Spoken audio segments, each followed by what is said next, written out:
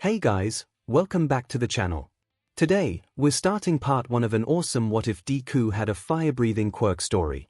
If you want to see part 2, drop a comment below and tell me what you think. Don't forget to like, subscribe, and share. Now let's jump into the story. Had blowing a hole through the structure and shattering the bones in his arm been Izuku's best idea? Probably not. Was it the only one he could think of at the time to win against Bakugo without actually killing him? He thought through this as they carried him out on the stretcher, All Might telling him not to move every time he tried to sit up. Unfortunately, it had been. Though, Izuku reflected, if he had more time he probably could have thought through a better solution, but the pressure of the explosive boy hunting him down in the building for a confrontation had limited his time to think. What's done was done, really. Izuku attempted to sit up one more time, feeling a big hand pressing against his chest when he did. All Might was hovering over him, smile more grim than usual. "I'm fine," Izuku argued. "My legs still work."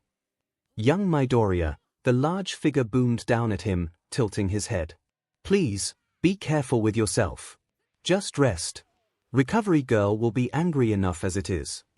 Izuku winced, both from pain and the inevitable disappointment on the shriveled woman's face he was about to experience. "Midoriya." He turned his head to see a familiar shock of red hair rushing up to him, jaw open wide, admiration on his face. Izuku blinked. That was unexpected.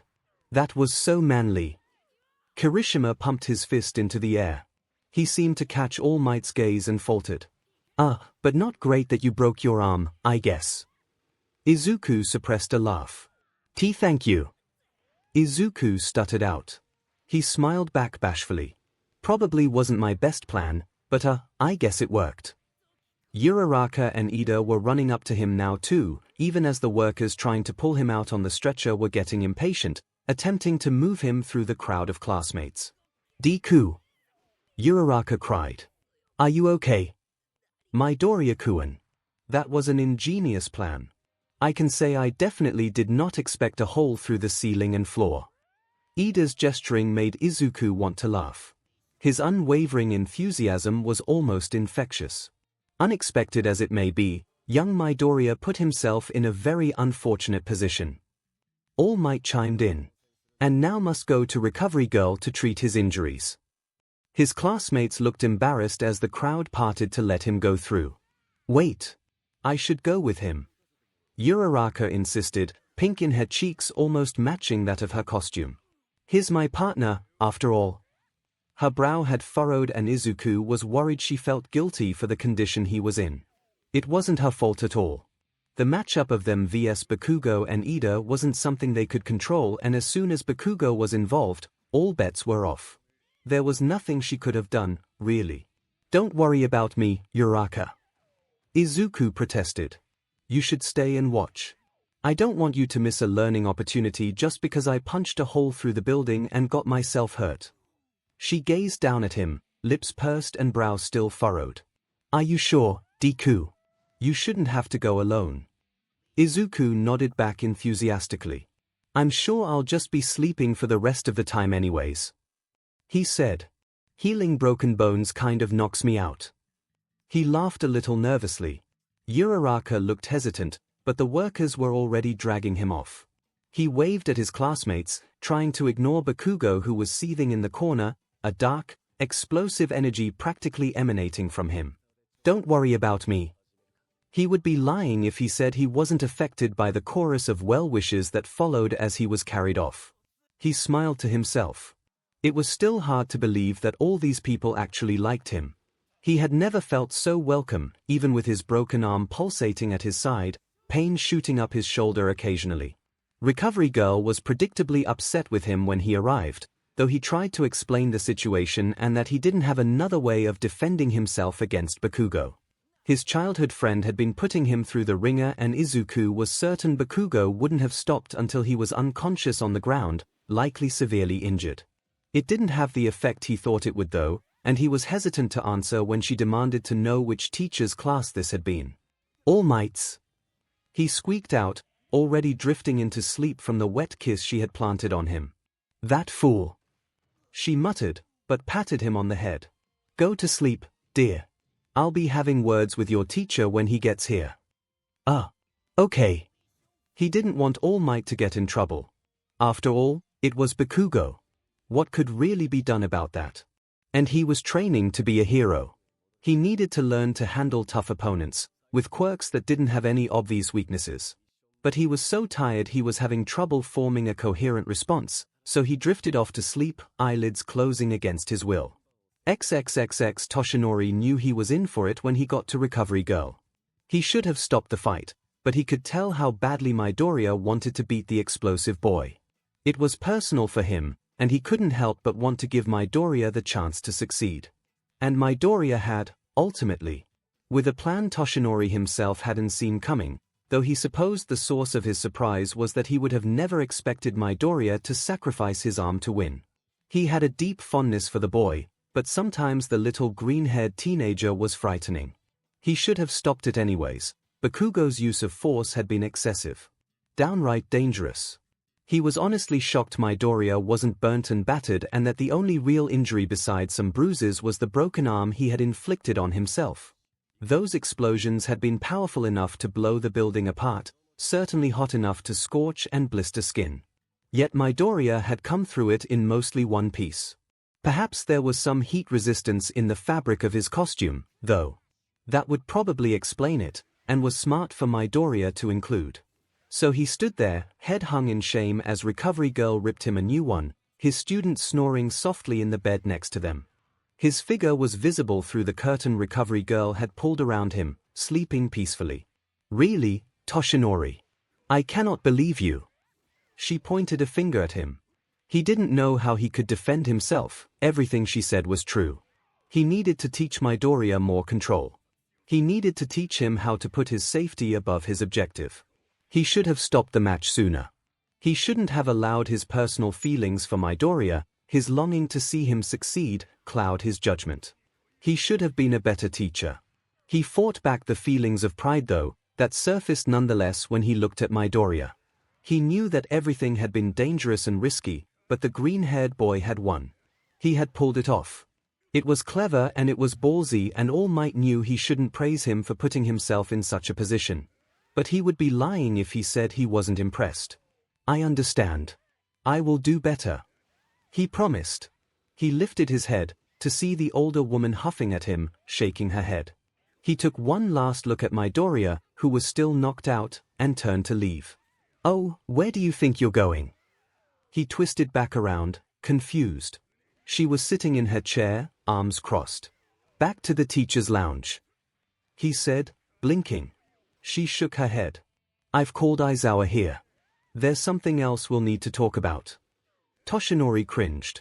He could only imagine the look on Aizawa's face when he found out what happened. The disheveled man was terrifying when it came to his students. And Toshinori could tell that Aizawa had taken somewhat of a shine to Midoriya already, if his behavior during the quirk apprehension test said anything. But it was Toshinori's fault that Midoriya was laying in that bed right now, so if suffering Aizawa's wrath was his punishment, he would accept it. I understand. I failed his student. Toshinori said, hanging his head again, voice filled with shame. Recovery Girl snorted. It's not all about you, you foolish young man. His head shot up. She started pulling up scans on her computer, one of a foot. It's about Midoriya. I noticed something odd when I healed him the first time, so I decided to take a look at his medical records. She said, gesturing to the X-ray of what was presumably Midoriya's foot. He has the extra joint, like someone quirkless would. She tapped her pen against it, as evidence. But I don't think he's quirkless. Toshinori was confused where she was going with this. I told you I passed one for all to him. His very condition is evidence of that.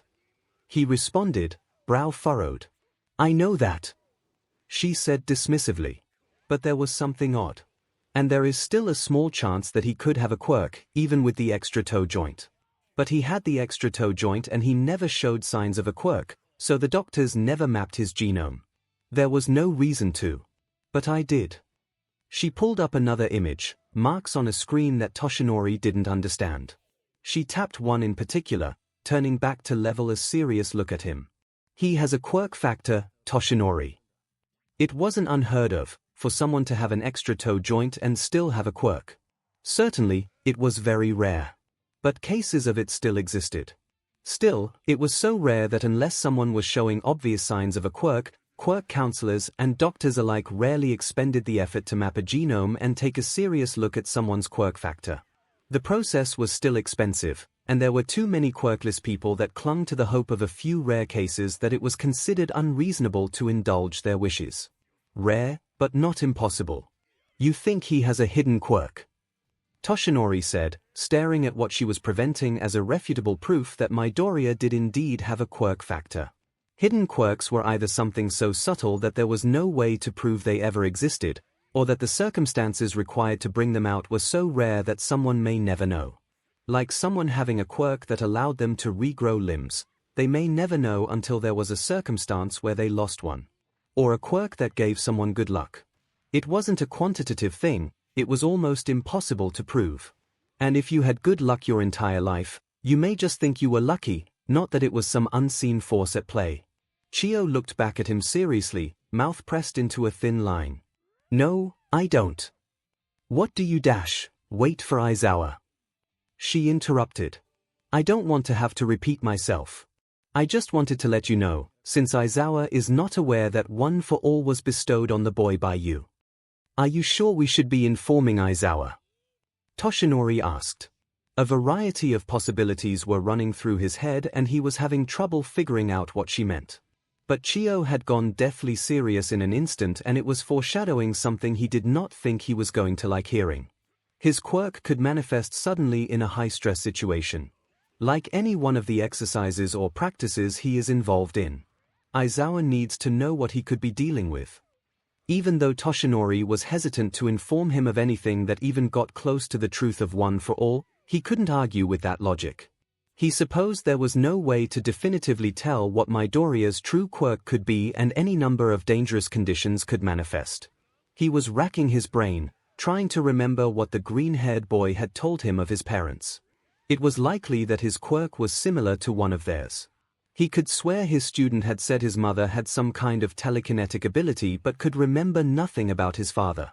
In fact, he wasn't even sure if Midoriya had ever mentioned his father. Which, now that he thought about it, seemed very odd. Midoriya was very talkative and cheerful and he had spoken at length about Midoriya Inko. She seemed like a sweet woman and a good mother, from the impression Midoriya gave him. But he had never said a single word about his other parent. His musings were interrupted by the door swinging open, Aizawa stepping in. He took one look at the unconscious boy on the bed, past the curtain, and then stared back at Toshinori. All Might. His voice was icy. Toshinori cringed. The dark-haired man's eyes were boring holes in his head and he could tell that the underground hero was angry. I've been informed of the situation. I should have stopped the fight. Toshinori said quickly. Aizawa raised an eyebrow back, crossing his arms over his chest. I am aware that this situation is my fault and that it should be within my responsibilities to do what I can to Toshinori, shut up. Chio interrupted. We have more important things to talk about than you being a bad teacher. Toshinori cringed again. She turned to look at Aizawa. Midoriya Izuku was diagnosed as quirkless at 5 years old, due to a lack of any visible quirk and the fact that he does in fact have an extra toe joint. She said, pulling up the scan. Aizawa did not seem affected. It is rare to have both a quirk and an extra toe joint. But not unheard of. He said with a shrug. Seems par for the course, for Midoriya. Did he simply develop late? Yes. Chio answered, face darkening as she glanced over at the sleeping figure. Very late. The answer begged a question and Toshinori felt like he could see the gears turning in Aizawa's head. How late? He asked. A few months ago. Aizawa's head snapped to the side, to stare at Midoriya's prone form. No wonder this idiot keeps breaking his bones. He hissed. He should have said something. What do you mean? Toshinori's tongue felt heavy in his mouth. He wasn't expecting that reaction from Aizawa. Maybe for him to be shocked, but not irritated. Aizawa gestured at Midoriya. If he had told me his quirk had developed so late, I could have arranged for him to speak to a quirk counselor or to take extra classes to gain more control. So he doesn't keep breaking his bones," he said. He narrowed his eyes at Toshinori, who resisted the urge to jump back. "You knew?" Toshinori flung up his hands. "I had suspicions," he said quickly. If he was diagnosed as quirkless, he's likely never spoken to a quirk counselor. He has no idea how to control his quirk. Everyone else has had years of guided practice and control. The unkempt man snapped back. He sighed, pinching the bridge of his nose. "I can't help him if I am not aware of his situation." "So you will help him?" Toshinori asked hopefully. Aizawa glowered back, before turning back to Recovery Girl. "So he had a hidden quirk," he said flatly. She shook her head, her mouth back into that grim line. "No." Aizawa blinked, and then waited for her to explain. "He has internal mutations. I do believe they developed late, presumably after his initial assessment was done. But he has them. It's not a hidden quirk." Aizawa straightened instantly. "You think he repressed his quirk?" he said quietly. Chiyo nodded. "Repressed quirk?" Toshinori asked. He knew he was out of his depth with some of this terminology. Having been born quirkless himself, he never saw a quirk counselor either. He really had no idea how any of this worked, and he was beginning to realize that his lack of knowledge had hurt his student. He should have at least informed the school that Midoriya would not have much control over his quirk. Maybe he could have gotten him scheduled time to work with him, under the guise of their quirks being similar. "It happens, sometimes," Chiyo said carefully. "Kids are both resilient and fragile. Their quirks can hurt them. Sometimes, if a child experiences something traumatic around the age that their quirks should present, they repress them to avoid harmful memories or experiences. It's a stress response. They do eventually present, usually, at Midoriya's age. Around adolescence, when their body starts changing more.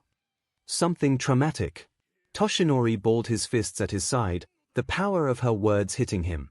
He didn't even want to look at the small teenager right then, unable to imagine a world where little Midoriya Izuku had experienced something so traumatic at such a young age that he would repress a quirk for the next 10 years. "Is there any other reason?" he practically begged. "Some medical conditions. I checked for all of them. He doesn't have any." Toshinori closed his eyes. When he opened them, he saw Aizawa nod sharply to himself. "We will arrange for him to see a quirk counselor and a regular counselor," he said. "Thank you for informing me." Chiyo worried her lip. "We're not done yet. It was just one bomb after another, wasn't it? I don't believe his quirk has presented yet in its entirety, due to his internal mutations. And I don't think it's a passive quirk." "What do you mean?" Aizawa asked. "What kind of internal mutations?" "He is highly resistant to high temperatures, both internally and externally. His costume wasn't fire-resistant at all, and yet none of the explosions he described put a burn on him," she said, and Toshinori wanted to hold his head in his hands. "His respiratory system, too, is highly unusual. I cannot definitively say what it does, as it seems to have never been activated before in an atypical capacity. I doubt he knows either." "What do you mean, high temperatures?" Toshinori asked carefully. Recovery Girl glanced back. "I mean that I think you could pour molten lava down his throat and he would barely feel it. He could probably eat it, honestly. That is quite a mutation." Recovery Girl nodded, and pulled back the curtain. Midoriya's head was tilted to the side, and 4 in his unbroken arm. The broken one had been partially healed and was still bandaged while he slept. She pushed her pen against his skin. "I've also noted an unusual tensile strength in his skin. It's why only his bones break when he uses his quirk and his skin doesn't rip apart. It comes from the resistance to high temperatures." She pushed her pen against his skin again. The boy didn't even stir. "It's a very interesting quirk, but I cannot be certain of what it does, exactly, until it manifests. And with the way UA works, that could be at essentially any time." "Should we inform his mother?" Toshinori wondered out loud. He was having a hard time looking at the small, freckled face in front of him, without dread building in the pit of his stomach. No, Aizawa snapped. The most common source of this kind of trauma is childhood abuse. Severe childhood abuse. If it is an ongoing situation, we risk putting him in danger until we have more information. Toshinori couldn't imagine a world in which the lovely woman his student had spoken about hurt him so badly that he would repress what was clearly a strong, complex quirk. He's right, Toshinori. Recovery Girl said. We simply have to wait until he's ready to talk, and try to coax out the rest of the quirk before it manifests on accident. The school will investigate in the meantime. That doesn't mean abuse is ongoing. It could have been a singular traumatic incident when he was young, or it could have lasted for longer. There's no way for us to know right now. I will be checking police reports regarding Midoriya, Aizawa said, straightening again. There may be some information that could help us. He turned on his heel to leave, but stopped to glare at Toshinori. He felt himself shrink under the unkempt man's powerful gaze. He wasn't using his quirk, but with how small he felt, Aizawa might as well have been. In the meantime, we will be keeping a close eye on Midoriya, and I expect you to be the same. If anything, and I mean anything happens, you will inform me. Of course. His voice cracked. Aizawa stormed out, leaving Toshinori to look at the small figure in front of him. He wanted to smack himself for not having noticed anything wrong sooner. But Midoriya was always so cheerful and talkative and powerfully optimistic. He had such a strong heart that Toshinori had never imagined him being any way else. It was just another in a list of his own failures. He had to do better. XXXX Izuku felt like Aizawa was staring at him. Sure, the underground hero was always staring at their class, cowing them into silence under his admittedly powerful gaze. No one shut them up faster than their terrifying teacher. But Izuku tried to be good and quiet during class. So he wasn't sure why Aizawa was staring at him specifically. Maybe it was the arm breaking. He had told him not to do it and Izuku had gone and done it again, proving what Aizawa had thought of him on the first day. That if he couldn't use his quirk without hurting himself, he didn't have potential. The thought worried him, and he chewed on the end of his pencil. He would just have to work harder to control it. He had already spoken to All Might about it. The hero had told him that he was going to get time to practice controlling his quirk more, and that Aizawa knew it had only manifested recently. There had been an odd energy in Recovery Girl's office when he woke up, but he couldn't place his finger on it. He tried to ask, but Recovery Girl had simply insisted that Aizawa would follow up on his lessons from class that day and shoot him off. She had stopped to ruffle his hair affectionately though, so he figured she wasn't that angry with him. Even though he had broken his arm in the process, he couldn't help but ride the high of success of being able to beat Bakugo so thoroughly. The look of shock on his former bully's face had been somewhat satisfying despite all he put himself through to get there, and Izuku had practically skipped back to class. He had even waved at Aizawa as he walked down the hall. Come to think of it, that was when Aizawa had started staring at him, even though it had been 2 days ago. Almost in disbelief, if Izuku had been reading his expression correctly, which he wasn't sure he was. Aizawa-sensei, is something wrong? He had asked, as he screeched to a halt in front of him, his arms still bandaged. Go to lunch, problem child. The underground hero had simply ordered, waving him off. Stop breaking your bones. He'd added. He seemed irritated, but not angry at Izuku, so he hadn't thought that much of it and had gone to lunch anyways. But maybe he was. Izuku mused, as he scribbled notes during class. That was the only explanation for him to be staring so intently at him. A ball of paper hit him in the face and he turned to see Kirishima gesturing at him once Aizawa turned around. Izuku leaned forward, giving an apologetic smile to Zero, who didn't seem to mind. Pest Midoriya. Kirishima whispered. Is it just me, or is Aizawa-sensei staring at you? Izuku was instantly relieved that someone else was seeing what he was seeing. I think his mad I broke my bones again. Izuku whispered back. He told me not to. But it was so cool. His voice got louder on the last word. I am not deaf. Aizawa snapped at the front of the room without turning around as he continued to write, and Kirishima jerked back in his chair, the legs squealing against the ground. Sorry, Aizawa-sensei. The lesson continued without interruption. Well, not without interruption. Eventually, Mineta threw one of his purple ball at the back of Bakugo's head and the explosive boy whipped around and tried to grab Mineta by the throat. Izuku had squeaked as he dodged to the side. But when the class eventually came to an end, Aizawa dismissed them with his usual level of irritation. "Midoriya," he said as they started to file out, chattering voices creating a now familiar thrum that Izuku was starting to enjoy. Uraraka had sidled up to him to chat, but his head whipped around the moment Aizawa spoke his name. "A word." He waved goodbye to his friends, shuffling out of the group. There was a new Midoriya's in trouble, but Aizawa walked over and slammed the door shut behind them pointedly, leaving the two of them alone in the classroom. Izuku gulped nervously. Aizawa-sensei, have I done something wrong?" he asked, shrinking in front of his teacher. The underground hero stared at him for a moment, expression unreadable, before he put a hand on his shoulder. Izuku almost jumped under the movement, surprised. But he held himself still. "I'm not angry with you, Midoriya." He breathed a sigh of relief. "I have been informed that you've only had your quirk for a few months." Izuku cringed. Aizawa released him, walking back to his podium to grab a piece of paper. "You will be seeing a quirk counselor, starting next week." He handed it to Izuku, who scanned it quickly. It looked like a schedule, with names listed on each block, and then numbers and emails for the names on the side. Why?" Izuku asked slowly. He didn't really think a quirk counselor could help him with one for all. It was supposed to be a secret after all. Because you need control, and that's exactly what a quirk counselor is supposed to teach you. Your classmates have had years to learn it, and it is apparent that you have not. Izuku cringed, glancing back up at Aizawa, who let out a breath. "It is UA's responsibility to keep you as safe as possible. I'm trying to help you not hurt yourself every time you use your quirk."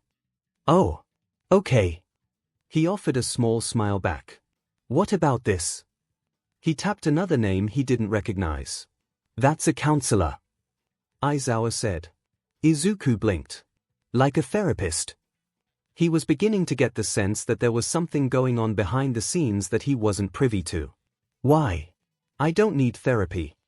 You've shown an unusual willingness to put yourself in danger," Aizawa responded. Izuku blinked back. "I know it was a stupid decision during class, but I'm just trying to help people." His voice cracked. "I couldn't leave Uraraka during the entrance exam. She could have gotten seriously hurt. I didn't know how to win against Kaken without seriously hurting him, and I didn't want to do that." He knew his voice was shaky when he spoke, but he didn't know he had done anything so wrong that they wanted to put him in counseling. "Midoriya, you got seriously hurt." "I just broke an arm," he said honestly. "You shattered 3 out of your 4 limbs during your entrance exam," Aizawa pointed out. His voice wasn't harsh, but it was firm. Izuku winced. "You are not required to go to counseling, Midoriya. This isn't a punishment. You've experienced several traumatic injuries. The fact that they have been healed does not mean they were not harmful to both your body and your mind.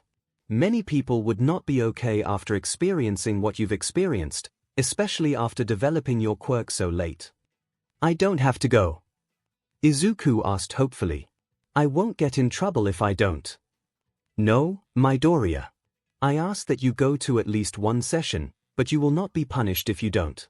What you and your counselor speak about will be private. If you would like to continue going after or even at some point in the future, these services will be provided to you by the school," Aizawa said. "Furthermore, if you would like to speak to me on any matter, regardless of how personal it may be, I am always here." "I'll think about it," Izuku said, chewing on his lip. "But I really mean it when I say I'm okay. I mean, it hurt breaking my legs and I don't want to do it again. But I'm okay." Aizawa did not look like he believed him. "Are you going to tell my mom?" He wished he didn't sound like such a little kid when he said that, but he didn't want to worry his mother. He knew it was already an odd situation, him suddenly getting a quirk, and she felt so guilty already for not believing in him or supporting his dream. When it wasn't her fault at all. She couldn't have known he would receive a quirk from All Might himself. He couldn't put any more stress on her because she would only blame herself. Aizawa's face hardened, and Izuku didn't know what he had said to cause that. No, Midoriya. His voice was surprisingly soft. Barring a life-threatening injury, your mother will not be informed of any medical or psychological treatment you wish to undergo. This matter will be handled by the school privately. She will only know what you want her to know. Oh, okay. Izuku brightened. Thank you, Aizawa-sensei. What's this last one? He asked, pointing at an empty slot on his school schedule. You and I will be meeting to work on your quirk and draw out its full potential. Izuku could have passed out. The idea was so exciting to him. One-on-one training with Eraserhead. One of his favorite childhood heroes. He couldn't believe his luck, being mentored by All Might and trained by Eraserhead all in 1 year. We don't want any last-minute surprises manifesting during class, and if things get out of hand, I can erase your quirk to prevent injury. Aizawa said. Izuku wanted to whoop in excitement. Thank you, Aizawa-sensei. He burst out. I won't let you down. Aizawa sighed. Go to lunch, Midoriya. We will start our meetings next week, as well. Izuku practically skipped out the door again, on cloud 9. XXXX Midoriya-kun. Ida waved him over, his loud voice cutting through the crowd instantly. Izuku spotted his friends and rushed over. Friends. The word already made him giddy. He couldn't believe that he had friends who thought he was cool. Friends who wanted to sit with him at lunch. As scary as that day under the bridge had been with that slime monster, Izuku didn't regret 1 second of it. Ever since he met All Might, his world had completely turned around and he was getting to achieve one dream after another. Izuku hurried over with his food, taking a seat next to Uraraka. Is everything okay, Deku? Uraraka asked. Izuku nodded. Yeah, everything is great. He beamed. I have to meet with a quirk counselor to try and get some control on my quirk, though. Uraraka brightened. That could be a good thing though. I would hate to see you get hurt again. She said. Didn't you say your quirk came in really late? He nodded back, green curls bouncing as he did. Yeah, so I've never actually met with a quirk counselor before. He said bashfully. Maybe it'll help. Ida looked horrified. Never had a quirk counselor. He spluttered. Izuku resisted the urge to laugh at his righteous indignation. Quirks can be quite dangerous and yours is powerfully unique. If I did not have the guidance of my own counselor and my family, I could have seriously injured myself. How did such an oversight come to be? Izuku shrugged. They thought I was quirkless for a really long time. He said.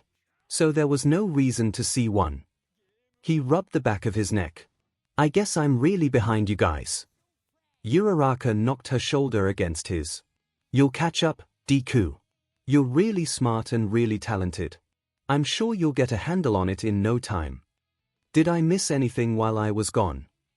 He didn't mention the one-on-one sessions with Eraserhead. He didn't think his teacher wanted him broadcasting that. It felt private, the way he had pulled him aside, and Izuku didn't want to do anything that would lose his trust. Kirishima cracked a table demonstrating how hard his head was.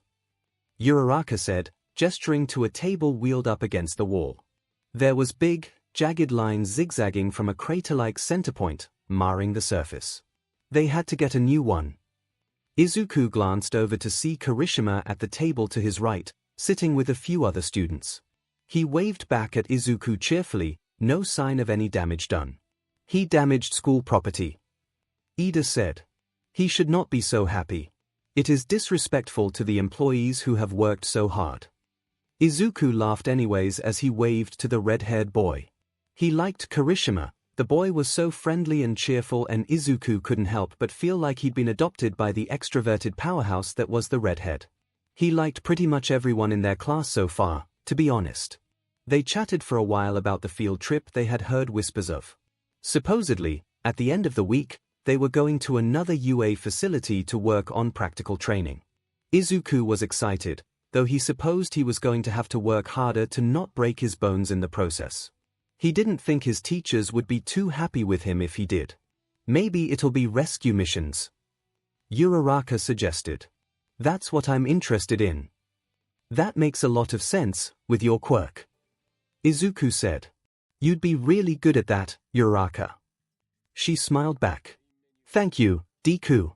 I hope we get a chance to see different types of hero careers. It's not all punching bad guys, you know. She said, beaming at him. Though I think you'd be really good at that. Izuku laughed, rubbing his neck. I'm not sure what I want to do yet. I just want to help people, really. Though I suppose he looked down at his hands. My quirk is a little bit better for punching bad guys than rescue missions. There are many applications for your quirk, Midoriya-kun. You can't know what you're capable of yet. Ida argued cheerfully. After all, you're just beginning to understand your quirk. Think of 13. Uraraka said. Their quirk would be amazing for fighting villains too, but they focus on rescue missions and they're one of the best at it. Do you like 13? Izuku asked. Uraraka blushed but nodded. They were one of my favorite heroes, as a kid. You know, growing up out in the country, we don't get a lot of villain attacks. But there are natural disasters and they're the kind of hero that really saves people where I'm from. She said. Their kind of hero really makes a difference. I think I would be happy doing something like that. What about you, Ida? Izuku asked their other friend, who swallowed the last bite of his meal. He opened his mouth to say something, but then the bell rang. They still had time to get to class, but Ida immediately sprang to his feet. We must get back to class. He cried. I'm sure we'll make it on time. Uraraka said with a frown. I am highly punctual, Uraraka-kun, and I don't intend to stop that today. She giggled and they got to their feet, collecting the remnants of their meal. Kirishima slid out of his own booth after them, dumping his stuff as well. He slung an arm around Izuku's shoulder as he turned to greet him. Don't look now, but Bakugo's ready to kill you. Izuku squeaked, as Kirishima grinned at him, slapping him on the shoulder. He's behind us. Just thought I'd warn you. He's still angry about losing. Izuku asked, but immediately amended his words. That was a stupid question. Kirishima laughed in response as they walked. You're a funny guy, Midoriya. What did Aizawa want to talk to you about? He asked curiously. Basically me breaking all my bones. Izuku said, avoiding direct eye contact. The redhead snickered. We're trying to avoid me doing that again. It happens to the best of us. He offered. Does it, though? Izuku asked. Not really. Uraraka supplied cheerfully, jumping into the conversation. I mean, I vomit sometimes when I use my power too much. I guess everyone has a different blowback from their powers. Sometimes I get weird hardened growths. Kirishima said honestly. So I have to file them down. Uraraka wrinkled her nose, making a face. Ew. I saw you puke during the entrance exam. Kirishima protested. That was gross too. But everyone gets nausea sometimes. Not everyone files down weird growths. She said. What about you, Ida? The teen pushed his glasses up on his nose as they walked down the hallway. My engines do.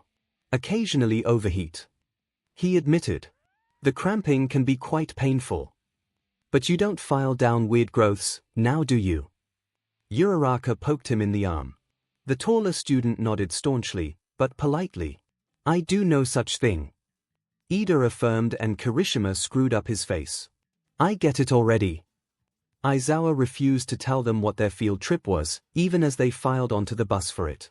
They were all theorizing, but he hushed them into silence as they got on, ignoring the questions aimed his way.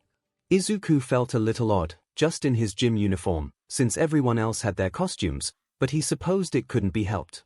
Plus, he wanted to make some upgrades to the costume anyways, so it was probably a good thing.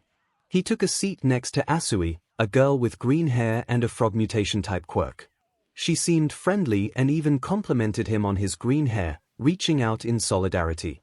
He touched the curls self-consciously, as he thanked her, flushing. Is it part of your quirk? She asked, as hers clearly was. He shook his head. No. My mom has green hair too though. You know, Ribbit, Your quirk is a little like All Might's.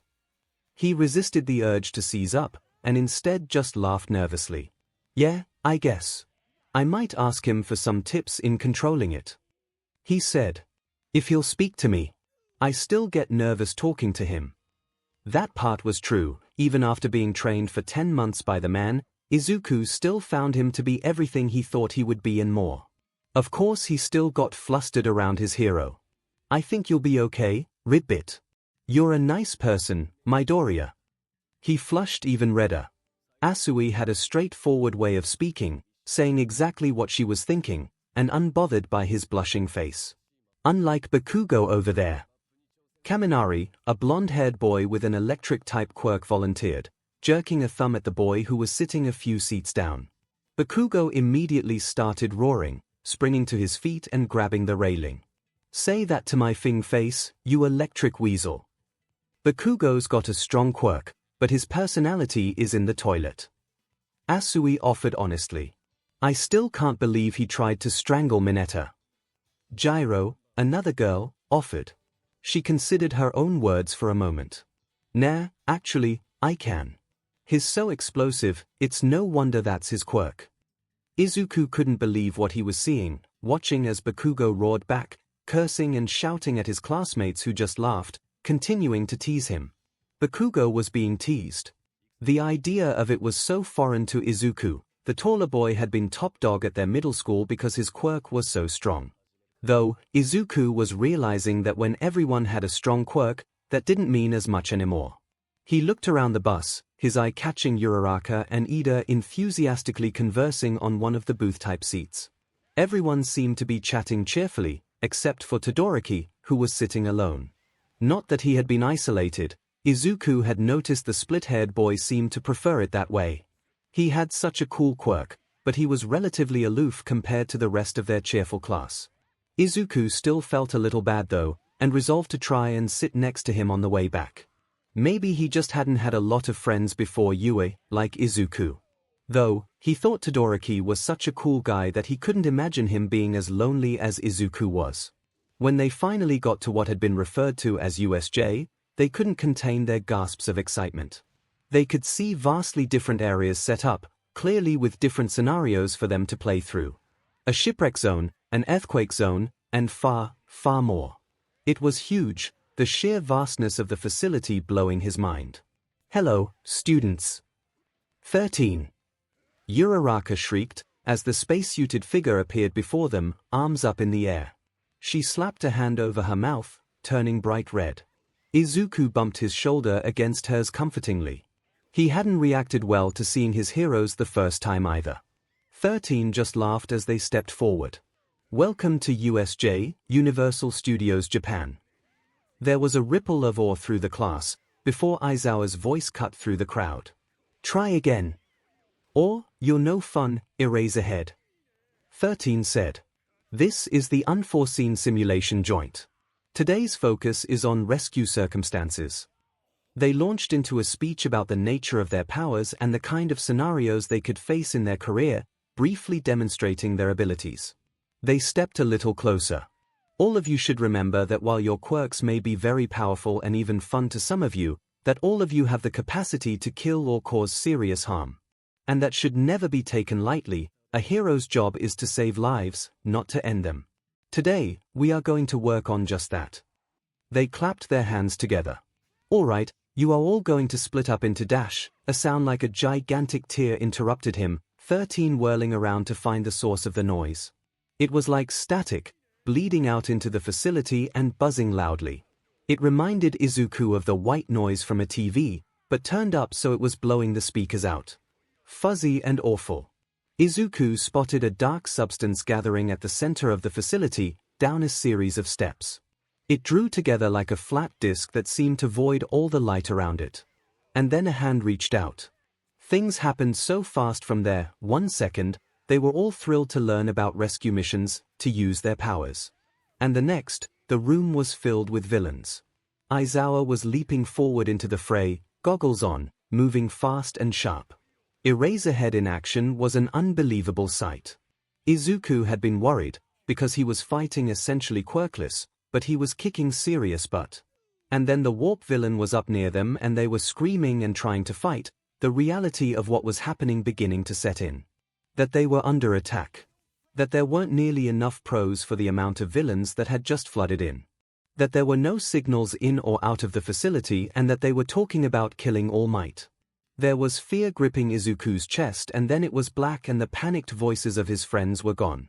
And the burning in his chest started when he was plunged underwater, but he managed not to panic, trying to swim upwards until he was saved by Asui, who pulled him aboard the ship. The burning got more intense when he realized what kind of danger they were in, especially when he realized the only quirks they could rely on were Asui and Mineta's. And that none of them had the kind of firepower to take on the villains circling the ship. He could feel the panic creeping up his throat, hot and sharp, as the ship cracked in half and they started to sink and still only had the beginnings of a plan. He took a deep breath, trying to put all the worry out of his mind briefly, and focus on the situation at hand. He ignored the burning. He had to come up with a plan. One that didn't involve breaking his arm. His fight with Bakugo had taught him that, maybe they could get out of this arena, but once they made it past these villains, they were still in big trouble. And he couldn't help them if he was smashed to bits. His first plan could not be the one he enacted. Asui, call me Zu. Izuku blinked, looking at the green-haired girl who had saved his life only moments before. She grinned back. If we're going to die, you can call me Zu. He let himself smile shyly. Okay, Zu. He rubbed his head. Mineta was still wailing. I have an idea, I think. One that doesn't involve breaking your arms, ribbit. He glanced out, gripping the railing as the angle on the ship changed as it continued to sink. Not my arms. It involves breaking some fingers, but I think that's a sacrifice we can make. He said. Zu considered it seriously, and then nodded. Okay. He explained his idea of having Zu throw him in the air where he could release a one-for-all-powered finger flick that would spiral through the water. The veritable whirlpool would pull the villains together, giving them a chance to escape from the ship without getting demolished by the enemies surrounding them. I think we can use Mineta's ball. He said. If they stick things together, you can throw them into the water and it'll help bind the villains. That way, even when the whirlpool settles, they'll be stuck together. It's a good plan. She agreed. Mineta was clutching his head next to them, trembling. How can you be so calm? He demanded. We might die. If we don't stay calm and make a plan, then we'll definitely die. Izuku responded before he had time to think. At least we might make it out. Someone is going to notice something is wrong eventually. And they don't know our quirks. We can probably take a lot of them down. He said. Zu nodded. Otherwise they would have put me in the fire rescue arena. I would have been dried out and useless there. Zu said. They don't know what we can do. We have that advantage. Izuku couldn't help but think of Bakugo. He had almost taken down that warp villain. If they went head-to-head again, Izuku was certain that Bakugo could. As fiery and explosive as Bakugo was, he was a force of nature in a fight. The nature of his quirk made it so the longer he fought and the sweatier he got, the more dangerous he became. Even Todoroki. Izuku heard of what he did in his exercise, freezing the whole building in seconds. Even if they couldn't take on all the villains at once, he was confident that someone in his class would be able to get out of the building and get to the pros at some point. They weren't going to die here. He wasn't going to let that happen, even if he had to break every bone in his body to do it. If they could get a hole into the side of the building and get back to the center, he was certain they could send Ida to the pros. He was the fastest and once he got there, the pros would be flooding in. Izuku was certain he could blow a hole in the side of the building. If his friends needed an opening, he would buy them the biggest one possible even if he had to pay in build. Hold on to me. Izuku said firmly. And let's do this. He took a deep breath, fighting the burn in his chest, steeling himself. He didn't want to break his fingers, but he would. He sent as much power as he could into them, as Zu and Mineta climbed on, Mineta starting to pull ball off his head, crying already. And honestly, it went better than expected. Zu flung them into the air, Mineta screaming and crying as he started to throw ball into the water. Izuku released his fingers. The flick was powerful enough to send a shockwave through the surface, burrowing a hole directly through the water. The sudden vacuum caused a whirlpool of ridiculous strength, the villains getting scared together as they ran into sticky spheres. Izuku saw them trying to pull them off, even as the trio sailed through the air, all of them screaming. There was blood dripping down Mineta's head as he howled, throwing more and more into the water. More and more villains bound together, yelling as the force of the water pulled them. The trio went flying over them, the villains bound together in one gigantic, messy form as they struggled, unable to free themselves and getting rocked by the waves of an unnatural magnitude. When the three of them finally landed in the water, they were a safe distance away from the pull of the whirlpool, barely able to see the floating mass stuck together. They swam up to the edge, trying to duck under the surface of the water as they got closer to the villains that Aizawa was still fighting. Izuku couldn't help that his jaw dropped as Aizawa tore through them, his capture weapon flying with a deadly grace. He had known Eraserhead was a martial artist, but this was unbelievable. But it also couldn't last forever. He could see Aizawa slowing, taking more hits than he did before. He had cleared a significant portion of the villains. They were lying on the ground, either unconscious or bound in his capture weapon, but Izuku could see the ashen-haired one with hands on his face gesture towards the monstrous creature next to him. It was huge and inhuman, its brain exposed to the air and with nothing behind the eyes. There was no way that was a quirk. Izuku didn't know what that was. He heard the ashen-haired villain call it a Nomyu, but that didn't mean much to him. What did was when the villain clearly ordered it to attack Aizawa. "This is taking too long," the villain said. "We need All Might here. Get him." The Nomyu charged, and Izuku's mouth opened against his will, but Zeus slapped a hand over it. He was unable to tear his eyes away as the Nomyu sent its own allies flying, stomping towards Eraserhead. Aizawa seemed to instantly realize the strength the creature possessed, and dodged the charge, instead of meeting the Nomyu head-on. It stomped over one of its own, a sickening crack coming from the limp form, screams bitten off as it crushed internal organs and shattered bones. It lifted a bloody foot up, and when Aizawa's capture weapon slung around him, their teacher attempting to use the Nomyu's momentum to send it tumbling to the ground, it grabbed the capture weapon. Aizawa went skidding across the pavement. He quickly rolled to his feet, dodging another charge from the creature. He weaved through heavily projected swings, landing hit after hit of his own, all of which seemed to have no effect. Eventually, Aizawa wasn't fast enough. The Nomyu caught one arm and flung him against the ground, and Izuku cringed, knowing that must have dealt some damage. Aizawa was up in a second though, despite breathing heavily. His goggles had been torn off long ago, cracked and hanging near his neck. The Nomyu grabbed one of his arms and Aizawa went to twist out of his grasp, when the ashen-haired villain leaned in, placing one arm on Aizawa's elbow. Aizawa screamed. Izuku watched in horror as the skin began to decay and flake off in layer after layer, going down to the muscle. "Eraserhead, you're no All Might, but even I have to admit, you're pretty cool," the ashen-haired villain said, tilting his head. Izuku didn't know how he saw with that hand in his face. "You can call me Shigaraki. Now, where is All Might? If he doesn't get here soon, I'm going to have to kill your students." Aizawa wrenched away abruptly, twisting and sweeping one of the legs of the Nomyu out from under it. He dodged as the Nomyu went careening into its MSTR, the villain shrieking as he stumbled away. Aizawa was almost away and then the Nomyu's hand shot out, throwing Aizawa to the ground, and Izuku heard the crack of bone and splitting skin as the Nomyu ground Aizawa into the pavement. There was a wet coughing noise from their teacher as blood burst from his lips, the Nomyu grabbing his head with his other hand and slamming it back down. He was going to die, Izuku thought, waves of nausea rolling through him. A little voice in his head whispered, "We're all going to die here. We have to get him out of there." He whispered, all the blood draining from his face. His chest was burning so much now, the sensation going up into his throat, and maybe he was injured and he just hadn't realized it yet. "As soon as you can, grab him and get out. I can't get all of us out at once," she whispered back. "He'll die if we don't," Izuku insisted. Zu let out a whimper.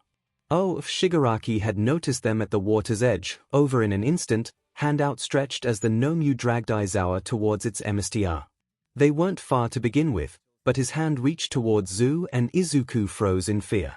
He could see, in his mind's eye, 𝐂 flaking away into nothing. Layer after layer of BLD and skin and bone disintegrating into the air, unable to even scream as she died.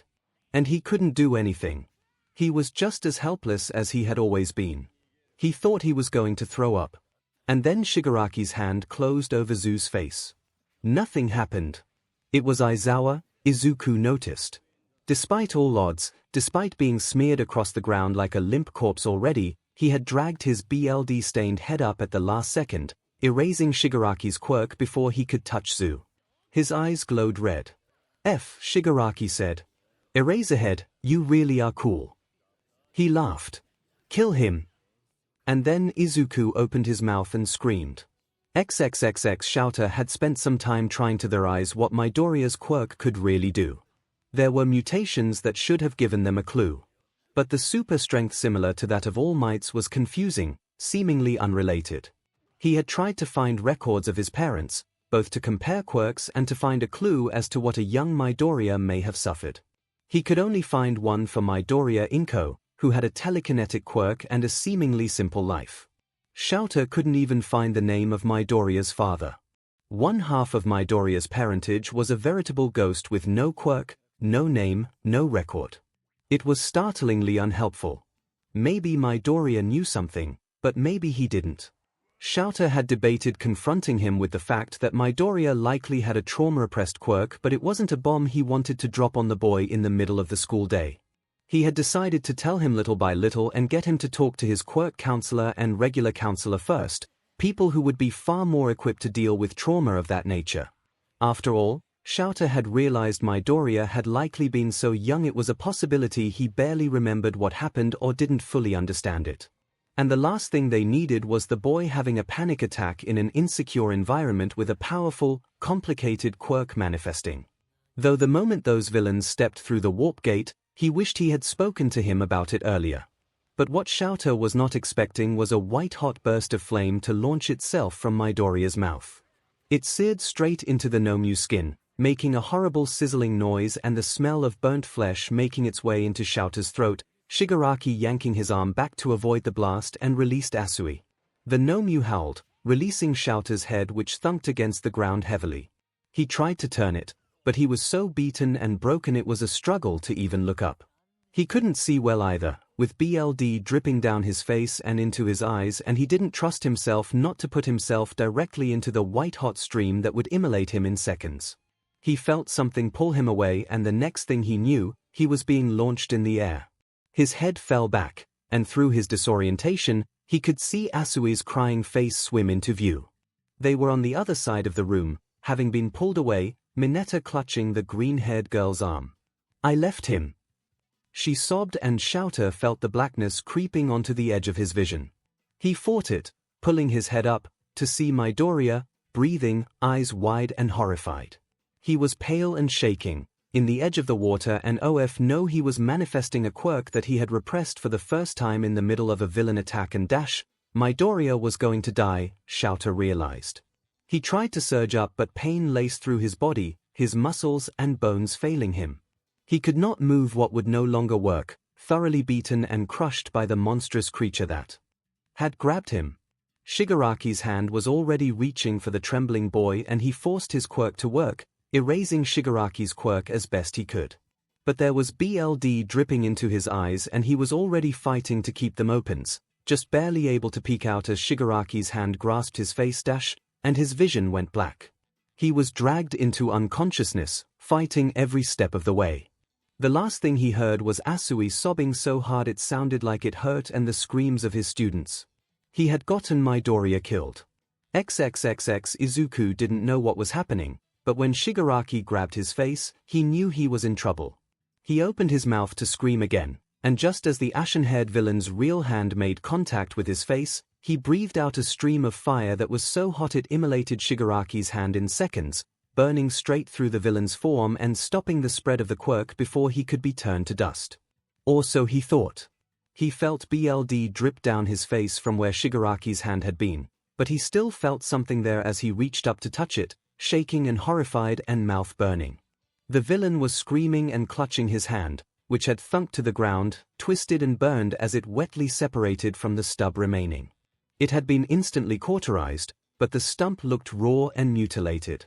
He let out a shriek that could have shattered glass as he fell to his knees, clutching it to his chest. He stared at Izuku through the side of his hair, peering under the hand still on his face. "Kill him!" Izuku realized, a moment too late, that Shigaraki was talking about him. He tried to scramble out of the water, barely getting to his feet on dry land before the Nomu was rushing him. His body felt numb and he honestly couldn't feel his limbs moving. He could only pray that they were. The creature caught him in the side, throwing him 10 feet through the air. He felt his ribs crack as he hit the ground and he landed weirdly on one arm. There was a different kind of burning in his chest, a different one from the fire in his lungs that he didn't know he had. Like his father had had. He wanted to scream and cry into the dirt and be overwhelmed, but there wasn't time for that because the Nomu was coming. He rolled to his side, choking as he got to his feet. It stomped over and Izuku powered up with one for all. If there were a time to use it, it was now. He swung and hit, his hand hitting the Nomu solidly. There was a rush of wind as the incredible force behind it kicked up all the dust and smoke and the smell of burnt flesh. Izuku coughed, a small amount of flame coming out as he choked on the particulate matter, taking a step back.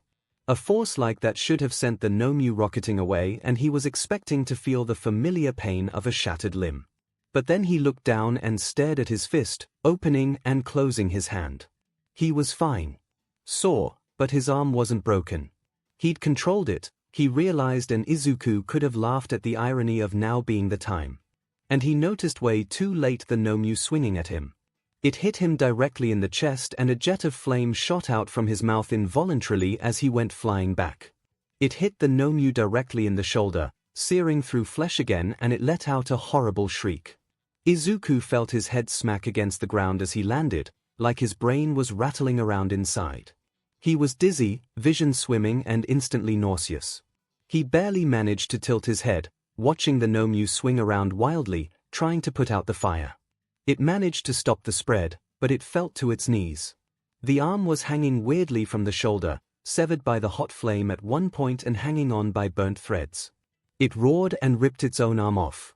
Izuku choked back vomit at the sight. A twisted nub started to appear, spiraling out in a mass of disgusting, moving muscle. The noises were wet, squelching as it formed a new arm, and in moments, it was like the wound had never been there. Izuku tried to get his arms under him, but he almost collapsed. One of his arms was broken, he realized. Not the one he had punched with, but the one he had landed on earlier. And he knew there was something else wrong inside, his insides feeling all smushed from where the Nomu hit him.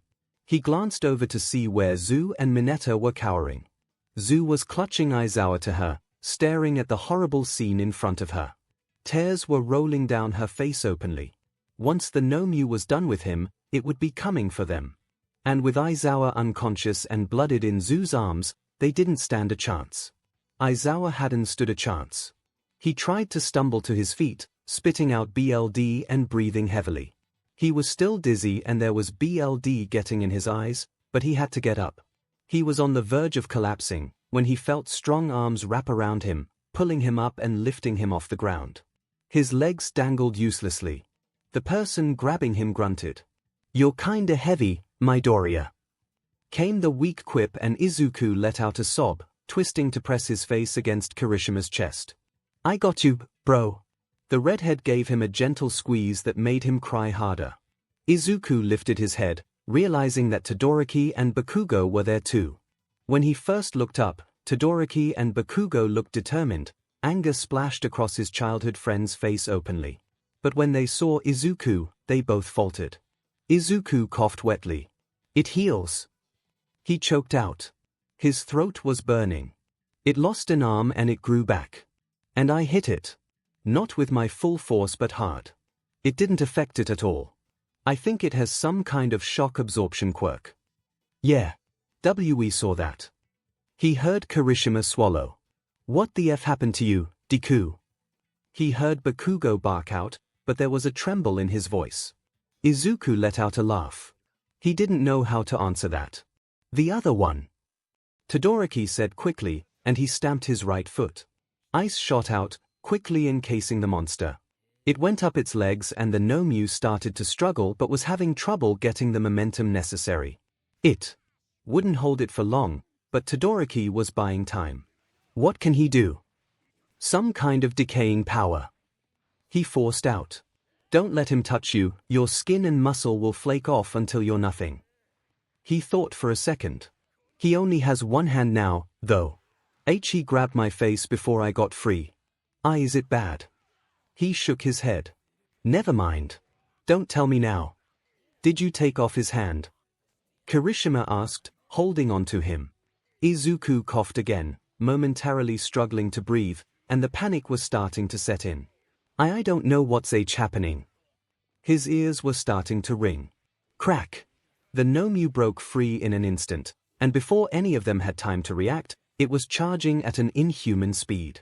Kirishima let out a yell and Todoroki stumbled back, eyes wide at the thing in front of him.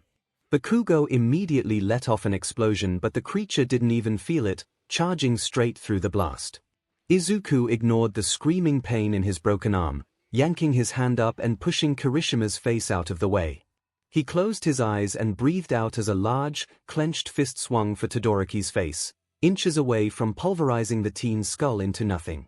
When Izuku opened his eyes, the creature was shrieking, stumbling back and clutching at its melting, warped hand. Todoroki quickly sent out ice spikes that shot towards the creature, breaking against its skin but holding it back. He encased it entirely in ice, letting out a shaky breath as it started to crack through already, layering it. He turned to look at Izuku with wide eyes and he could see how much his classmate was shaking. Midoriya dash, Izuku puked. It was a mixture of BLD and ash and whatever had been in his stomach that day. It dripped onto Kirishima, who made a noise, but said nothing. Izuku's lungs were on fire and his head hurt terribly. His vision was blurry, both from the pain and the tears. The only small miracle he had was that he knew, at least to some extent, what this strange new power was and how to use it. A gift from a monster he didn't want, but something he needed. Get him out of here, Todoroki said quickly. He hit his limit a long time ago. Kirishima hauled Izuku on his shoulder. He got ready to rush off dash, crack. A chunk of ice went flying off of the creature, knocking them both over. Todoroki tried to shoot more back and Bakugo let out a roar, leaping in with explosions to slow it down. Kirishima released him as they fell, but he had hardened his arms around Izuku, which had protected them somewhat. Izuku rolled over, both of them groaning, and got to his feet slowly. Midoriya, Kirishima whispered as Izuku dry heaved into the dirt. He wiped his mouth with his unbroken arm and straightened up. The only thing that slows it down is fire, he said, turning back to his classmates, who were getting sweatier by the second. Todoroki looked like someone had stabbed him when Izuku said that. I can help. It wasn't meant to be a dig at the fire that Izuku knew Todoroki had, but didn't use. He didn't know what his reasons were, and if the reason was I can't control it at all, it was probably better he didn't use it than get everyone killed. Not that Izuku had much control over the fire that was currently bursting from his lungs. But he knew enough. He had seen it used before, had seen the smoke curling out from the mouth of his father, had seen white-hot flames shoot out and terrorize his mother. He could do this. This thing piece of SHT. Bakugo screamed, letting out a concentrated blast aimed at the 𝐻𝐼. The fire took off the top layer of its exposed skin, showing the scorched muscle underneath, and Todoroki tried to follow up by covering it with ice, trying to freeze the skin and prevent it from regrowing. The creature was shrieking in pain, eyes swirling around aimlessly as it writhed. Kirishima, protect Midoriya as best you can, Todoroki forced out as he concentrated on the task at hand. The redhead nodded wordlessly, hardening his arms and hovering near Izuku. Eat SHT. Bakugo shrieked. Izuku stumbled forward, when Todoroki's brow furrowed. What dash? His ice was flaking away and the 𝐻𝐼 was freeing itself. The other one is behind him. Izuku barely realized he was the one who spoke, and he opened his mouth and forced another jet of flame from his tired lungs. It felt like they were cramping, a horrible, painful sensation. But he forced it anyways, and an almost conical flame shot out, wide and long, focused more on area than heat. He heard a loud screech coming from the man behind the 𝐻𝐼𝐽 as he dodged to avoid the flame. He banged his stump on his knee frantically as he appeared from behind the 𝐻𝐼𝐽. "You're ruining everything!" he screamed. "Everything!" Shigaraki was smeared in ash by now, some of his hands having fallen off. The one on his face was still there. He sounded so genuinely upset, like a child who had seen their sandcastle destroyed. It was so impossible to reconcile with the horror of what had occurred that Izuku spoke automatically. Sorry. Deku, don't apologize to the villain, you stupid piece of shit. Izuku cringed. Sorry. Rip his face off and rub his dumb stump in the dirt. Bakugo shrieked, letting off an explosion that shook the ground they stood on, knocking Shigaraki backwards. Are you waiting for a invitation? He let off another explosion, turning to scream obscenities at Shigaraki, who was scrambling away. Bakugo was a bad matchup for him, Izuku realized. Bakugo was a mid to long-range fighter and his attacks were light, fire, and sound, all forms of energy. When it came down to it, things that the villain could not decay. Shigaraki lurched forward to free the 𝐻𝐼𝐽, who was consistently cracking the ice. Todoroki was repeatedly encasing him in, almost desperately at this point. But Bakugo set off another explosion and Shigaraki fell again. It's a good thing you're covered in hands because you're going to need them after I blow the rest of your shitty fingers off. Izuku wanted to sink to his knees and sob. He was so grateful that Kaken was there. But he didn't, because Bakugo was there. And then you'll just be some dumb quirkless mothif with no goddamn hands. The blonde blew off a chunk of ice from the 𝐻𝐼𝐽, and a chunk of its shoulder to boot. Die, you freak. And then All Might arrived. XXXX Kirishima had dragged Izuku's broken body off to the side, while Todoroki snagged Bakugo by the collar and hauled the screaming boy away as All Might took on the 𝐻𝐼𝐽. It has regeneration. And shock absorption. Izuku screamed to All Might, dragging his feet as Kirishima tried to pull him away. They didn't know about All Might's time limit. They didn't know he was weaker. They just thought everything was okay because he was there. But Izuku knew better. And Zu's words on the ship haunted him. They wouldn't be here unless they had a way to kill All Might. Sure, they had all slowed down the 𝐻𝐼𝐽 a little bit. And maybe, if it was human, there would be a limit to its quirks. But it wasn't, and Izuku didn't think there was. He was sure that everyone else thought his apparent insanity, his struggle to stay in the fight, was because of the variety of head injuries he had seemingly accumulated. That he was undergoing a stress-related reaction because of everything. And maybe they were kind of right, after all, since the manifestation of his father's quirk, Izuku had been wanting to drag his nails down his face until he bled. But thankfully, Shigaraki had already taken care of that for him. But Izuku also knew that All Might had a limit, and if he wasn't already at it, they were approaching it. Midoriya. Kirishima grunted. You're hurt. I'm fine. He babbled, fighting Kirishima's grip. They're going to kill him. He watched the 𝐻𝐼𝐽 plunge its clawed fingers straight into All Might's side in the struggle, gripping him tight. The warp villain had appeared at some point, complicating the struggle even further. No matter how many hits All Might landed, it didn't seem like any of them were affecting it. BLD soaked through his mentor's shirt.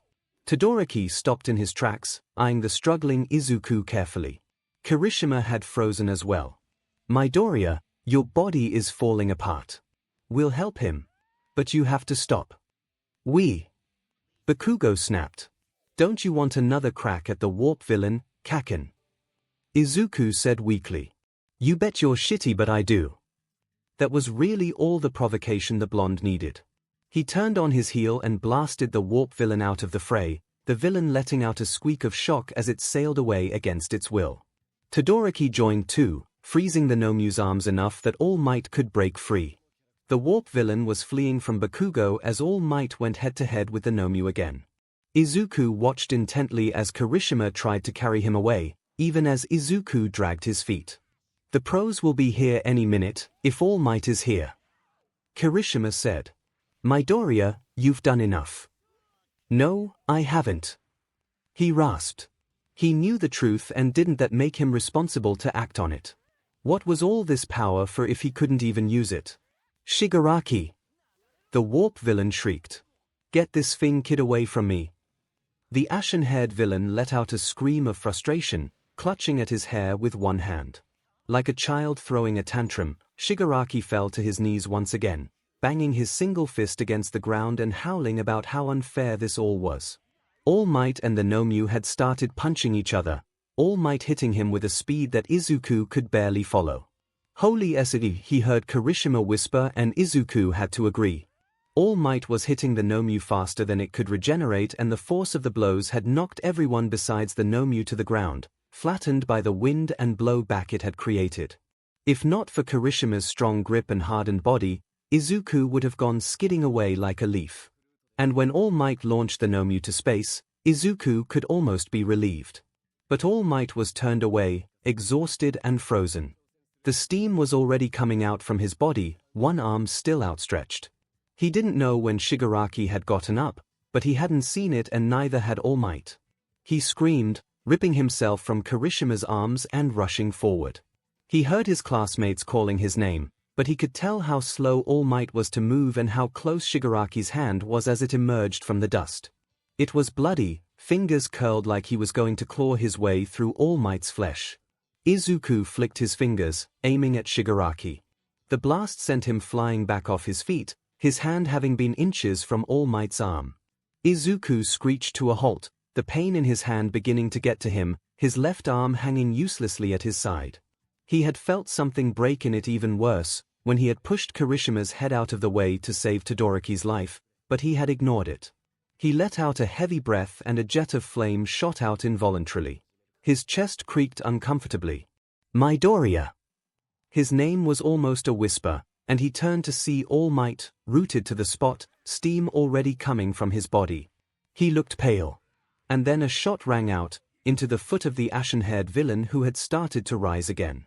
He screamed, yanking himself away, and Izuku could hear the voices of the pros at the door and the cries of relief from all the students. Shigaraki was cursing and disappearing into the warp villain before anyone could stop him. Izuku let out a sob of relief, falling to his knees. His vision was swimming, and he finally looked at his left arm. There was a jagged white bone sticking out. Ah! No wonder they had been looking at him like he was crazy. He vomited again, straight BLD this time as he fell forward. Everything was pain and burning flesh, and he didn't know how he was still conscious, his head twisted towards his mentor, who was reaching a shaky hand towards him as he deflated. His skeletal form was already visible to Midoriya, eyes becoming more hollow. They were filled with concern, mouth pressed into a thin line. But he was safe. He was alive. They were all going to be okay. Despite all odds, everyone had survived. You saved me. Was the last thing Izuku heard, spoken almost in awe. Shouter had woken up furious. A few times, Hisashi had informed him. He had tried to get out of bed and fought anyone who got in his way. They had sedated him multiple times, insisting that everything was fine and that he needed to rest. He was calmer now, no longer confused about where he was and how he got there. But his rage was burning under the surface, and he was already making lists in his head of everything he knew about the villains who had attacked. Everything about the villain that killed Midoriya Izuku. He was bandaged like a mummy, though thankfully, his face had only suffered surface damage. His quirk was intact, and he had been informed that the damage could have been so much worse and that he was very lucky to come out of this the way he did. Midoriya was dead. And Shouter was going to hunt down the villains that killed him and make them pay. He had never lost a student while they were under his care. Shouter! You need to calm down. Hisashi said, uncharacteristically quiet. I am calm. You're planning something. Hisashi said. I can tell. It's scary. Shouter clenched his fists. They killed my student. A freckled little green-haired boy who had beamed at him earlier that day, like the sun shined out of his face. And Shouter could not shake how horribly he must have died, panicking from a trauma he was unequipped to handle as he was stripped down to nothing. He had saved Asui and died a hero, but he was too young to die a hero. Asui would never forgive herself, He could hear her words echoing in her head as she had sobbed. I left him. What? 𝐻𝐸𝐽 said. What the hell are you talking about? Midoriya. Shigaraki killed him. He spat out. I saw it. Shouter, Midoriya isn't dead. Shouter didn't believe him. The staff kept insisting everyone was fine to get him to calm down. And there was no way everyone was fine. It was a lie to placate him. He had given those same vague responses to victims before. You can cut the act, 𝐻𝐸𝐽. No, I'm serious. What did you see? The blonde man was forcing him to look at him through the bandages, eyes filled with concern. He wasn't in his present MIC getup, but a soft flannel, long hair tied into a bun. Shouter could tell he had been here the entire time, looking after him. He grit his teeth. I saw Shigaraki grabbing Midoriya's head. And I passed out, 𝐻𝐸𝐽. I couldn't erase his quirk. He had hold of him when. He shook his head. Midoriya's alive. 𝐻𝐸𝐽 insisted. Stop lying to me. He knew what Shigaraki's quirk did, his elbow was proof of that. If Shigaraki had hold of Midoriya, it would have only taken him seconds to degrade him to nothing. And there had been no one to come to Midoriya's aid. Look, 𝐻𝐸𝐽 said, leaning in. I'm not really supposed to show it to you, but I have the video of what happened. You can see for yourself. Midoriya survived. Shouter watched him intently, as 𝐻𝐸𝐽 pulled out a tablet, clicking on it for a few seconds before he pulled up the footage from the USJ incident. He watched him fast forward to where the overhead camera was focused on the 𝐻𝐸𝐽, Shigaraki's hand grasping Midoriya's face. Shouter felt nauseous at the sight. He didn't want to watch the green-haired boy die. They spliced together all the footage of the 𝐻𝐸𝐽 and Shigaraki. Thankfully, for you, your boy is in all the important bits. He set it on Shouter's lap, angling it up so he could see and pressing play. Shouter watched for a second, before he reached out and paused it. What the F? He said flatly. 𝐻𝐸𝐽 snorted, reaching out and setting a comforting hand on Shouter's leg. Green Bean is okay, Shouter. He lost a few layers of skin in some spots, but it's going to heal just fine. It looked pretty gnarly when I saw it, but it'll only scar a little on the seam of the grafts, apparently. He roasted that effer's hand before he could get the job done. So he's okay. He's uninjured. Shouter could hardly believe that, and his suspicions were confirmed when 𝐻𝐸𝐽's face fell.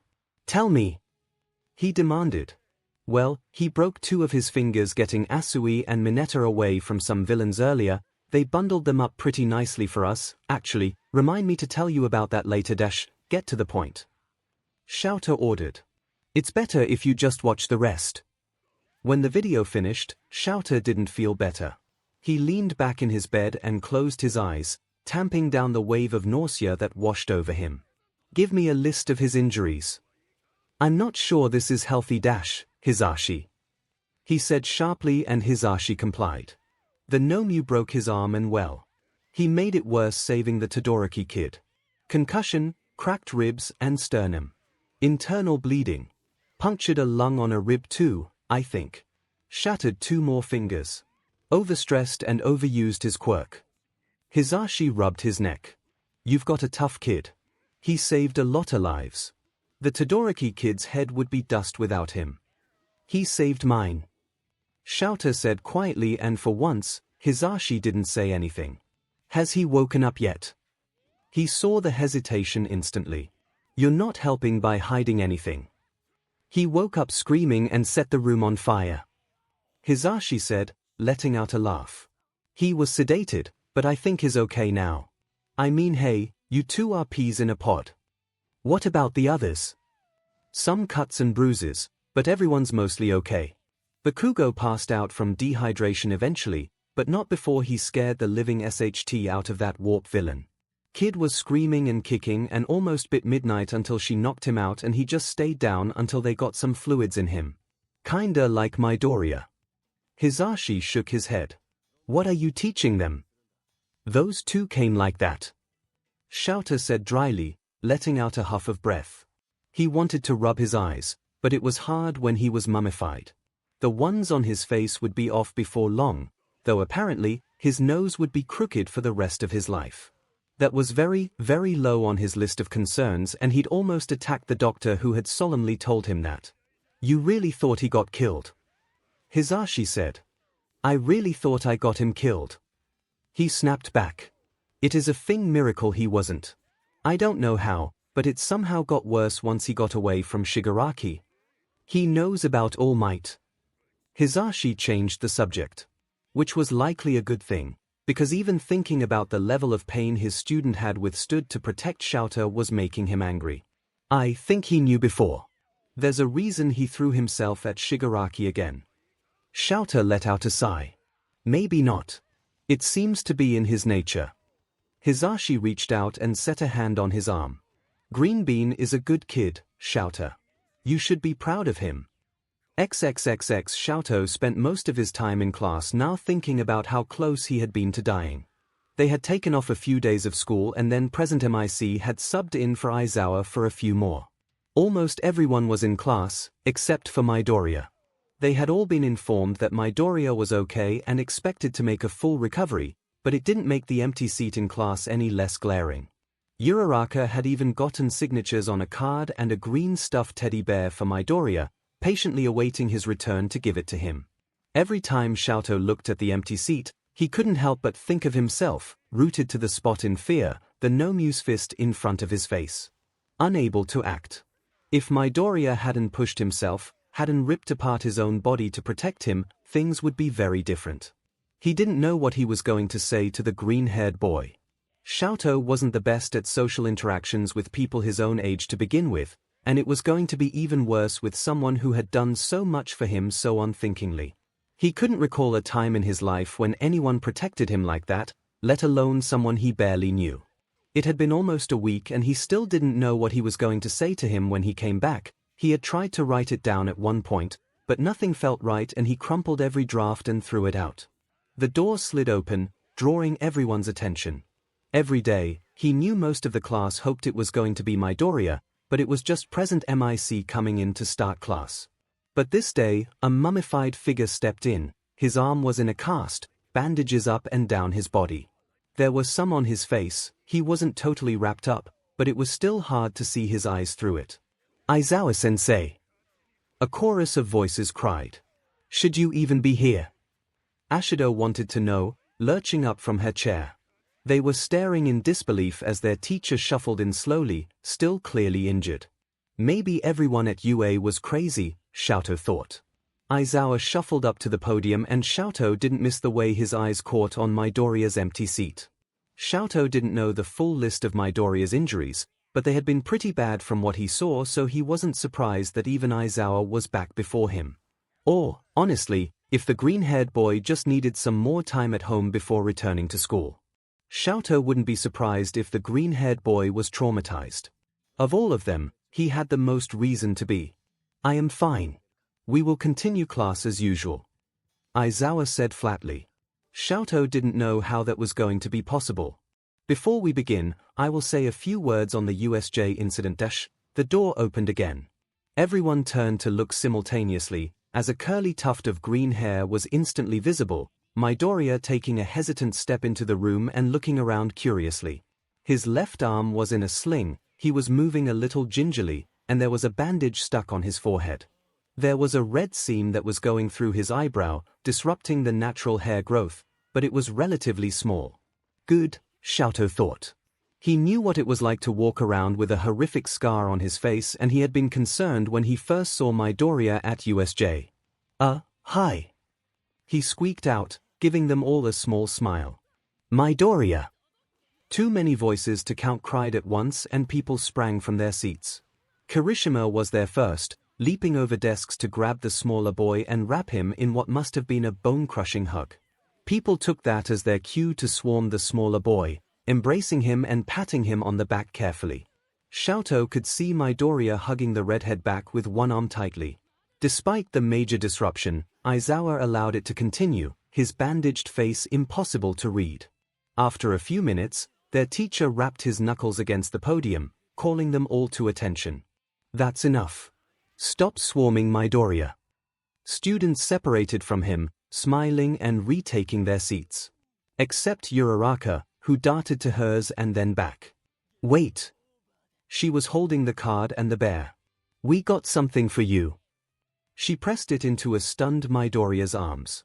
He looked up from her, to the gift, and then back again. We all wanted you to get better, Deku. 𝐿𝐴𝐽 resisted the urge to squint as he tried to get a good look at the green-haired boy's bowed head. Were those tears? Oh, Deku, don't cry. She insisted, ruffling his curly hair. Midoriya wiped his eye with one hand as he lifted his teary face. It's so sweet of you guys. He sniffled. That you went to this kind of effort for me. 𝐿𝐴𝐽 could not believe what he was seeing. The teen who he had watched face down the Nomu with no hesitation, attack Shigaraki to defend All Might, take hit after hit with his own jagged bones sticking out of his arm, never any sign of anything but pure determination. Was crying tears of happiness after being handed a stuffed bear. He looked so innocent, button nose twitching, his little freckled face shining with tears under his mop of curly hair. A significant change from the exhausted, bloody figure that breathed fire like an ash-covered demon he had seen at USJ. He remembered the smell of burning flesh vividly. Eventually Midoriya took his seat, hugging the stuffed bear to his chest. People were still reaching out to touch his shoulder and ruffle his hair. They had all seen the broken figure carried out on a stretcher, laying there like a marionette with its strings cut. Midoriya! Aizawa's voice cut through the room and Midoriya's head snapped up. Welcome back. Since you're all here, I have notes on several performances at USJ. What? 𝐿𝐴𝐽's voice burst forth before he could stop it.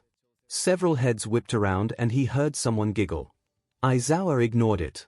Bakugo! Don't bite teachers. Aizawa ordered. Also, if your quirk dehydrates you, bring a water bottle. I didn't know we were going to dash comma. Aizawa interrupted the explosive boy, wheeling around to look at 𝐿𝐴𝐽. He almost jerked in his chair, the sudden criticisms unexpected. Todoroki, you're weak in close combat situations and it almost ended poorly. Figure out a solution, quirk or otherwise. 𝐿𝐴𝐽 just nodded back firmly, still shocked that they were receiving notes on a traumatic incident. Aizawa pivoted to Midoriya, pointing a hand at him. The green-haired boy blinked innocently back. Midoriya, just do less. Do less? He asked quizzically.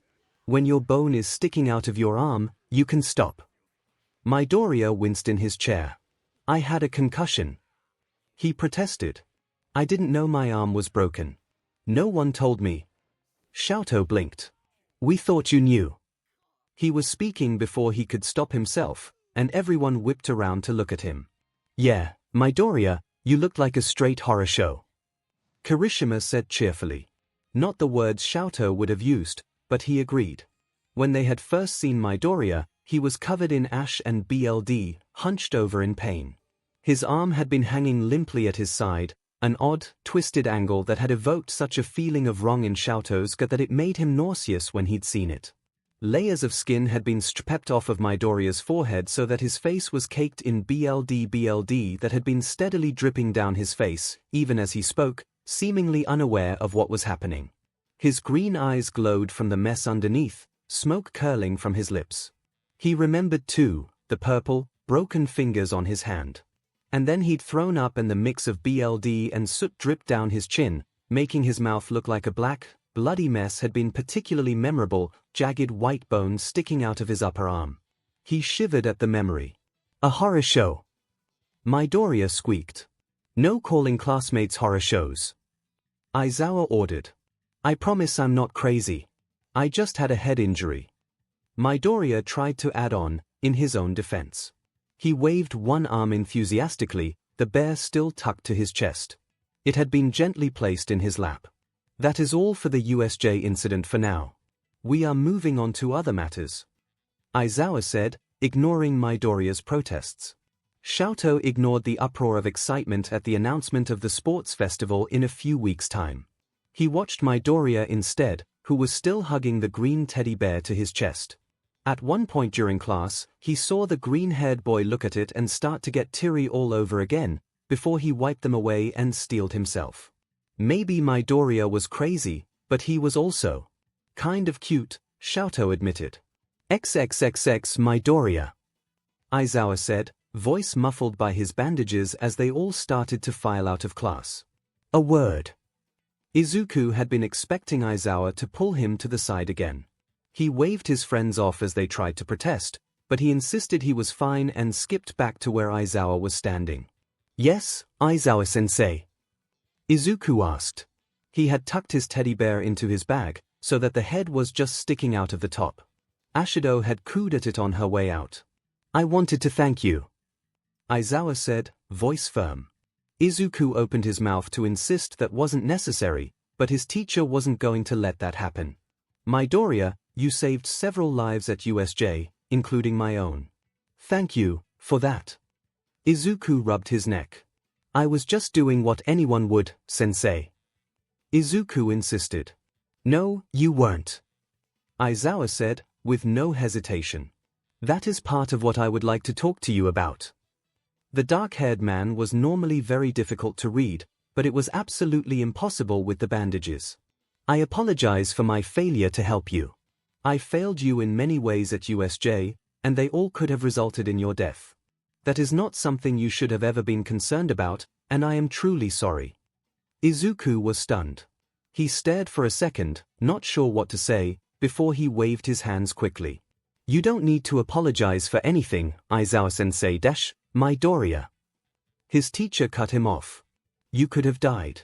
And furthermore, I was made aware by Recovery Girl that there was the possibility of you having aspects of your quirk that had not yet manifested. I believe you have been informed of your internal and external mutations that come from this. Izuku almost choked on his spit. He didn't understand where Aizawa was going with this. Why yes. They had told him in the hospital how he was able to breathe fire and that there had been subtle internal and external mutations that had occurred sometime after his initial quirk assessment. The shock of learning that he had a quirk after all had left him shaking. His mother only thought it was a secondary part of One for All, but Izuku knew better. Recovery Girl informed me of this possibility before USJ. It was my intention to arrange for you to speak with a quirk counselor and a regular counselor before our own meeting to address it. I had thought that you being able to speak to professionals on this matter was the proper course of action. I was mistaken. Instead, you were in a dangerous situation when your quirk fully manifested, and it is only due to a resilience that cannot be reasonably expected from anyone that you survived. Aizawa took a deep breath. Midoriya, I have been doing this for a long time. And I am aware there are a limited amount of reasons for a quirk to be repressed and then manifest in adolescence. Izuku gulped. They had talked to him about this, at the hospital. He had stared at his hands the whole time, trying to stop them from shaking. He looked down at them now, before he felt something touch the top of his head. He peered up, to see that Aizawa had plopped his cast onto his curly tuft of hair.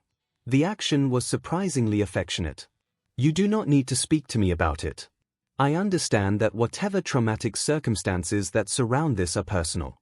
But if you would like to, I will listen. If it is a situation that is ongoing, I will do everything in my power to help. His voice was soft. It took Izuku a few beats to realize what Aizawa was saying. My mom isn't dash, he breathed sharply. It wasn't my mom, sensei. I just know she worries a lot and she feels guilty about not supporting my dream before my quirk manifested. Izuku said quickly. I just don't want to worry her. She isn't hurting me. Aizawa nodded firmly. Izuku took a deep breath. It was my father. He fidgeted. He's gone now, though. He's in prison. For hurting people. He laughed a little. I have his quirk. Hisoshi had been in prison since he was little and Izuku had put him out of his mind. He had understood the gravity of what his father was doing to his mother and him when he was young. He knew exactly what kind of danger he had been in, and he still remembered the relief when they realized he was never coming home. Even though Izuku had always wanted a quirk, deep down, he had been glad that at least he didn't have his father's. He couldn't imagine the look on his mom's face if she had seen him breathing fire in the same way that had once hurt her so badly. There really wasn't much he could do about it now. It's your quirk. Izuku's head snapped up to look at the dark-haired man, who was staring down at him seriously. It's not his quirk. It's your quirk. Izuku let out another nervous laugh. Thank you, Aizawa-sensei. You may already be aware, but the entirety of Class 1A is required to undergo a psych evaluation before participating in practical exercises. Aizawa said. Izuku nodded. Though, I'm not sure some of you would have passed before. He added dryly. But some students in particular are also being required to undergo counseling sessions as well. I'm one of them. Izuku asked, already knowing the answer. Yes. Let me remind you again, this is not a punishment. You are not the only one in class in this position. After your first counseling session, you will be allowed to participate in class activities again, provided recovery girl clears you. Aizawa eyed his bandaged arm. There are a certain amount of sessions you will be required to complete, as determined by your counselor.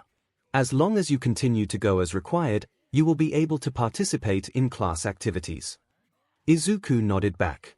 He had been thinking about taking up Aizawa's initial offer anyways. His mother had cried into his hair and begged him to talk to someone when they had been told about the reasons his quirk may have been repressed. He had done a pretty good job of compartmentalizing all the terrible things that had happened when he was little, and the fact that he never had to look at his father's face again or be reminded of him had helped. But that wasn't the case anymore. He carried a reminder with him always now. Tell me you'll go. His mother had begged and he had insisted that he was fine, that he would be okay, and his mom had cried harder, even though all the doctors had said he would make a full recovery with very minimal scarring. He had seen the red seam on the side of his forehead and had been told that it would go down to a faint, white line pretty soon. If he took good care of it, there was a chance he might not even see it in a few years. You were a victim too, Izuku, was what she had said, and he couldn't tell if she was talking about USJ or his father. I understand, Aizawa-sensei. He said. Aizawa nodded, and turned to shuffle back to his podium to get his papers. I will see you after school tomorrow, Midoriya. Izuku made an odd noise. What? Our meeting, to work on your quirk. His teacher said like it was obvious. Izuku fidgeted, but asked what he was thinking anyways. Is your quirk okay? Even with your injuries? Yes, Midoriya. Thanks to you. He waved a hand at Midoriya. Go. Eat lunch or hang out with your friends. Whatever you children do. Oh. Okay, Aizawa-sensei. He brightened, and waved as he rushed out the door. Thank you. Izuku closed the classroom door behind him, already thinking about what kind of training they were going to do. Maybe they were going to test the limits of his quirk. After all, Izuku only had a little bit of an idea of what it could do, and it stood to reason that his quirk would be somewhat altered than that of his father. And besides, while he had seen it in action before, who knew the full scope of what his father had been capable of? He remembered a lot, but he had been too young to know everything. He had written something down about it at one point, but he had ripped the pages out and destroyed them when he realized his father was gone forever. Which, at the time, had seemed like a good idea, but now he was wishing he had kept them. Are you muttering? Izuku whipped around, letting out a small shriek. He ignored the pain that lanced through his body when he saw Todoroki, standing by the wall, arms crossed. The split-haired boy was staring at him, one eyebrow raised in disbelief. Todoroki! He gasped. Yeah. Sorry. Todoroki shrugged. You don't need to apologize. The taller boy took a step forward. Can I help you? Izuku squawked out nervously. Todoroki was still so cool to him, even more so after seeing him fight off the Nomu with him at USJ. Though, Izuku had remembered that he puked, and he cringed a little at the memory and hoped that the other boy didn't think he was a complete loser. I wanted to talk to you. We can walk to lunch. Todoroki said, gesturing with his hand. Oh. Right. Izuku took a timid step forward as they started to walk. Todoroki pressed his mouth into a line first, and Izuku was trying to run through all the events of USJ in his head and figure out what the other boy wanted to talk to him about. It hit him, suddenly. Wait, Todoroki-kun, I'm so sorry. What? Izuku launched directly into his explanation. He wanted to get his whole apology out there before anything could be misinterpreted, because he really hadn't meant to hurt the other boy's feelings. When I said the thing about using fire at USJ, I'm really sorry, Todoroki-kun. It wasn't meant to be a dig at you or your abilities or anything. I mean, I don't really know you or your reasons, and you could have had really good ones, and I wasn't trying to attack you for it. I just knew that I could help and I wanted to try, and that's really all I was thinking about, but I realized after that I may have hurt your feelings and I really didn't mean to, and I see how what I said could be really mean and that wasn't my intention at all. He stopped to SEK in a breath. Midoriya. Izuku blinked at him, hoping he hadn't upset the aloof boy. He was difficult to get a read on, and Izuku was really enjoying being friends with his class. They were going to spend the next 3 years together, and he wanted to keep those good relationships. You're nuts. Was that disbelief on Todoroki's face? Ah. Izuku wasn't sure what to say to that. I wasn't offended, Todoroki said, but Izuku remembered the look on his face when he had said that. Midoriya, I'm trying to thank you for saving my life. Oh. Todoroki rubbed his forehead, sighing as they walked. Izuku felt monumentally stupid. Thank you. I would probably be dead if you hadn't helped me, and you hurt yourself badly in the process. Todoroki said solemnly. I don't know how you weren't scared. Izuku blinked. I mean, I was pretty numb. I didn't really feel a lot. He reasoned out loud. And I absolutely was scared. You didn't act like it. Todoroki didn't sound like he believed Izuku. I threw up on Kirishima, I was so scared. Izuku argued.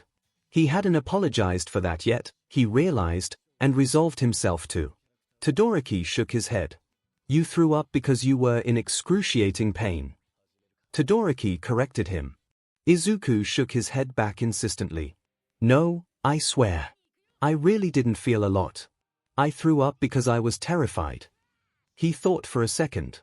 I'm really glad Kaken was there, though. He made me less scared when he was yelling at them. I guess. Todoroki was eyeing him oddly. I just wanted to say thank you. You didn't have to help me and you did. In fact, we should have helped you more. It's okay, Izuku said. I was being pretty difficult. He remembered Kirishima trying to drag him away on more than one occasion.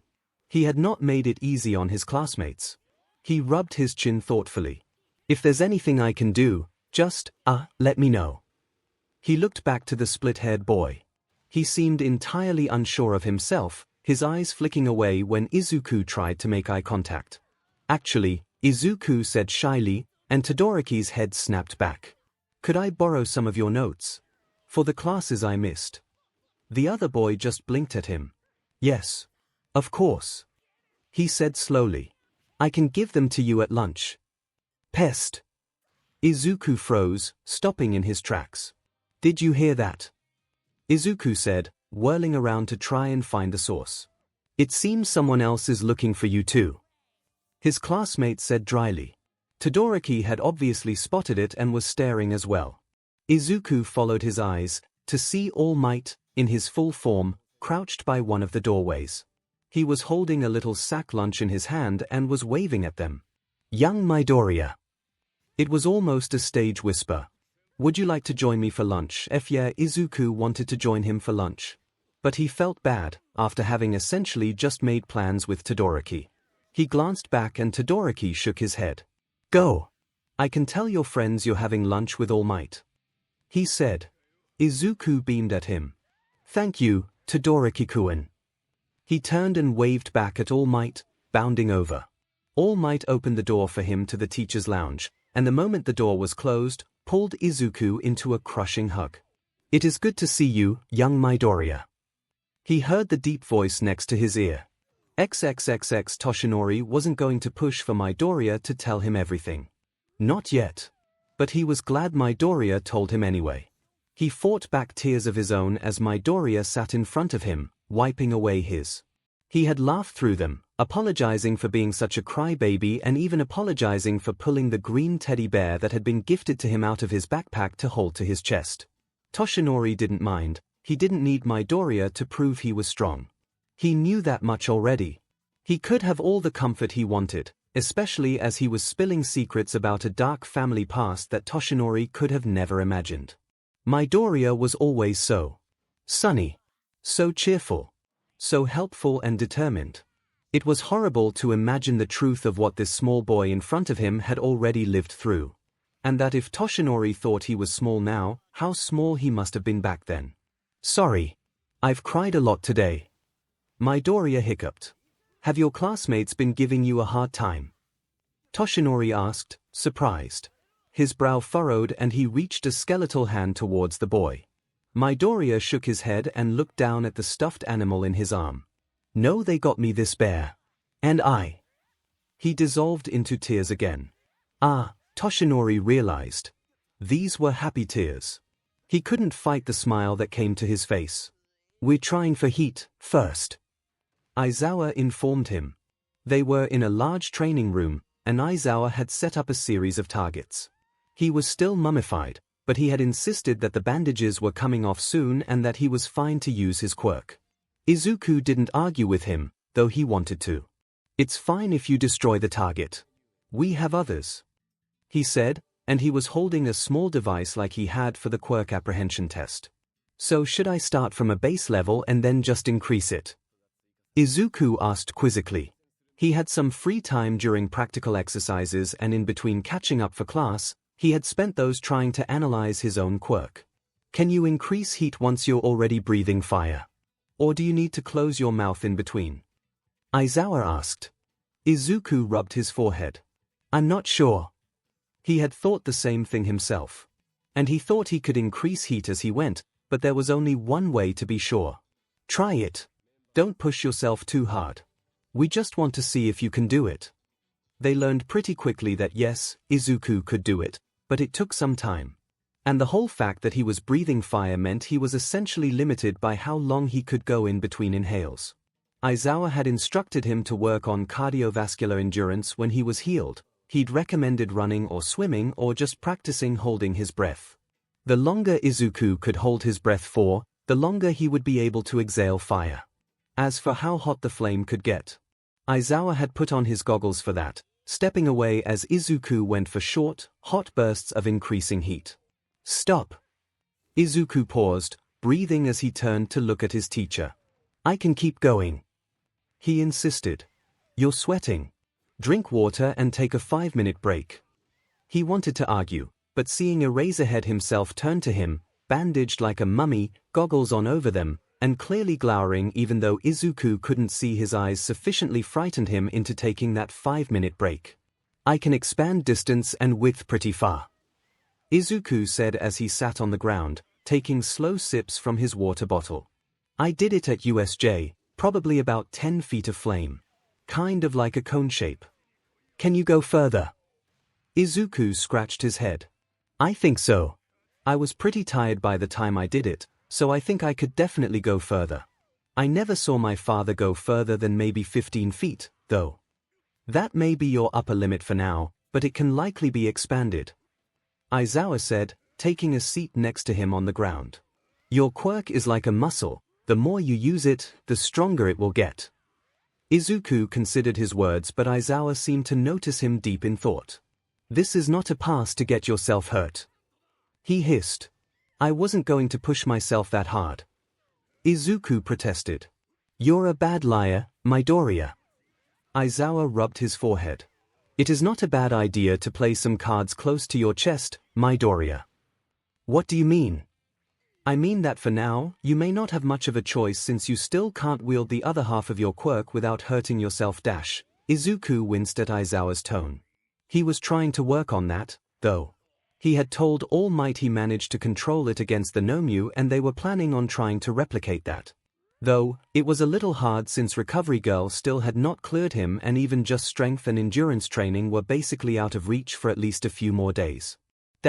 But once you can, it's not a bad idea to keep some secrets about your abilities. Aizawa finished. When you faced Shigaraki and the Nomu, no one had any idea you could breathe fire.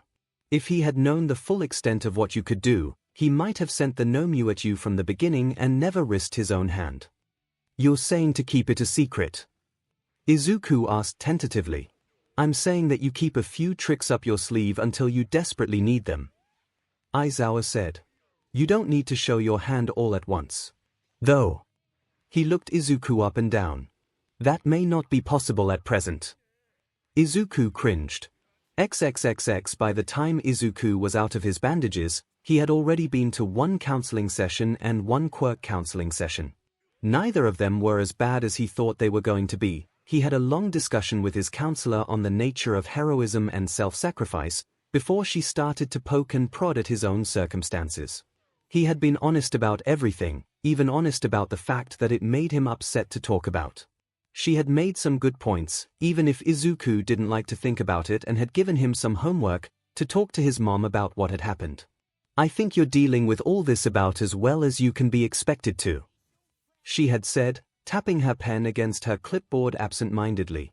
I think you would benefit from more counseling sessions, and I think there's a lot to get into, but if you don't want to continue long-term, I'm not going to require you to, as long as I don't think you pose a threat to yourself or others. She had informed him. A few more weeks of counseling until you meet your required minimum, and we can talk about what you're thinking of this whole process then. All in all, it was looking like he was going to have to go to 6 weeks of counseling. Which seemed like a lot at first, but he thought about how fast the first session seemed to have gone, and it didn't seem so daunting. He liked Dr. Nakamura. She had told him that she had an empathic quirk from the get-go, that it let her get a better read on his emotions. She reminded him a lot of his mom, to be honest, and he didn't really mind talking to her, ultimately.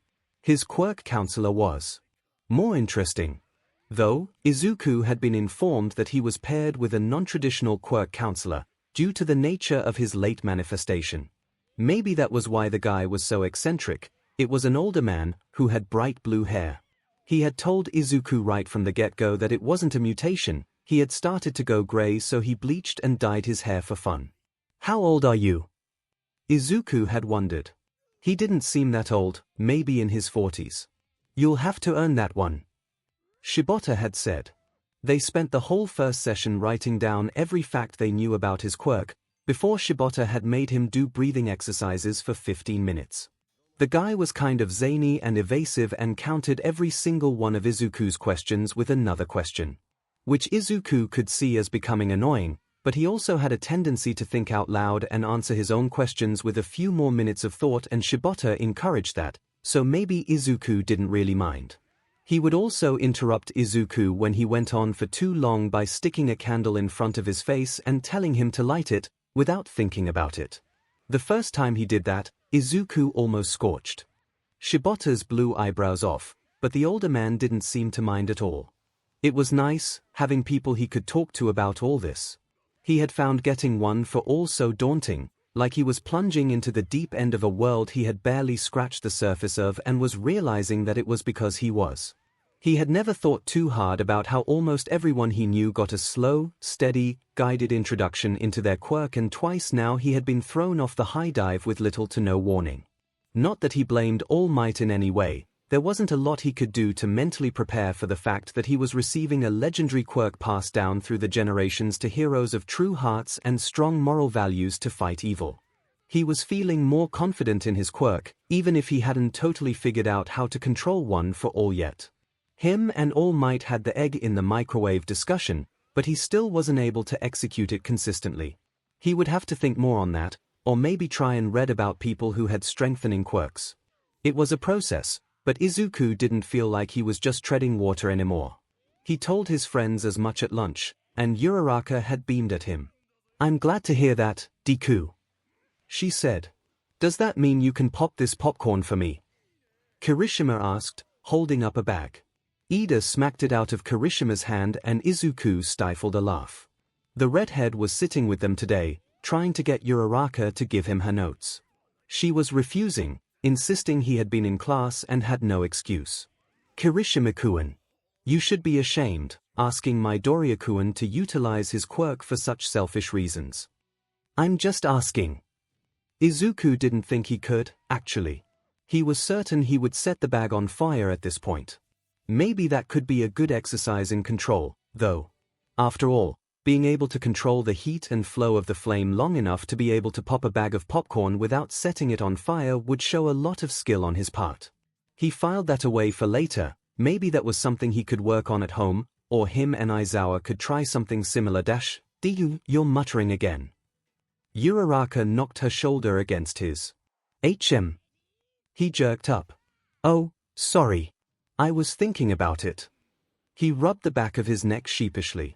Whenever I go off on a tangent, my quirk counselor makes me try and light a candle. The redhead across from him grinned back. How's that working out? Izuku shivered. Dangerously. Kirishima just laughed. It's alright, bro. You'll get the hang of it. So, what do you think of the sports festival, Deku? Uraraka chirped. Izuku opened his mouth and he was certain that his face must have lit up because Kirishima lurched across the table and covered his mouth. I don't think you're ready for the answer to that question, Uraraka. Kirishima said.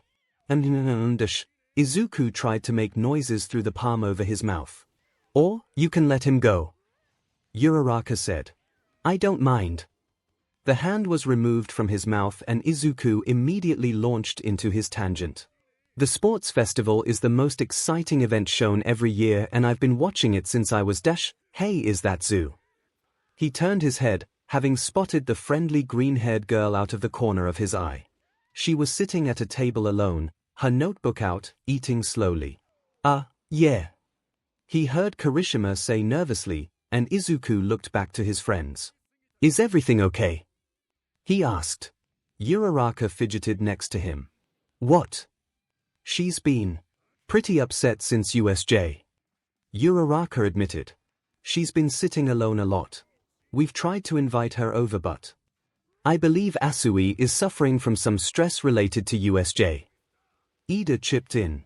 We have tried to talk to her about it, but it is not our place to attempt to counsel her on what she experienced. I do not believe any of us could understand it. Izuku stood up. Deku, I'm going to go talk to her. He said firmly. I want to make sure she's okay. Are you sure? Uraraka asked. Izuku nodded, and he slid out of the booth and made his way over to Zoo. He walked up to the end of the table, ignoring the eyes he knew were on him. Zoo, is it okay if I sit down here? He asked. Her head jerked up, and she looked lost for a moment when she saw him. Yes. Ribbit. He took a seat in front of her, and smiled.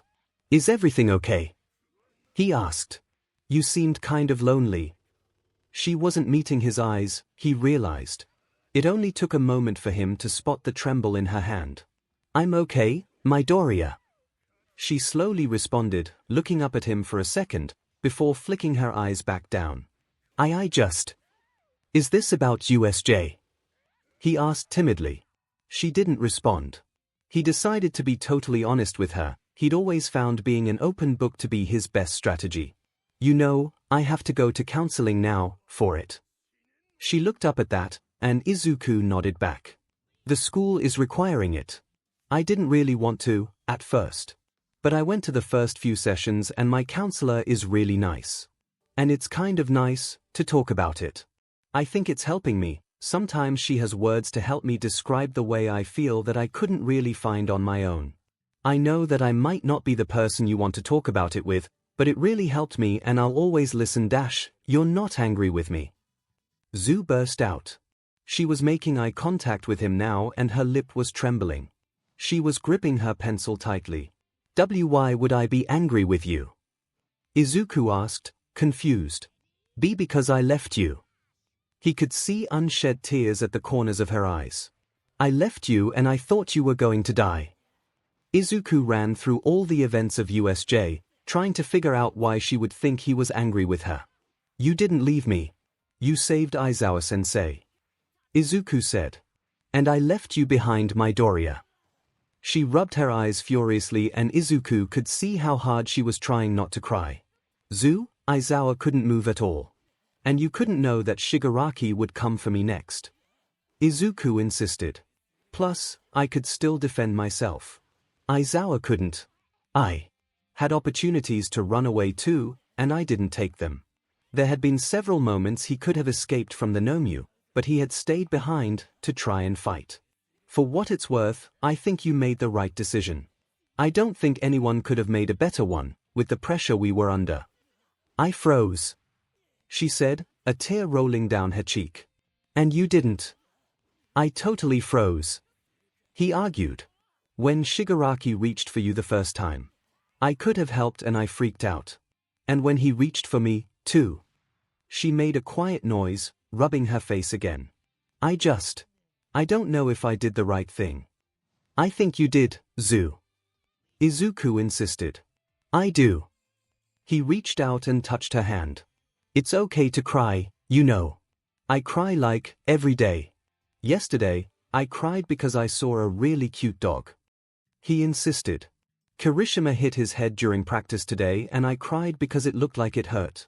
2 days ago, Uraraka called me cute and pulled on my hair and I cried. Zu laughed, wiping away tears on her face. Izuku didn't even want to get into how many times he had cried over the bear he had been given. It was an embarrassing amount of times. How do you not dehydrate? It's really hard, I'm not gonna lie. He said. She laughed again. Do you want to come sit with us? Not today, Midoriya. She said, but she seemed happier than before. I'm going to catch up on some work for now. But maybe tomorrow. Okay. Izuku said with a nod, and smiled at her. You're always welcome. He went back to his seat, hoping something he said had helped. The next day, she sat with them at lunch. XXXX getting in shape to use his quirk better was hard, harder than he thought. Not only had Aizawa taken to making him do suicide runs before their meeting every day, but he was forcing him to work on flexibility, which Izuku was admittedly pretty bad at. He hadn't been, before he started training with All Might. But while he'd been building muscle and dragging refrigerators, he neglected to keep up with it and now touching his toes left him disturbingly sore. Aizawa was appalled. Your specialty is hand-to-hand combat, he had said in disbelief. Izuku was currently in a downward dog position, trying to stretch out his hamstrings and cycling his feet. He was embarrassingly stiff. Flatten your back, Aizawa ordered. The BLD was rushing to his head. Haven't had any real martial arts or combat training. He could practically see Aizawa pinching the bridge of his nose in his mind's eye. Lift your left leg up. And do what? Straighten it. Izuku attempted to follow his order and quickly crashed to the side, rolling onto his back. He looked up to see his bedraggled teacher looming over him ominously. That was horrific, Aizawa told him. Izuku breathed, looking up. I'll do it. But I don't think I understand what the purpose of this is. Izuku trusted his teacher and he would do whatever the man thought was best for training, but beyond just generally being healthy, Izuku didn't know what specifically flexibility went to. Aizawa sighed, his arms crossed over his chest. The bandages had been removed, though he still had a cast on his arm. Your fire breathing has given you a mid-range attack, but even if you increase the distance, I doubt you'll ever make it more than 20 feet. As such, you need to improve your close combat capabilities, and right now the impact on your body is destroying not just your bones, but your joints regularly. Izuku gingerly touched his own elbow. Hence, learning an actual fighting style and increasing your flexibility. Oh. Okay. That answers my question, Izuku said, sitting up slowly so the BLD didn't rush to his head. Aizawa-sensei, I know you wanted to help me with my quirk, but why are you taking the time to teach me all this? You're my student, Aizawa said, simply. When Izuku stared back blankly, he sighed. Midoriya, most of your classmates have some kind of martial arts training already. It's common for quirk counselors to recommend to give them some DSPLN and bodily control for their quirk. Oh. It is my responsibility to ensure that you operate at an appropriate level to no longer be injured during class exercises. I am simply bringing you up to the starting line. Izuku scratched his head. I really was a lot further behind than I thought, here, he said, with a sheepish smile. Aizawa nodded sharply. Now, get back into downward dog. And try not to fall over this time. 𝐒𝐭𝐚𝐲 groaned as he got back onto his hands and knees. 𝐿𝐿𝐿𝐿. The sports festival was here. 𝐒𝐭𝐚𝐲 had been so nervous last night that his mother made him take a melatonin just so he would go to sleep. He had been training to try and get a handle on his quirk. And while he felt like he had come far with the fire breathing in the short amount of time he had it, he still felt like he was making very little progress with one for all. Maybe it was something to do with the fact that fire breathing was ultimately the quirk he was born with, so it came a little more naturally to him. But one for all was still a struggle to get a handle on. Sure, he knew he needed to decrease power output, but he still couldn't pull it off, and his ability to do it was way too inconsistent to even practice it without breaking his bones. He felt like he had an idea of how to use it, just on the cusp, almost formed, but with catching up on classes and getting ready for the sports festival, he hadn't had the time to really grind through it. "This is your opportunity to tell the world, I am here," All Might had said to him, but then he took 𝐒𝐿𝐴 by the shoulder and crouched down. He forced 𝐒𝐿𝐴 to make eye contact with him. "Young Midoriya, I want you to show the world how strong you are. But remember that I know how strong you are already. You have nothing to prove to me. I will be proud of you no matter how you place. What if I don't make an impression?" 𝐒𝐿𝐴 had asked nervously, trying not to fidget in front of his mentor. Even when he was in his smaller, almost emaciated form, 𝐒𝐿𝐴 still felt the presence of All Might. He had just laughed. A big, booming sound. "You will, young Midoriya. You couldn't stop yourself if you tried. It's in your nature." It was nice to know that All Might believed in him, and 𝐒𝐿𝐴 knew he wasn't trying to put pressure on him. But 𝐒𝐿𝐴 wanted so badly to do this for him. He wanted to make an impression. He wanted to tell the world he was there. For himself, and for the man who had changed his life so much. "Deku. You def bstrd." 𝐒𝐿𝐴's head whipped around. They were all in a waiting room, dressed in their gym uniforms. He had been chatting with Gyro, Momo, and Kaminari.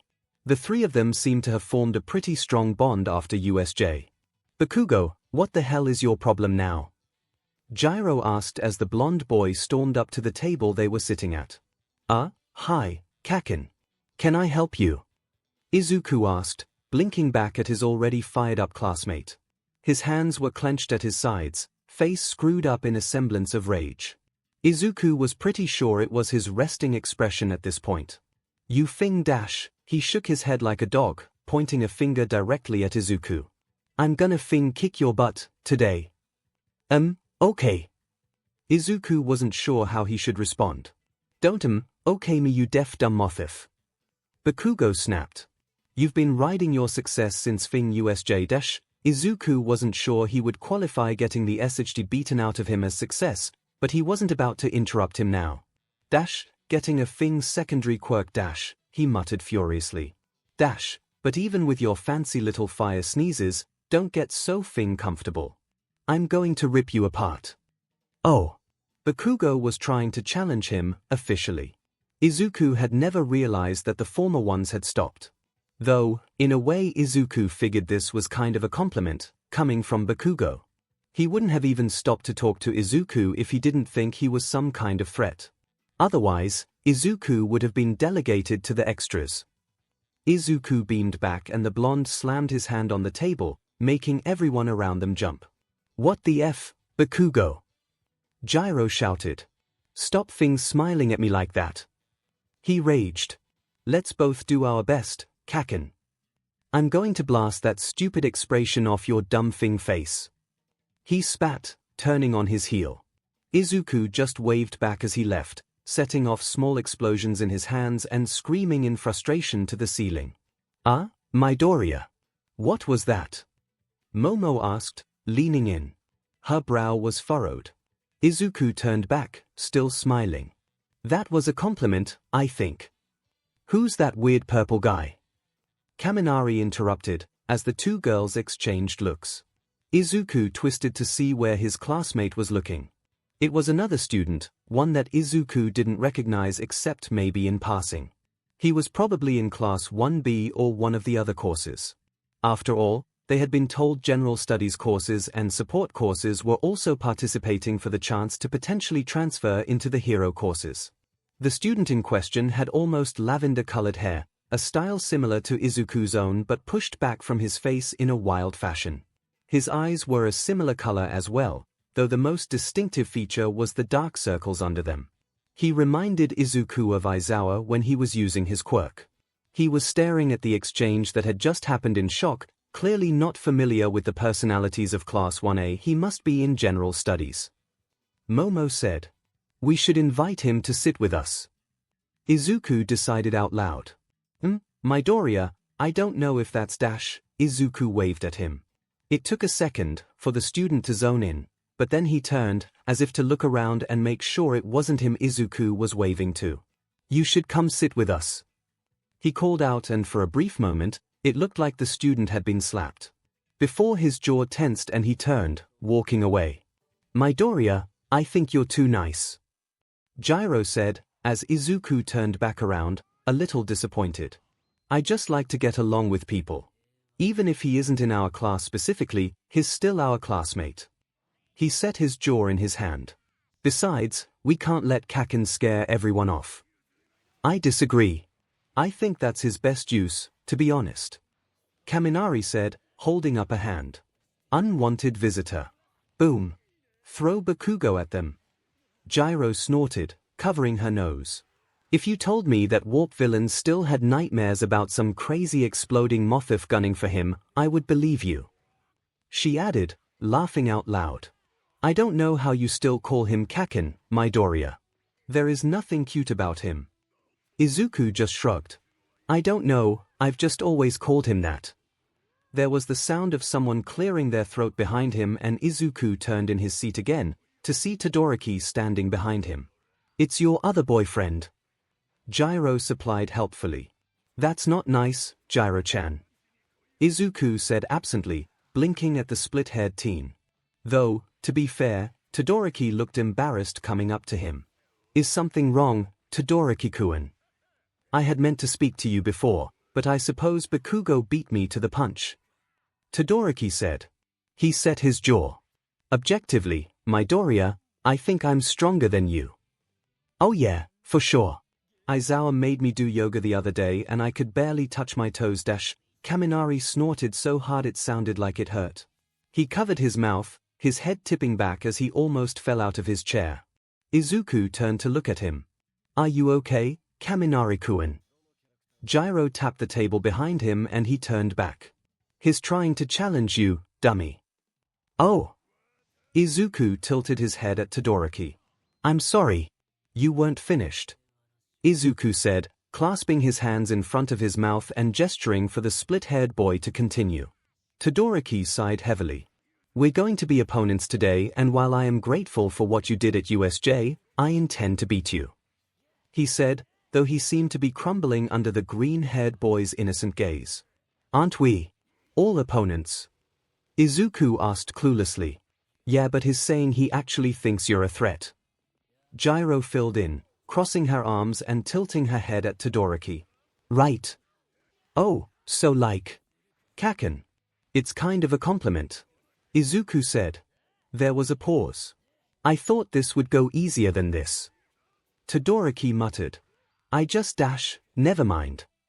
He turned as if to walk away, but apparently was not going to be let off that easy. "What the F do you think you're doing, you Fing Canadian flag?" Kaminari howled with laughter and fell out of his chair as Bakugo stormed back over. "He's my Fing rival and he's not even the one you should be worried about, abominable snowman." It was kind of sweet. Izuku couldn't decide. He scooted his chair back as Bakugo literally shoved Todoroki. "I'm gonna go dash," he whispered, slipping away and waving at his friends. "Get back here, Deku." XXXX. They were getting ready to head into the stadium, lined up against the wall. They could hear President MIC hyping up the stadium over the speaker, as well as informing them that Aizawa would be providing his commentary as well. Honestly, Izuku loved his teacher, but he couldn't think of anything funnier than President MIC emceeing with Aizawa at his side. "I still can't believe Bakugo's the one giving the speech, ribbit," Zu said, leaning against the wall. "He's going to say something stupid." I guess words aren't really his strong suit," Izuku admitted, looking up and down the hall. "Where's Mineta?" he wondered out loud. "You didn't hear?" 𝐤 asked, tone changing suddenly. Izuku shook his head, leaning back into position. "What? Is he okay? Did something happen?" 𝐤 put her hand on his shoulder, giving him a serious look. "He transferred out of the hero course, Midoriya." That shocked him. He knew Mineta had been quiet lately, ever since USJ. He had been told later that Mineta, despite not being injured, had only come back to school a few days before Izuku had. He figured that it had been the stress of the incident hitting him hard, but hadn't realized how bad it was. He held a hand to his mouth in shock. "Oh my God," he said. He shook his head abruptly. "I should have tried to talk to him. I didn't realize he was so upset." He turned in horror to 𝐤. She just shrugged. "I wouldn't worry about it too much," she said. He didn't have the best motivations for becoming a hero. And he was second to last in the quirk apprehension test, only above you. And he was using his quirk the whole time. "But if he transferred out because of stress, that's not fair." Izuku started saying, thinking about what he could do to help the little purple-haired boy. He didn't love Mineta, but he somehow felt personally responsible for what happened to Mineta at USJ. His counselor would probably tell him that was unreasonable. "Midoriya, I spoke to him," 𝐤 said. She shrugged again. "He just said that it wasn't worth it. That he didn't want to be a hero enough to put his life on the line. I don't think it's a bad thing. It's probably good that he figured this out while he was still in school, instead of after graduation." She was making a good point. After all, saving lives and putting your life on the line to do so was something quintessentially heroic. It was the essence of the job, in Izuku's opinion. And if it truly wasn't what Mineta wanted, he would accept that. But he couldn't help but worry that it wasn't. 𝐤 seemed to see the concern on his face and she patted his arm. "You can't worry about everyone, Ribbit." "Oh, I can, and I will," Izuku promised, but 𝐤 just laughed. They headed in eventually, to present MIC's booming voice and a screaming crowd. It was exciting, certainly. Izuku could see all the pro heroes, and his face must have shown how excited he was.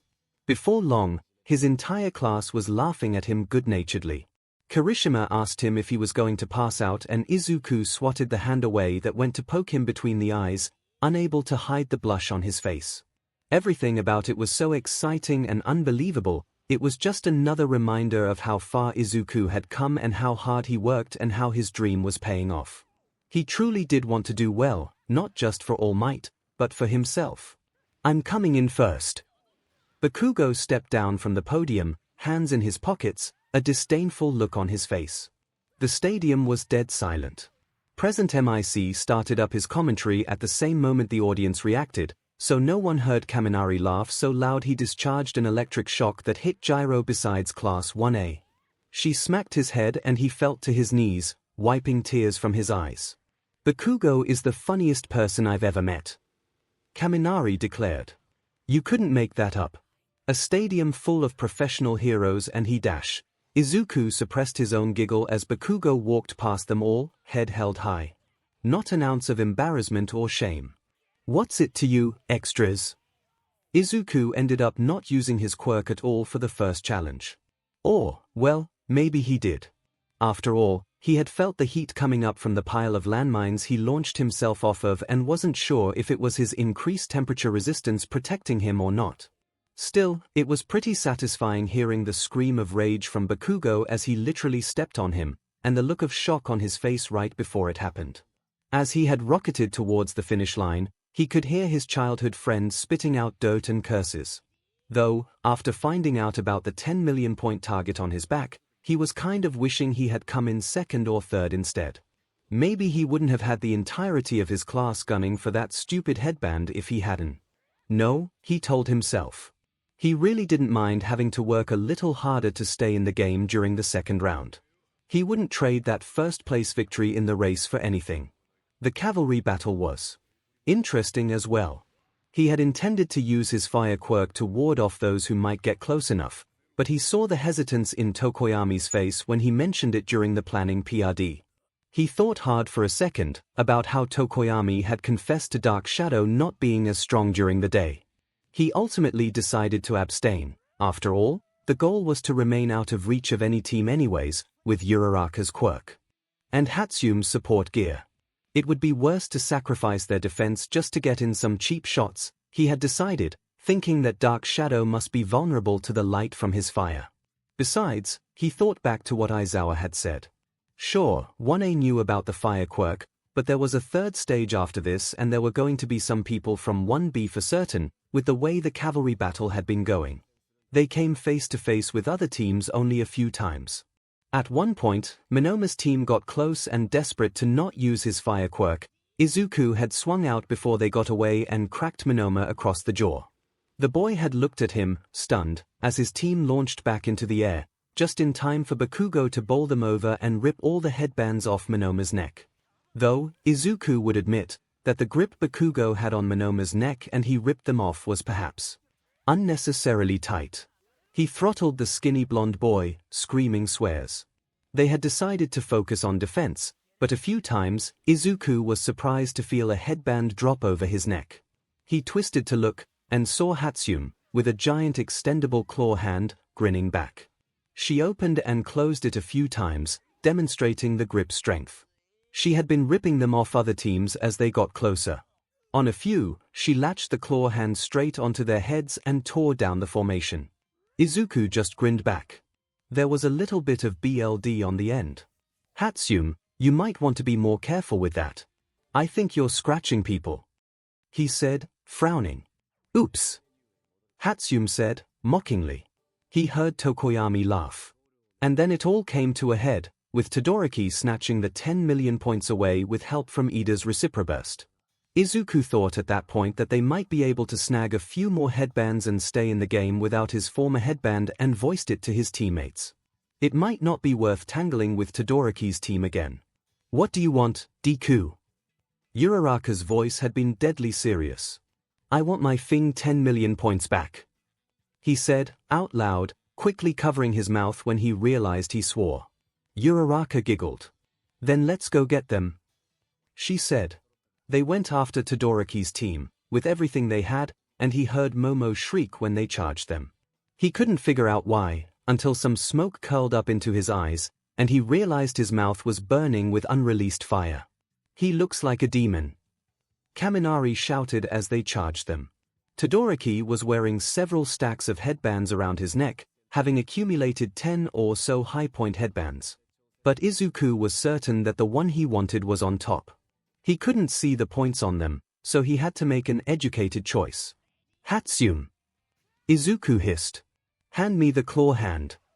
He felt it smack into his palm and he heard Todoroki order Kaminari to charge up. Izuku realized what was about to happen and he pressed the extender. The claw hand shot out 20 feet, colliding with Kaminari's face and latching on.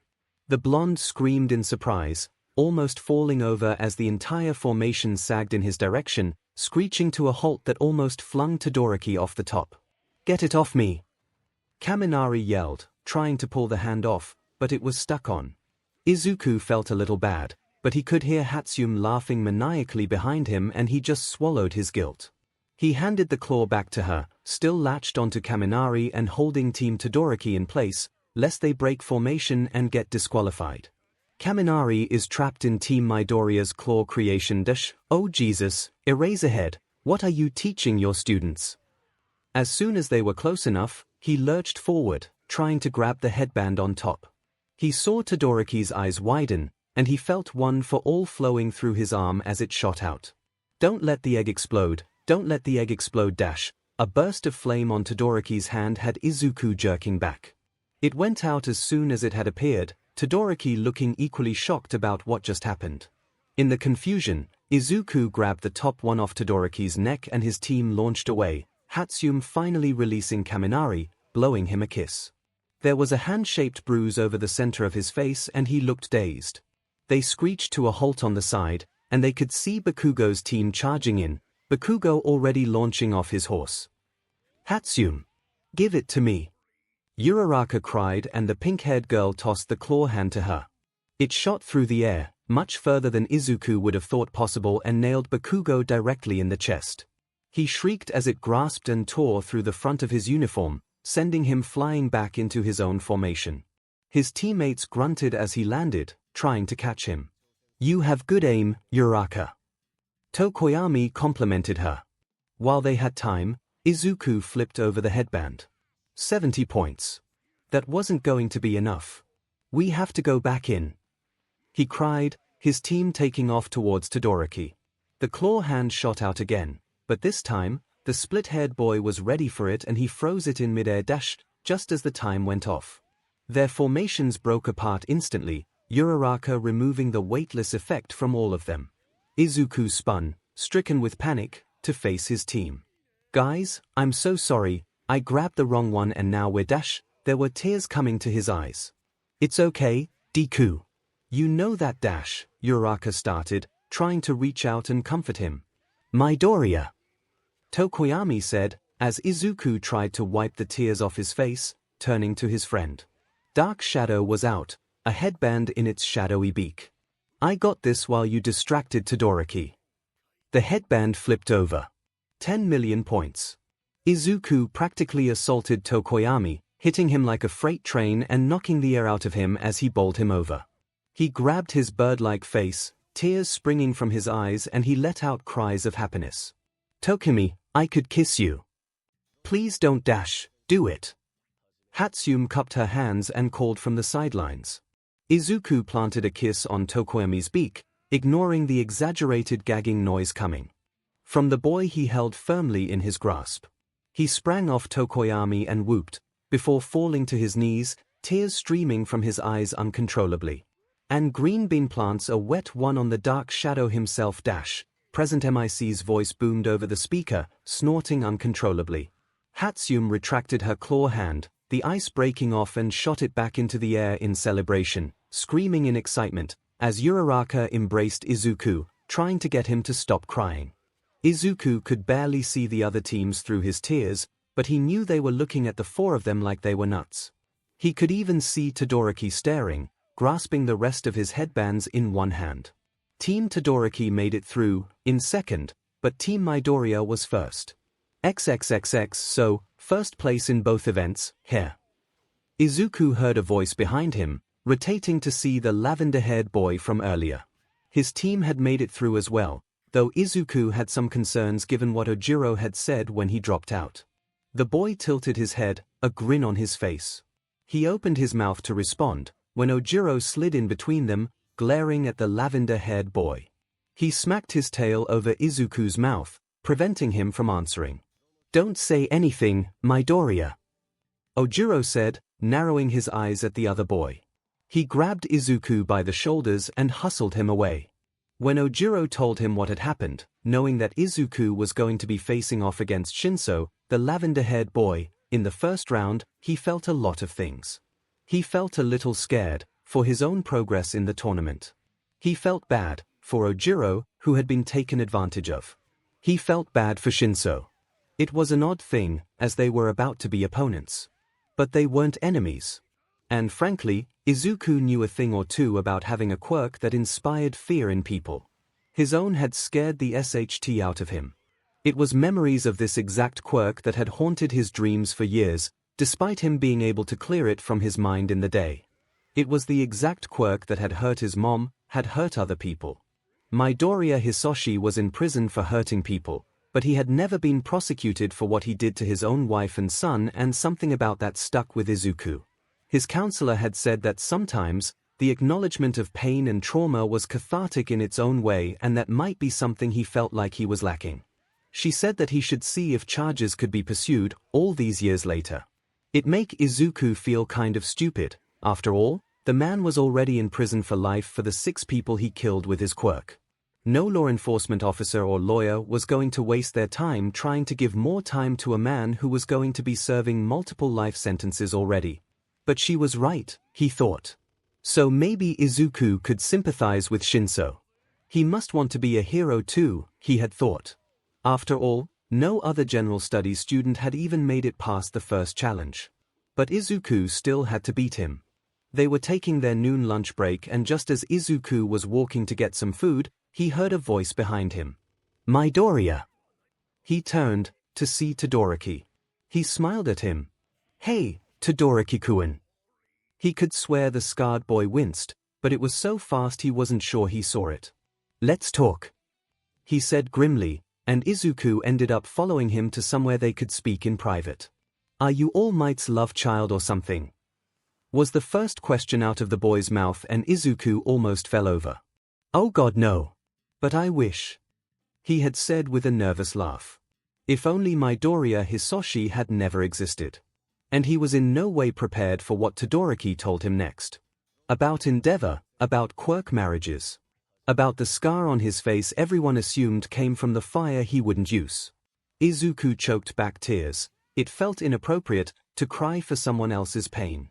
He didn't want Todoroki to think he was pitying him, but he couldn't help but grieve for him.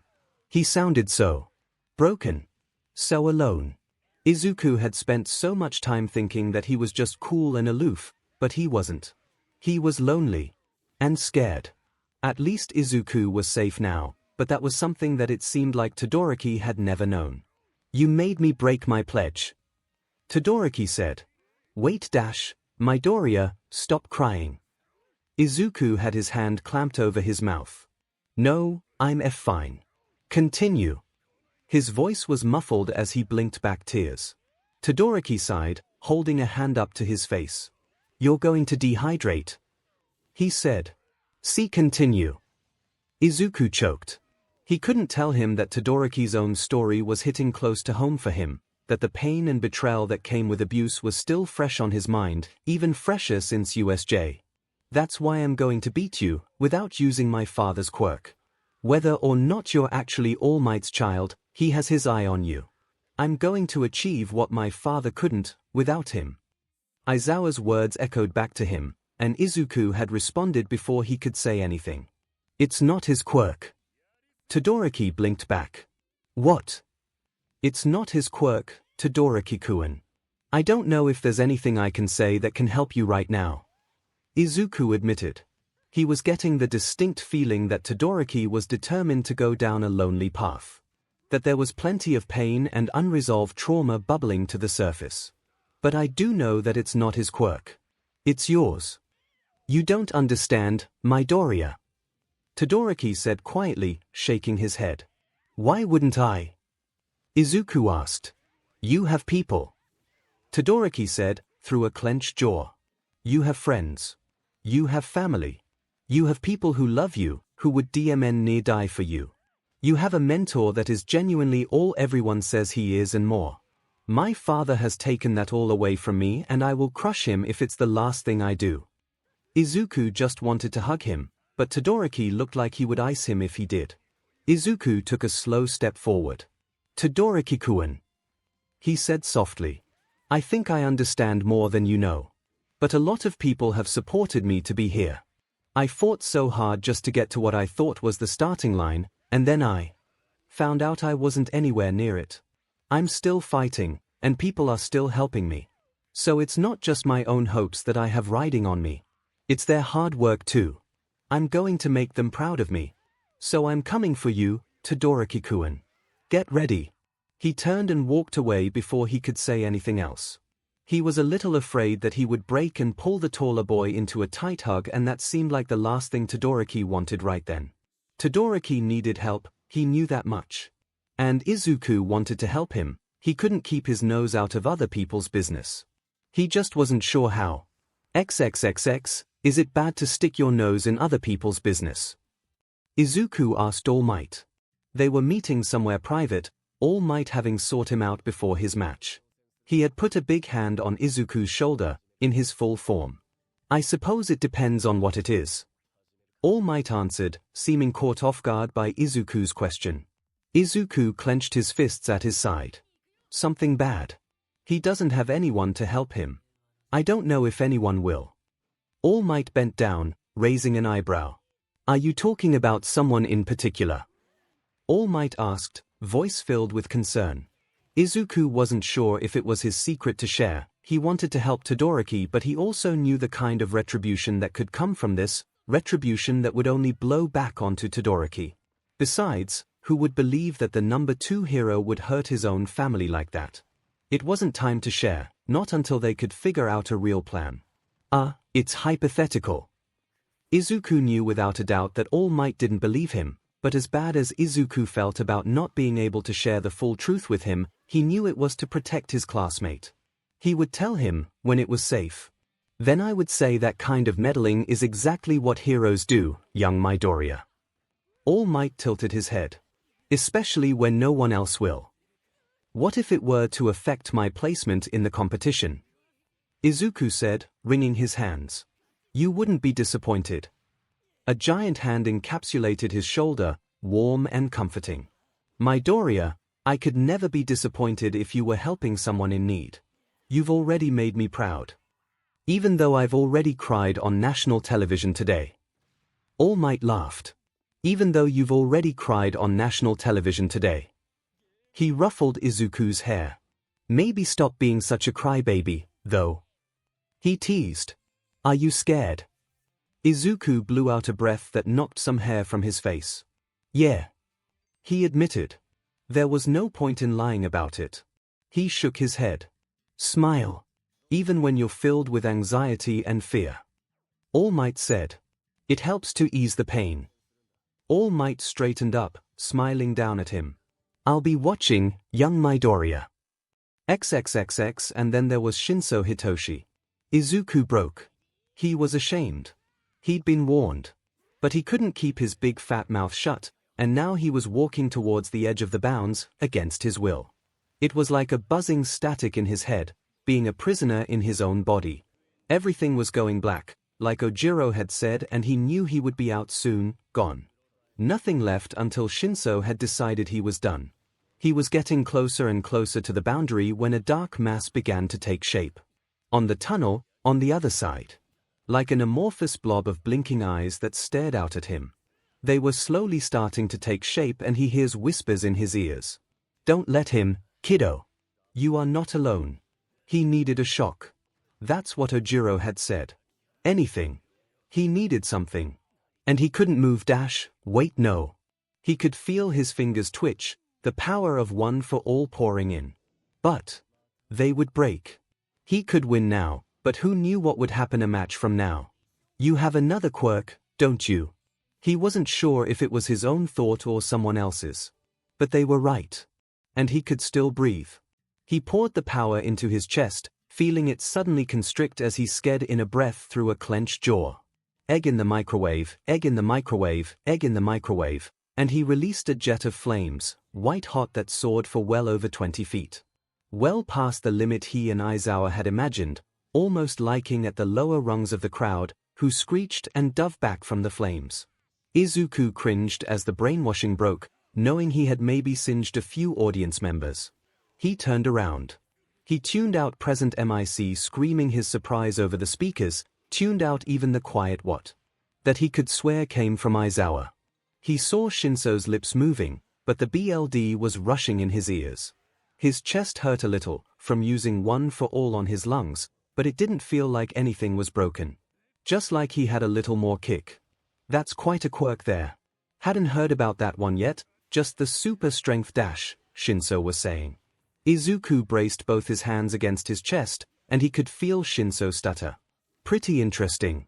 I thought yours were pretty heroic before, but I don't know now. Tell me about it.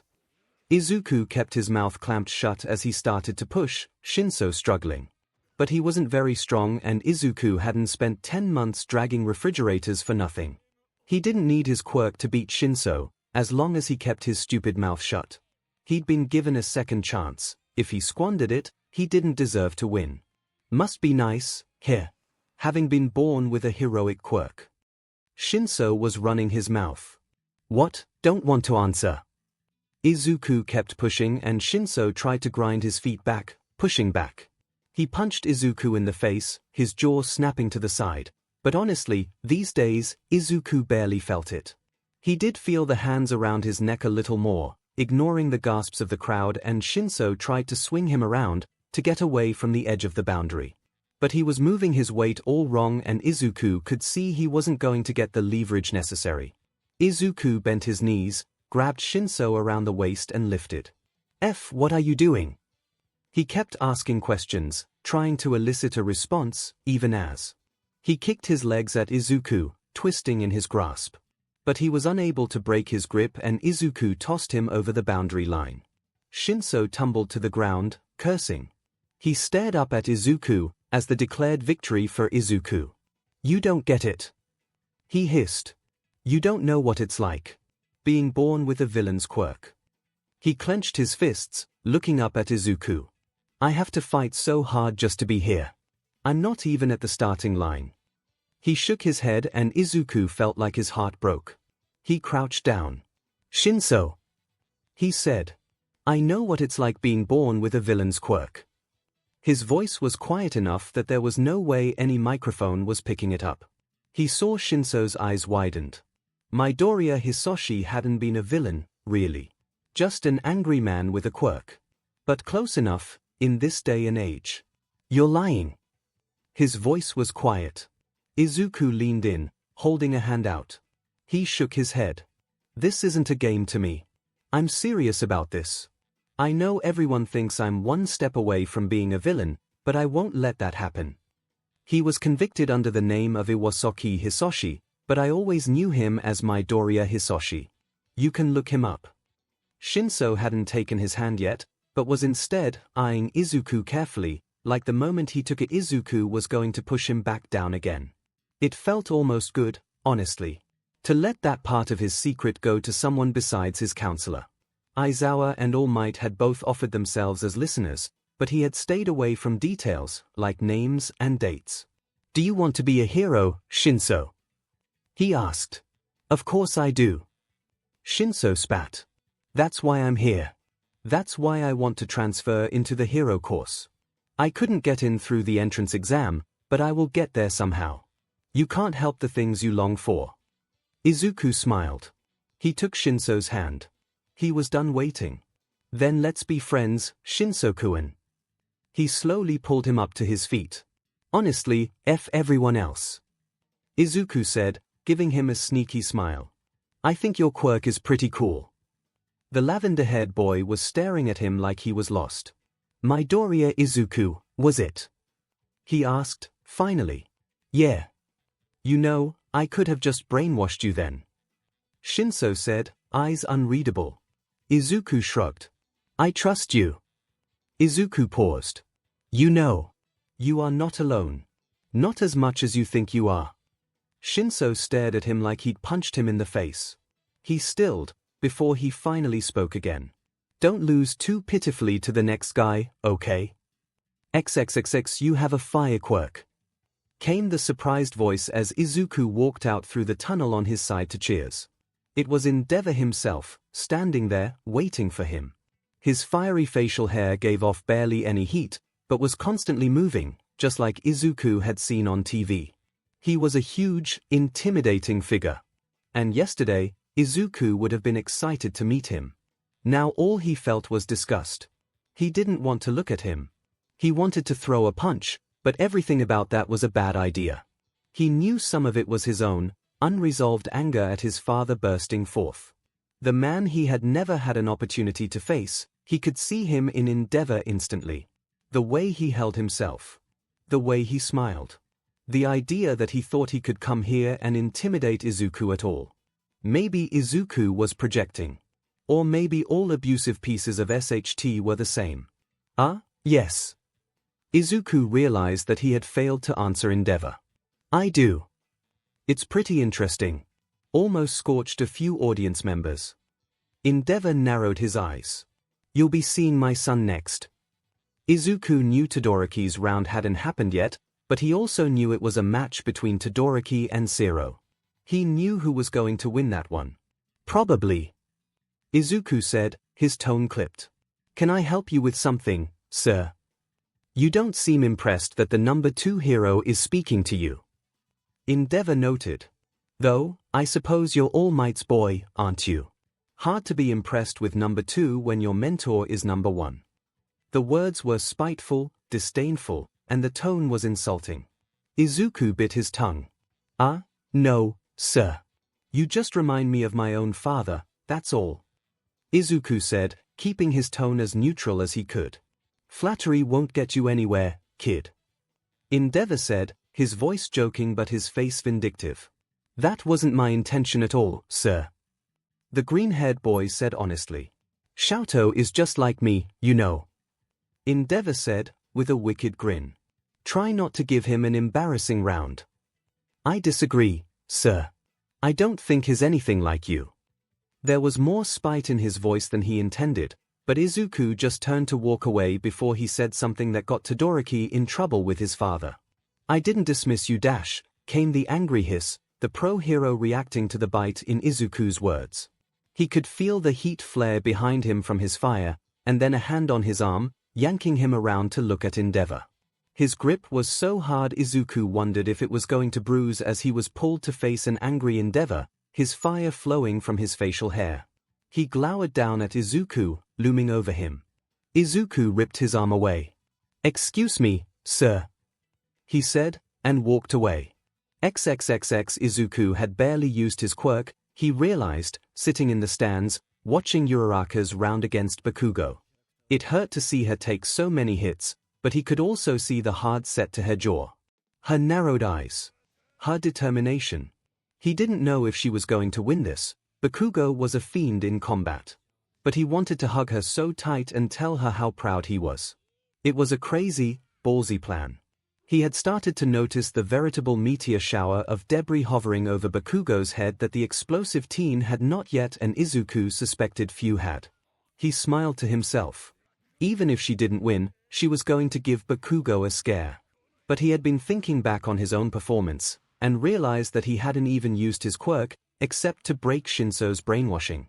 It seemed crazy, honestly. Even in the first challenge, when he had taken out one of the robots without using his quirk at all. He probably could have taken out more, if he used his head a little bit more. Or if that had been the objective, he reflected. But he had won the cavalry battle with a well-selected team and some determination. Even though he'd been ready to use his quirk against Todoroki, he hadn't actually done so. He could have laughed. His dream, that seemed so far off once, hadn't really been so. He probably could have gotten the points he needed during the entrance exam without a quirk. He would have won the first two challenges without it too. It was almost funny how far it had once seemed, and now Izuku had two quirks and he had just spent the past day using neither of them. If anything too, Hatsum kicking Idas but had been proof that you didn't need a quirk, you just had to use your head. He looked out at the battle, watching his short, slim friend stare down Bakugo with a fire in her eyes he hadn't seen before. Yeah, he decided. He was exactly where he was meant to be. When Izuku stepped into the ring against Todoroki, he didn't know how the round was going to go. He knew his fire wouldn't be as effective as he would like it to be. He couldn't hold it for long enough to break through a giant ice mass like the one Todoroki had used before. There was absolutely no way he was getting out of this without breaking some bones, to be honest. He had to get close, he knew that much. Todoroki was still weak in close combat fighting, and that was Izuku's strongest point. So when the match started and Todoroki sent that first wave of ice at him, Izuku flicked his finger and dove right in. It ripped through the ice like it was nothing, the wind pressure sending gasps through the crowd as Izuku dove forward. He ignored the pain in his hand, clenching his left first, leaping over the ice rubble and taking a swing. Todoroki dodged, stepping back, but Izuku rolled to the side and brought his leg up for a kick that caught Todoroki in the ribs and flung him to the side. He caught himself on an ice structure and sent another wave of ice Izuku's way. Izuku rolled, dodging it, letting out a burst of flame when it got too close. They were closer to the center than the outskirts now, Izuku getting to his feet. They were circling each other, waiting for the next attack. "Todoroki-kun," he said. Todoroki was staring at him, specifically, his hand. "You broke your finger," he said. "In that attack." "That's okay," Izuku said. "I still have a few tries left." Todoroki's eyes widened and Izuku sprang forward. He leapt over one layer of ice and Todoroki ducked down, dropping into a crouch as he sent a pillar of ice overhead. Izuku opened his mouth and let out the hottest burst of flame he could, destroying the pillar in an instant. The flames leaped towards Todoroki, who covered himself in a layer of ice to defend from them, before he ducked away. A spike nearly caught Izuku in the side as it jutted out, but he dropped down and dove out of the way. By the time he looked up, there was another, bigger wave of ice coming at him. Far too big for Izuku to leap over. He took a deep breath and flicked his next finger. Crack! It blew out apart, the wind pressure forcing Izuku back a few feet, skidding against the now icy ground. He took a deep breath and straightened, knees bent in case he needed to dodge again. He could see Todoroki, bent over as well, before he straightened up. His eyes looked wilder than they had before. More present. Good. I can do this all day, Todoroki-kun, he said, letting out a small breath of fire on his exhale. And you're starting to look a little cold. It was true, while on this side of the arena, Izuku had blown apart all of Todoroki's attacks, scattering the ice. All the rubble had ended up on Todoroki's side. He had frozen some of it in place to prevent it from blowing back on him and had even guarded against being flung over the boundary with walls of ice behind him. It was getting cold, too. The air itself was chilled, from Todoroki's quirk. Still, it was much colder on Todoroki's side than his, and Izuku had the fire in his chest to keep him warm. The split-haired boy looked like he was freezing, beginning to shiver, patches of snow sticking to him. I'm fine, Todoroki said. You should worry about yourself, he said, his eyes flicking to the stands. Izuku knew exactly who he was looking for. Hey, I'm your opponent, he said. They were about 15 feet apart, he decided. What dash? Izuku breathed a cone of flames that was once again more about area and distance than it was heat. They filled the field in front of him, shooting towards Todoroki. He saw the boy's eyes widen and he shot more ice forward, chilling the air as best he could before they got to him. Those breathing exercises were really paying off, Izuku decided. If you used your quirk, you wouldn't be cold. Todoroki's eyes hardened. Don't talk to me about my father's quirk. A wall of ice, bigger than before, shot towards Izuku, who tried to leap back. But it was spreading from Todoroki faster than he could manage, and it was looking like it was going to shape up to be almost as big as the one that encased 𝐂𝐿, with the way the air temperature dropped. So Izuku broke another finger, unable to curl his hand into a fist. Instead, he hooked it in his mouth to flick it. It shattered, letting out a terribly loud noise that drowned out the screaming crowd as shards of ice started to fly. People cowered in their seats and the beginnings of the large structure came down around them, Izuku tipping his head back and letting out the longest jet of flame he could manage to protect himself from falling debris. He was a little short of breath, but he didn't want to get taken out by a chunk of ice. When he tipped his head forward, he could see Todoroki staring at him with disbelief, trembling visibly now. He heard present MIC comment on it over the speaker, and Izuku really realized how much Todoroki had limited himself by not using his left side at all. He could probably send massive ice structures to crush Izuku indefinitely if he would just regulate his temperature with his fire. What are you doing this for? Fear? Izuku asked. He understood that. One clearly. Everyone else is giving their all. And you're barely using half. It's insulting. Izuku shook his head. You're making me feel like Kaken. Todoroki stiffened. Why you dash? His teeth were chattering. Izuku took off after him like a bullet, and Todoroki jerked, sending another pillar towards him. But it was slow. And Izuku was doing just fine.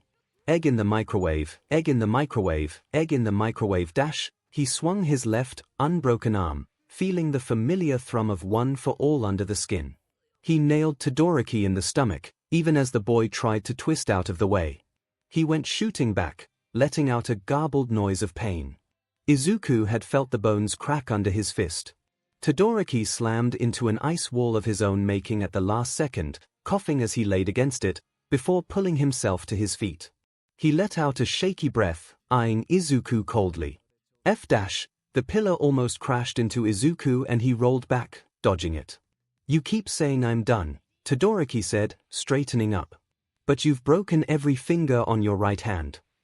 Izuku's fingers were swollen and purple, almost useless at his side.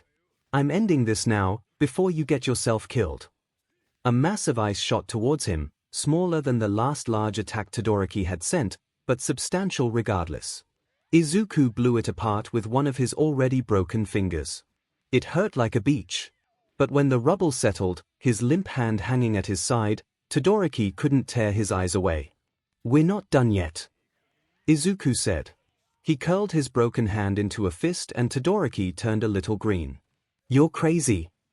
I spoke to your father." Todoroki's whole demeanor shifted, like something was dawning on him. "He paid you, didn't he, to take this so far?" Izuku pulled up his sleeve with his good hand, where there was a bruise forming on his arm from Endeavor grabbing him. "No. Believe it or not, I'm not doing this for anyone else. He just got angry when I said you were nothing like him." Todoroki closed his eyes and Izuku felt like he knew exactly the emotions that were crashing down on the split-haired boy. More than anything, the feeling of helplessness in the face of danger.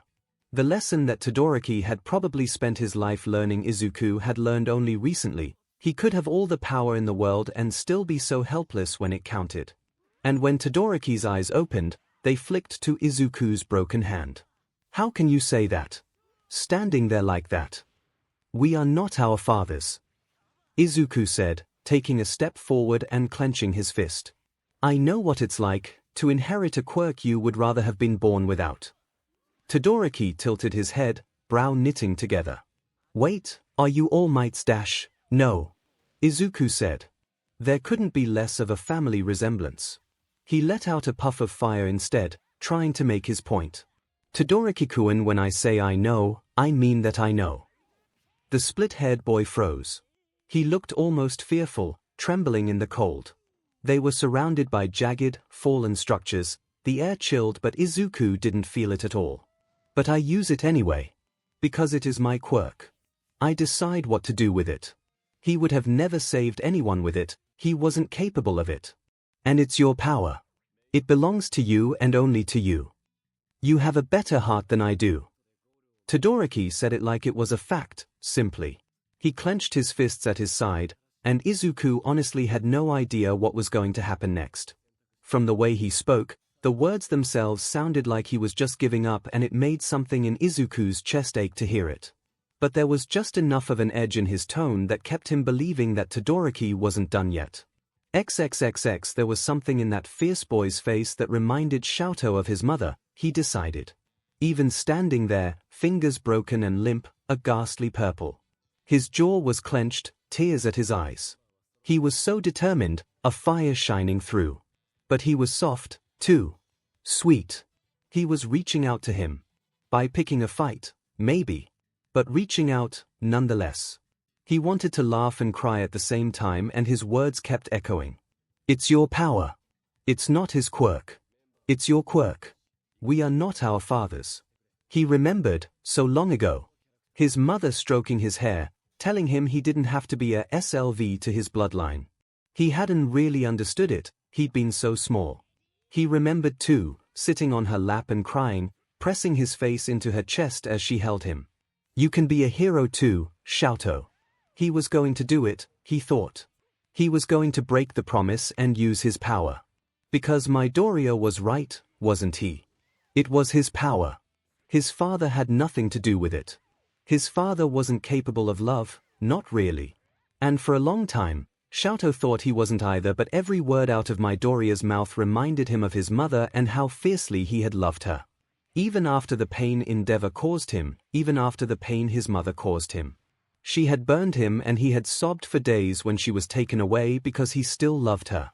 "I don't think you're here just to surpass your father, Todoroki-kun." A soft voice cut through the air and he could see Midoriya standing there, chest heaving, head tilted. A small, soft smile on his face. There were flakes of ice falling in the air, peppering his dark, curly hair and 𝐿𝐴𝐷's breath caught in his throat. "You would have left me so many times over at USJ if that was all. So why are you here?" 𝐿𝐴𝐷 looked down at his trembling hands. And he ignited the right one. He lifted his head to look at a grinning Midoriya, as the fire spread along his body, beginning to burn through his uniform. He could feel it on his face, wreathed in flames, but it didn't burn. The crowd started to whoop and go wild. "I want to be a hero too," he croaked out, instantly embarrassed by the way his voice cracked. It was a simple longing, one that drove everyone in this program, but it felt nearly impossible to say out loud. like he would be punished for wanting something for himself. But he clenched his fist and took a deep breath and repeated himself, with a slight alteration. I will be a hero. Let's go, Todoroki-kun. Midoriya. He shook his head. Sometimes, you take things too far. If only someone had warned me of that before. The green-haired boy said wryly, smiling. You might have won, you know. 𝐿𝐴𝐷 said. Midoriya shifted back, raising his left, unbroken arm in a fist, ready to fight, a grin across his face. I don't know, Todoroki-kun. You haven't put a single scratch on me. He could hear a voice, similar to his father, shouting in the background. It sounded almost like praise, but he ignored it. He didn't want to hear a single thing from him, didn't care to hear it. F him, right? Midoriya whispered, and 𝐿𝐴𝐷 almost broke his composure, hearing the innocent boy in front of him curse. He laughed. And then they collided. They ignored the screams of Midnight and 𝐿𝐴𝐷, blasted straight through the concrete walls 𝐿𝐴𝐷 raised at the last second to try and spare them some pain. The cooled air heated up, the dramatic change in pressure creating a force of unimaginable proportions, 𝐿𝐴𝐷 putting his all into it as Midoriya did the same. That incredible pressure, that power that had resided in just a flick of his fingers coming from his entire arm. Those concrete walls never stood a chance. And when the dust settled, 𝐿𝐴𝐷 was on his hands and knees, choking on the blood coming from his broken nose. It hurt like a beach, blood smeared across his face and in his hair. He must have gotten hit with something sharp, because his head was bleeding a little too. His ribs were cracked and broken, chest on fire. He hadn't felt it so much because of the cold, but now that the air temperature had warmed up he could really feel how hard Midoriya had hit. He looked down to see his hand, a few fingers looking crooked through the cement dust. He tried to shake it off, but when he moved them it hurt. He didn't even know what he hit them against, not really. He slowly got to his feet, breathing ragged. Once he got over the blood smeared across his face he could focus a little more, looking out onto the crowd, searching for Midoriya in the dust. He hoped he hadn't really hurt the freckle-faced boy. But if he hadn't given it at all, Midoriya might have beaten his butt.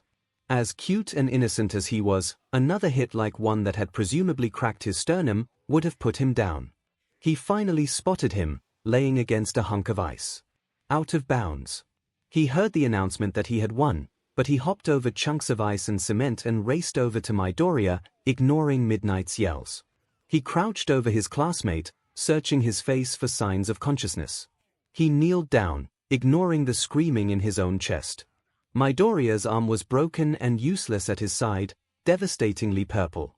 𝐿𝐴𝐷 scared in a breath and held out his right hand. He heard panicked movement behind him, from Midnight, presumably thinking that 𝐿𝐴𝐷 wasn't done with the fight yet, but he ignored them.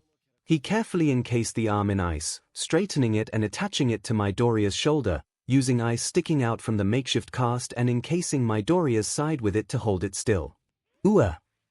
Midoriya's eyes fluttered open. That hurt.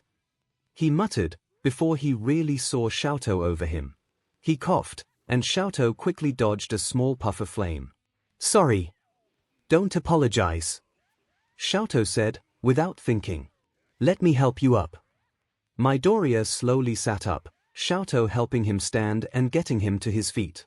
He was careful not to jostle Midoriya's broken arm and tried to avoid his hand as much as possible. Though, Midoriya yelped when it brushed against 𝐿𝐴𝐷's side. I'm sorry, he said quickly. Hey, don't apologize. Midoriya said, almost a sing-songy reiteration of what 𝐿𝐴𝐷 had said. You know, you didn't actually do any of this to me. But my father did this to you. He said, gently tapping his upper arm. Midoriya shrugged, and turned his face to him, smiling as 𝐿𝐴𝐷 shifted his good arm over his shoulders, grabbing Midoriya by the side to help him out. That's because he's a bad person. But you're not like him at all. He was practically beaming at 𝐿𝐴𝐷, and 𝐿𝐴𝐷 fought back a blush in his face. Why did you do that? He asked. You sacrificed your body, your win. Why? You looked like you were asking for help. Came the simple, honest answer, and 𝐿𝐴𝐷 almost broke down and cried right then. Instead, with a feather-like touch, he started to form his ice over Midoriya's hand, holding it in place and hopefully soothing the throbbing pain. Giving him something, anything to concentrate on besides what the green-haired boy just said. He felt Midoriya's curly head bump against his bare chest, where he had lost his shirt.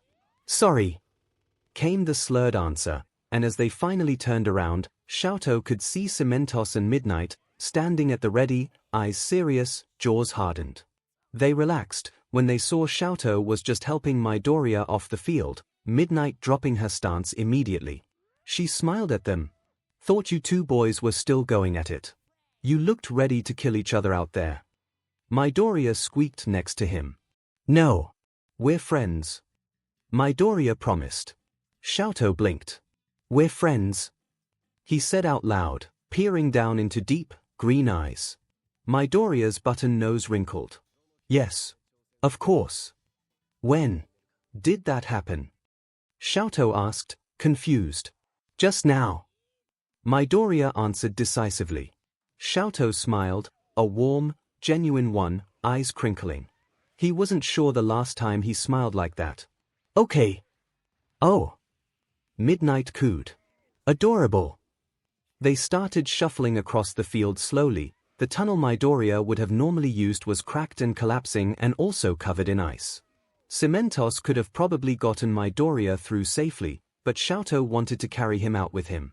When they got to the center of the field, 𝐿𝐴𝐽 paused. "Am I really that heavy?" He heard the innocent question, and he almost laughed. Instead, he reached up, gingerly taking Midoriya's iced hand that was flung over his right shoulder. Facing the crowd, he raised it to the air with his. The audience went wild. XXXX. Izuku had guessed that Endeavor was going to be waiting for Todoroki, a gleeful look in his eyes as he stepped in their path. "𝐿𝐴𝐽," he said, reaching a hand out towards Todoroki, and Izuku immediately felt Todoroki flinch underneath him. He forced out the largest cough he could and a jet of flame shot out, hot enough for even Endeavor to take a step back. "Sorry," Izuku said, voice raspy. "Todoroki-kun is being kind enough to take me to Recovery Girl." He wished he hadn't broken all his bones so he would be more intimidating.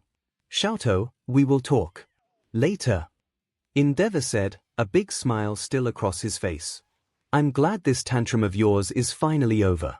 You've finally accepted yourself and become a perfect upgrade of me. When you graduate, maybe you'll even be ready to be my sidekick." Izuku was feeling the nausea build with every word, the sick, twisted vision Endeavor had for his son being impressed upon them. He could feel Todoroki stiffening next to him. Endeavor pivoted to look down at Izuku, his smile shrinking. "I guess you didn't provide an embarrassing match for him, and he finally used dash, don't talk to him." Todoroki's voice cut through the air, icy and cold. Izuku felt Todoroki's hand on his side tighten, holding him close. "You don't deserve to." Endeavor looked startled.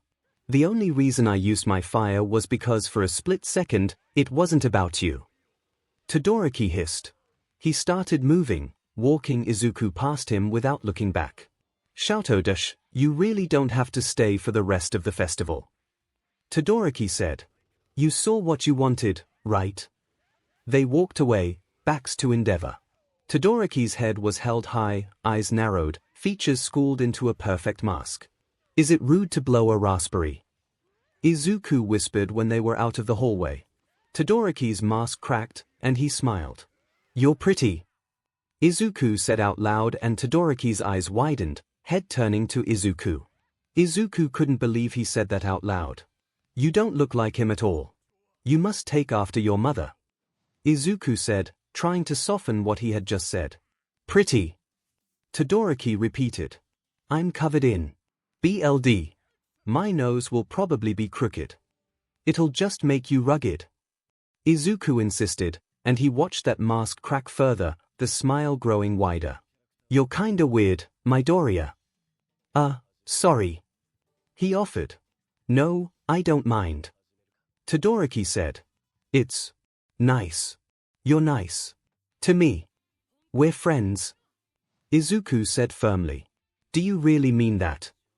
There was a tinge of fear in Todoroki's voice, like he was afraid Izuku was going to say no. "I do," Izuku promised. I really do.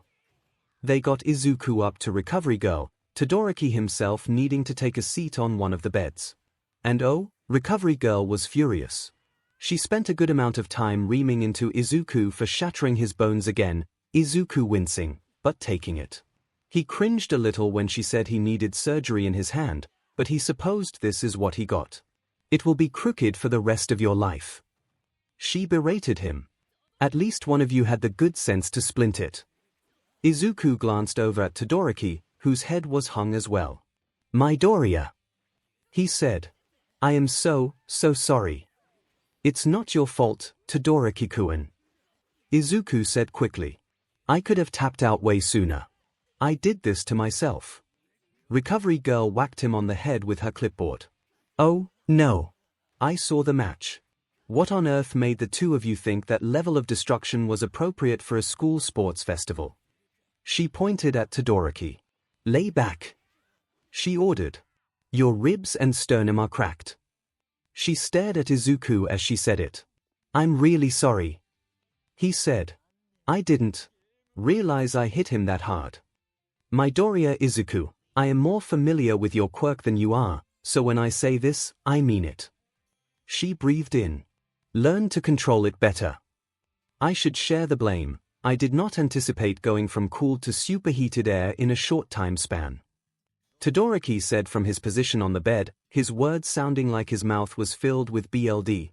If he hadn't hit back as hard as he did, I might have killed him. You two don't know how to stop digging, do you? Recovery Girl asked, hands on her hips. Say whatever you want now, because as soon as you're done, Todoroki will be asleep and you are going in for surgery. She pointed at Izuku, turning to get her materials together. Todoroki reached up and pulled the curtain away, rolling onto his side to look at Izuku. He looked intensely guilty. Don't say it. Izuku said quickly. You didn't do anything I didn't provoke. Besides, this was all me. Todoroki winced. Fine. He said. I won't. He took a deep breath. I'm rooting for you, you know. Izuku told him. Todoroki blinked back. Even if it's Kaken. Why? Because you have a good heart. 𝐿𝐴𝐷𝐿 let Toshinori in without a word, just an angry look. He didn't really have a response anymore. Midoriya had woken up, and was sitting up in bed groggily, looking at his hand.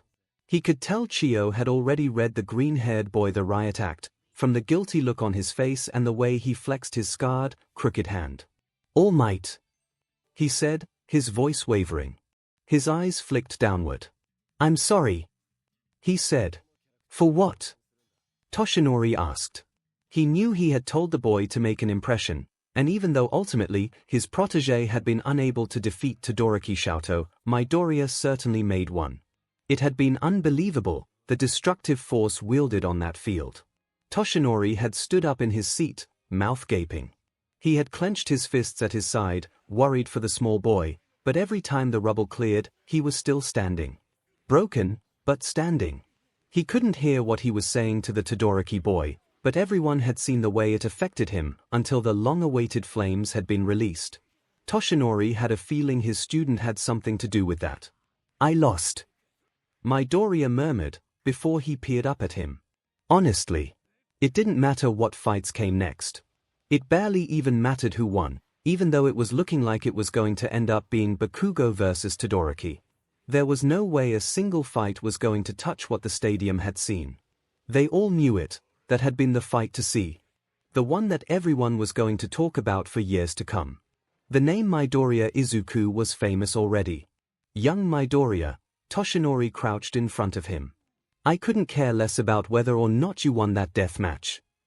The entire sports festival had been delayed, for crying out loud, because they had to rebuild the arena. Midoriya's face brightened, but Toshinori tapped his hand. What I do care about is that you broke so many bones in the process. He watched the boy wince. Yeah, about that. His voice was a little shaky. Was Todoroki the one you were talking about? Toshinori asked quietly, putting a hand on his shoulder. Midoriya nodded, his legs swinging a little off the bed. Did you help him? Midoriya's expression abruptly changed, beaming up at Toshinori. He never got tired of it. Yes. As much as I could. Then that's all that matters. Toshinori said, gently rubbing his shoulder. That's what you're at UA for, isn't it? XXXX. The final wasn't exactly what Izuku expected. He had seen Todoroki falter, refuse to use his flames at the last second. It had sent Bakugo raging, his victory cheapened. But Izuku figured Todoroki had his reasons, ultimately. Even as they were on the stands, waiting to be presented with their medals, Todoroki looked better. He looked free, like a weight had been lifted from his shoulder.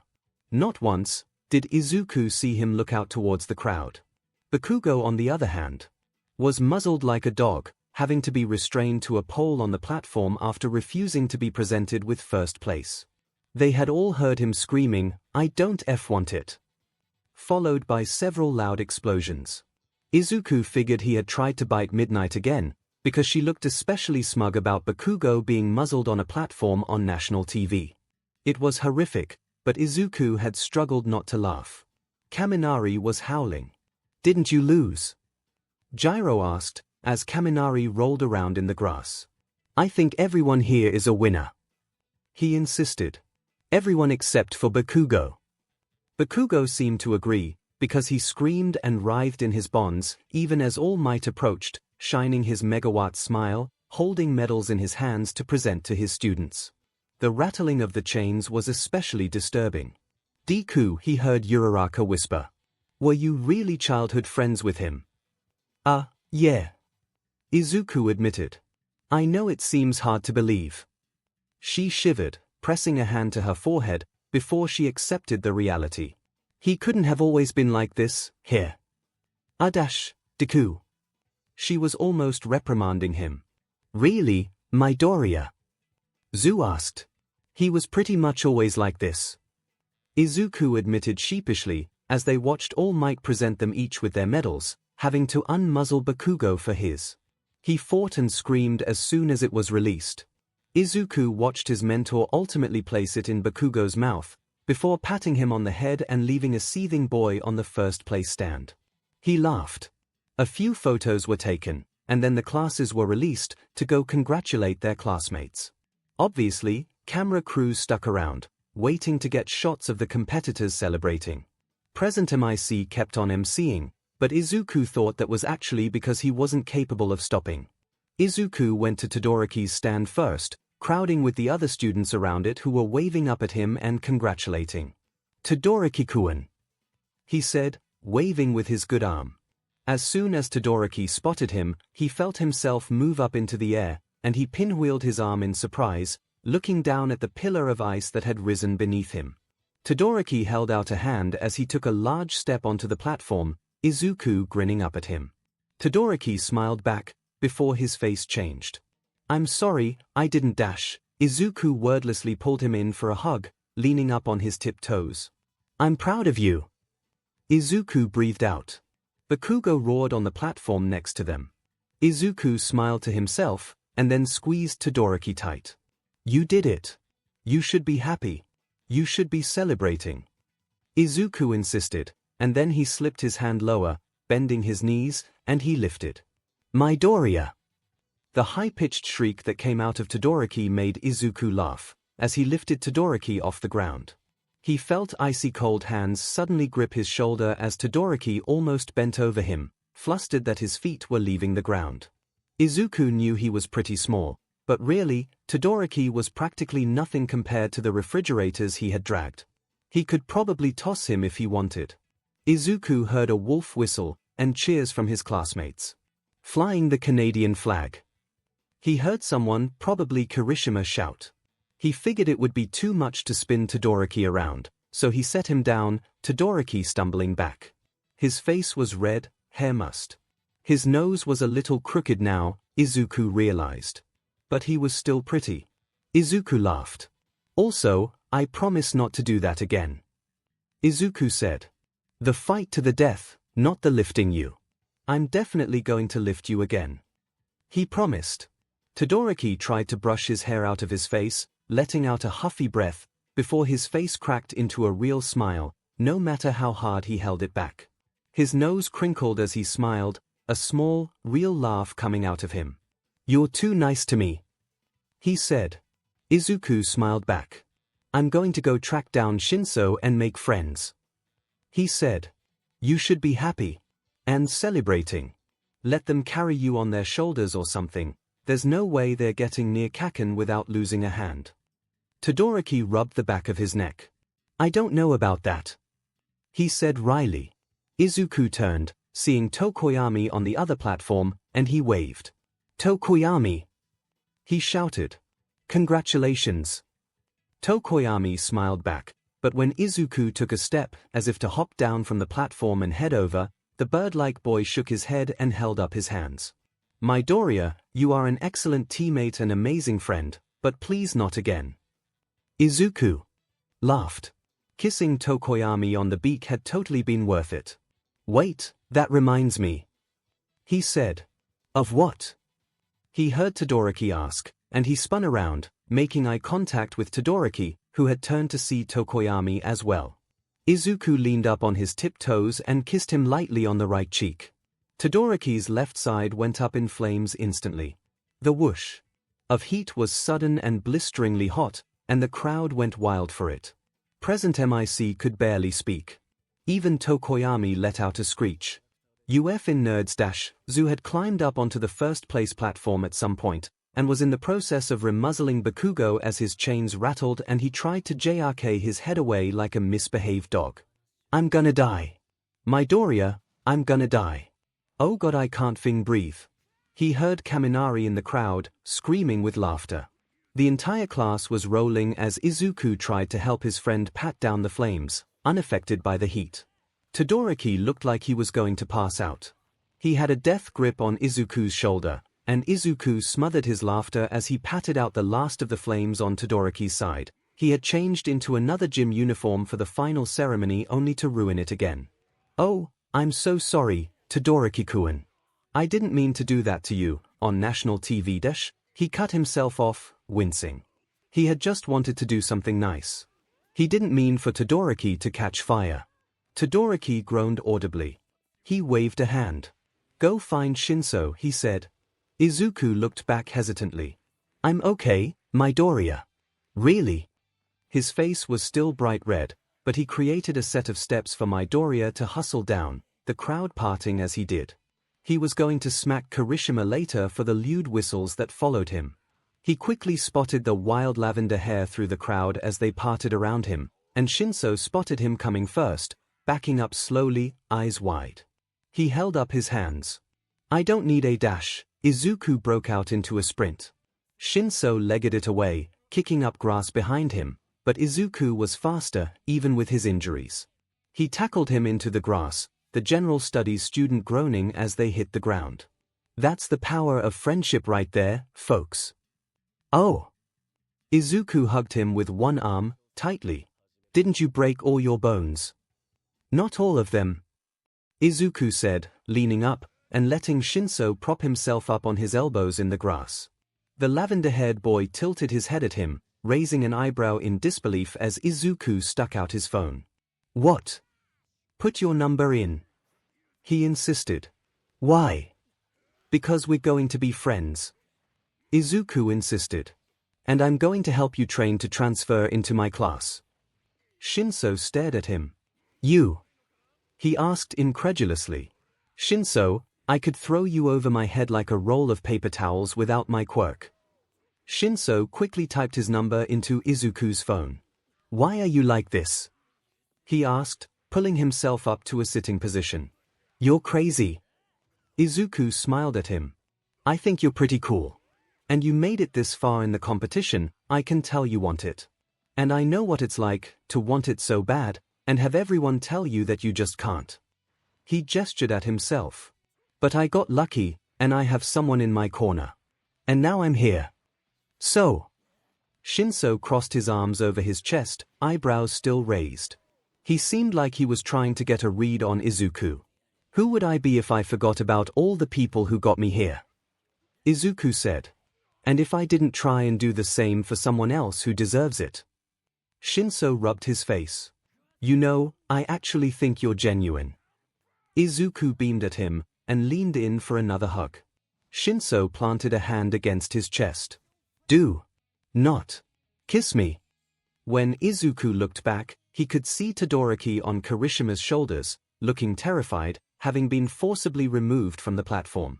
His classmates were cheering for him, chanting and dragging him around. Though Kirishima had hardened his neck so that the death grip from Todoroki's thighs didn't knock him out. The teen's hands were gripping Kirishima's wild red hair like claws. Mismatched eyes were wide, unsure of what to do. But for a split second, when Kirishima patted his legs and insisted, "I've got you, icy hot," he even looked happy. Learning what had happened to Ida's brother through the news had pulled the air out of Izuku's lungs. He had gotten dizzy, reading about the hero killer's attack, having to sit down on the couch heavily while he absorbed it. "Izuku-in?" He heard his mother ask, noticing the abrupt change in her son. "Is something wrong?" He didn't even know how to address that. It somehow hurt more that Ida hadn't said anything about it first, Izuku realized over the past few days. Like he didn't trust them, or he couldn't talk to them about it. Izuku pushed quiet feelings of rejection away. After all, it was not his brother. He couldn't judge his friend for the way he was dealing with this. It wasn't his place to do so. But it still hurt to watch. His friend was normally so chipper and composed, and the first day back at school it was like all that had drained away. The facade was still there, but it lacked the spark behind it. Izuku didn't know if it was the right way to deal with it, if he was crowding his friend. But he did the only thing he was capable of, and he crushed Ida in a hug against him.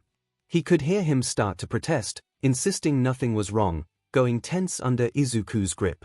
But Izuku wrapped his arms around his neck, rubbed Ida's back, and hooked his chin over his shoulder in the tightest, most empathetic hug he was capable of, a long one where he wouldn't let go until Ida was ready. Ida went slack against him, and it was only seconds later, when he realized Izuku wasn't letting go, that he wrapped his arms around him and hugged him back. He felt a face press against his neck, and if there was a quiet noise of anguish that escaped his friend, he would never tell. When they finally parted, Ida's eyes looked red and his eyes darted away, but Izuku put his hand on his arm and told him with all the earnestness he could muster that he was there for Ida. But when Izuku saw Ida, he knew it wasn't enough. Things were different after the sports festival, at least for a time. Ida was more subdued, Uraraka had a fire lit under her, Bakugo's competitive nature was reaching a boiling point, and Todoroki. It didn't escape Izuku that when the split-haired boy walked into class, briefly catching his eye, his cool expression had softened. The tight line of his mouth seemed to turn up a little at the ends. It was subtle, almost more of a grimace than anything else, but it hit Izuku out of the blue. Todoroki was trying to smile. Izuku took too long to respond though, and he watched the expression start to slide off his face. "Todoroki-kun!" Izuku burst out. Maybe with too much enthusiasm, Todoroki looked startled. "Good morning." Several members of the class looked over, attention drawn by Izuku's outburst. "Good morning, Midoriya." The teen finally answered, slowly. His expression had softened again. Not quite a smile, but getting there. "How is your hand?" he asked, and Izuku was having a hard time reading the tone in his voice. Regardless, Izuku stuck his scarred hand up into the air. Todoroki winced, visibly. Izuku flexed it, grinning back. "It's good as new, Todoroki-kun." Izuku insisted. Maybe that wasn't quite true, it was a little crooked, a little stiff. It was mostly cosmetic. Recovery Girl had said that with some physical therapy and hand exercises, it would loosen up as long as he was diligent and avoided injuring it again soon. She had said the last part with not even a shred of faith in him. "I doubt that. But I am glad to hear you are doing better," Todoroki said, almost solemnly. With a dip of his head, he took his seat in the back, signifying the conversation was over. Kirishima leaned over 𝐂𝐿, eyes sparkling mischievously as he caught Izuku's attention. "Thawing the ice, Prince, here." Izuku threw his pencil at Kirishima, who hardened his forehead so it bounced off uselessly. He let out a barking laugh. When Aizawa walked in, the inane chatter came to an end quickly. He took his spot at the front of the room, looking out on the class, and pinching the bridge of his nose. The bandages had been removed, and despite the sudden rush of congratulations and questions about his condition, he silenced them with a glare. As you may all know, I was providing commentary and analysis for the sports festival, he said, looking out at the group. They tittered nervously in their seats. Izuku could still remember walking in with his busted arm, forehead, and ribs and Aizawa's scathing commentary about USJ. He winced at the memory. Pretty cool, here, Kirishima said, pushing out his chest proudly. I watched you and a student with identical quirks knock each other out. Aizawa responded flatly. If I wanted to see two fools crack their heads together and end up unconscious, I could just watch Kaminari and Ashido during gym. Hey! The blonde cried. Watching all of you clowns gave me a headache. Aizawa snapped. Izuku sunk down in his chair as the unkempt man's piercing gaze ran over the class, ultimately ending on him anyways. Midoriya. Yes, sensei. Izuku choked out. You know that this is a school event and if you are too injured to continue, you can say so at any time, correct? Izuku nodded timidly. I need a verbal answer, Midoriya, so I can ensure that I did indeed lay out the rules appropriately and your skull just happens to be made of granite. Yes, Aizawa-sensei. I knew I could forfeit. He says, staring at his desk, bright red. His cheeks felt hot. Todoroki. Izuku raised his head to see Aizawa pinning the split-haired teen to his seat with his glare. He briefly made eye contact with the other boy, who averted his eyes quickly. Aizawa hadn't even said anything yet, and Todoroki looked equally chastened, knowing what was about to come. Izuku wanted to protest, to confess that he had pushed Todoroki so hard on purpose and baited him into the fight. But he figured Aizawa would not appreciate the sentiment. Were you aware that Midoriya's quirk means he is highly resistant to extreme temperatures? Todoroki's eyes widened. No, he admitted.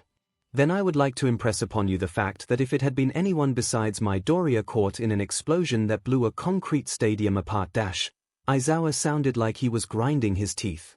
The potential magnitude of the force you utilized. Do you understand? Yes, sensei. Todoroki's expression was largely unreadable, except for the wide eyes that looked shell-shocked. It won't happen again. See to it. Aizawa leaned back, bracing his hands against the podium and sighing. While I saw advancements in many of your performances, the best technical performance I saw was Bakugo's. I don't want to hear it Aizawa silenced the blonde with a sharp look. And yet, despite winning, had to be restrained on the podium. He crossed his arms over his chest. While there are individual victories that should be celebrated, I don't want any of you to think that there aren't necessary improvements to be made. He said. All of these will be addressed, but as for the rest of today, we have a different task ahead of us. Training. Studying. Pop quiz. Came the nervous suggestions. Hero names. Aizawa said. XXXX Xiaotou wanted to sink down and die. He knew that Aizawa was going to call them out. His match with Midoriya had been so rife with violence and injury that their teacher had to. The magnitude of the power shown in the stadium that day necessitated addressing, even shaming. He hadn't realized that Midoriya was resistant to high temperatures and he had felt almost nauseous at the thought of what could have happened to anyone else. He glanced over at the green-haired boy who was writing on the board and erasing it periodically, obviously deep in thought over his choice of hero name. He couldn't stomach the thought of the short, sunny boy being burnt and broken. Even seeing him laying limply against the ice had sent a spike of fear through Xiaotou's heart, far too reminiscent of Midoriya's condition at USJ. Xiaotou hadn't known what it was like to care about a friend before. But that's what it was, right? He hadn't known it, but it was unmistakable. The rush of fear at seeing his friend injured. The idea of damage being done to him. Xiaotou hadn't pinpointed exactly when he had officially put his classmate so near to his heart. Sometime in between watching him crack his broken knuckles in the arena and a bone-crushing hug that forced his feet off the ground and watching Midoriya tackle his former opponent to the ground with unbridled optimism. Maybe when he told him he was proud of him, even though Xiaotou was wearing the second-place medal and not the first. His father would have ripped it off of him and told him that second place wasn't good enough. that he had thrown away first, and any contentment with his current position was failure. Maybe then, 𝐿𝐿 decided. Though if it hadn't been then, it probably would have been the kiss on the cheek that sent a rush of heat to his face so violent he had quite literally burst into flames. He wanted to bang his head into his desk at the thought. He wasn't active on social media in any form, but he had caught glimpses on his classmates' phones, and the press had gone absolutely wild over his fiery debut in the public eye. It was just that 𝐿𝐿 hadn't had someone touch him so tenderly in years. The last time he had been kissed was by his mother, and the last memory he had of her was her disfiguring him permanently with boiling water. So that had gone so well, obviously. It was so soft and sweet and sudden dash. And Midoriya was cute, and it made it so much worse. 𝐿𝐿 tried not to think about it too much, but he certainly had thoughts about being this disfigured, ugly freak. Scarred. Mismatched. He tried not to let it affect him too much. After all, personal relationships had always been impressed upon him to be weaknesses. It didn't matter if he wasn't attractive, he didn't need to be a hero. It didn't matter, right? And then the soft, sweet, absolutely jacked boy had called him pretty and kissed him on the cheek and had reached a hand out to him when he had needed it most. 𝐿𝐿 let out a sharp breath and pinched the skin on his arm. His face was feeling hot again, and if he went up in flames in the middle of class he would die on the spot of embarrassment. It felt stupid to even consider. Midoriya had done so much for him, protecting him from his father, fighting tooth and nail to get through to 𝐿𝐿, forcing him to look at the truth and take a step closer to accepting himself instead of fighting it. The least of what he had done had anything to do with 𝐿𝐿's looks, and he felt dumb for even thinking about something so trivial. But for a moment, 𝐿𝐿 had entertained the thought that someone so cute thought he was pretty, and he had held his face into his pillow and tried to get a hold of his stupid self without lighting on fire again. Fuyumi had even teased him. His mother hadn't said anything about the sports festival yet since he began to talk to her again. After all, there was so much else to catch up on. But he didn't miss the faint smile when she asked how he liked his new classmates. He was pulled out of his thoughts by Midoriya putting his board down on the podium without hesitation. Jaw hardened. He jerked in his seat at what was written. Midoriya-kun. Uraraka whispered. Are you sure? A ripple of unease went through the class. They all knew what the word meant. Useless. An insult from a childhood bully that had followed Midoriya to high school. 𝐿𝐿 almost snapped his pencil in his hand. Midoriya nodded firmly. For a long time, this meant something negative. Something bad. Midoriya admitted, running a hand through his curly, tangled hair. But it means what I want it to mean. And it reminds me of my time here, with all of you, and everything to come that I look forward to. It inspires me to be better, and I want it to do the same for everyone who hears it, one day. Deku. Written in bold letters across the board, and not a single ounce of hesitation on Midoriya's face. 𝐿𝐿 could swear he saw Aizawa crack an eye open from his sleeping bag in the corner of the room. Midnight cheered and approved Midoriya's name nonetheless, sending him back to his seat for the next person.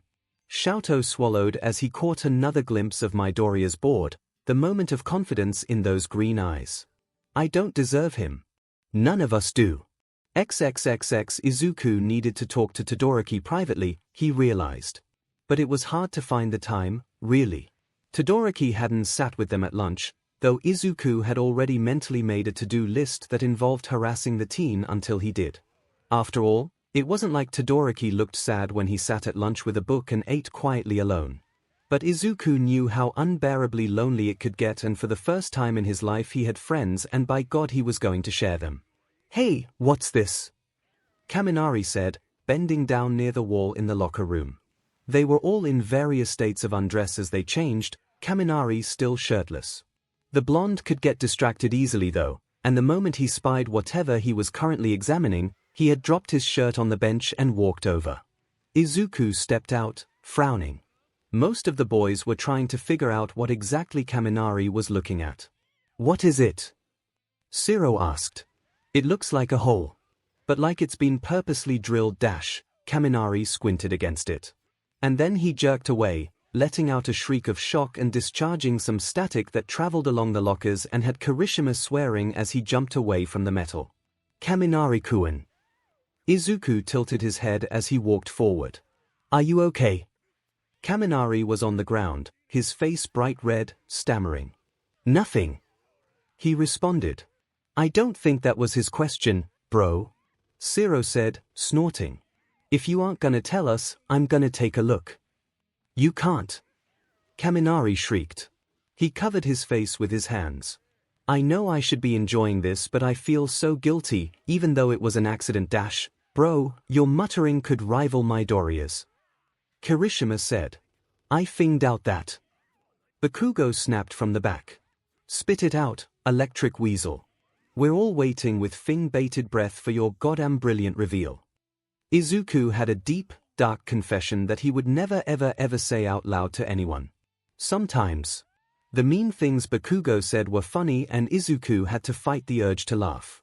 Sometimes, he thought about Bakugo calling Shigaraki a freaky one-armed beastie with fat fingers and he couldn't control his wheezing.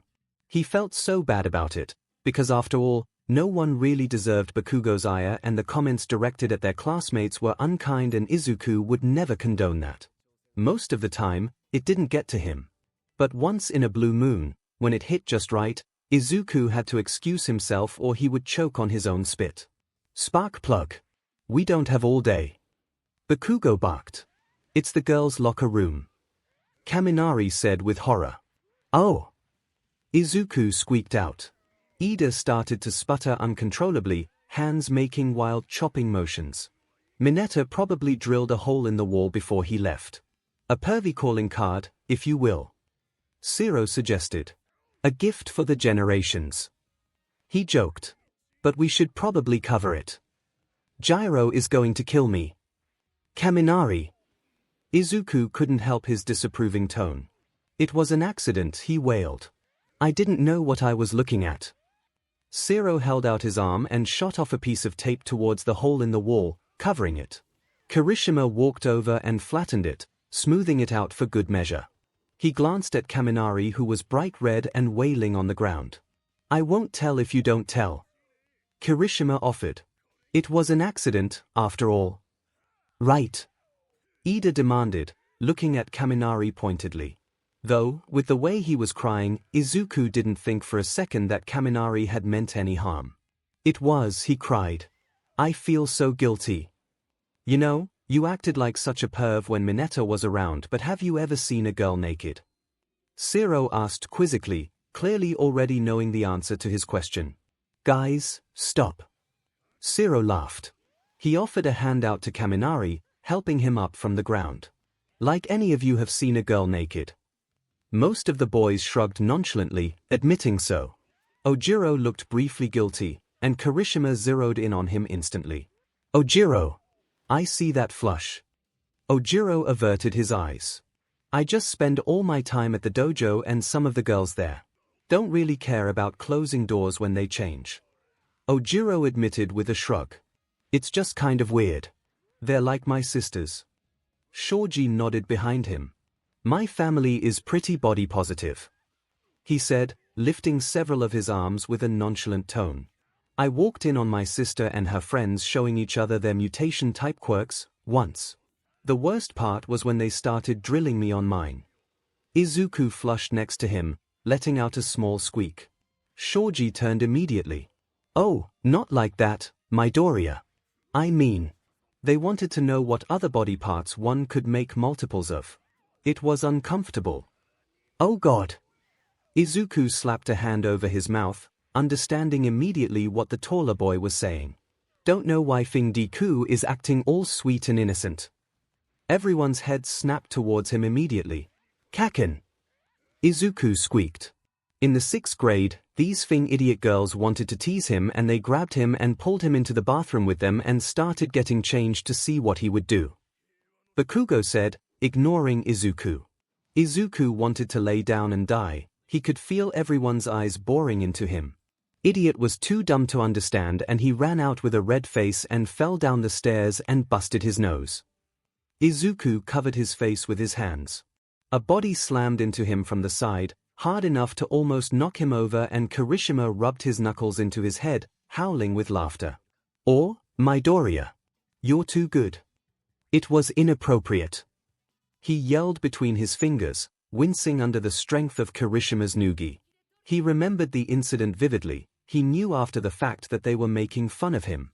It was a group of older girls and he had been so shy and quiet for his age. They were generally friendly to him, in the way one might play around with a small animal. He was a novelty, quirkless and shy and rambling, and absolutely nothing about him was threatening.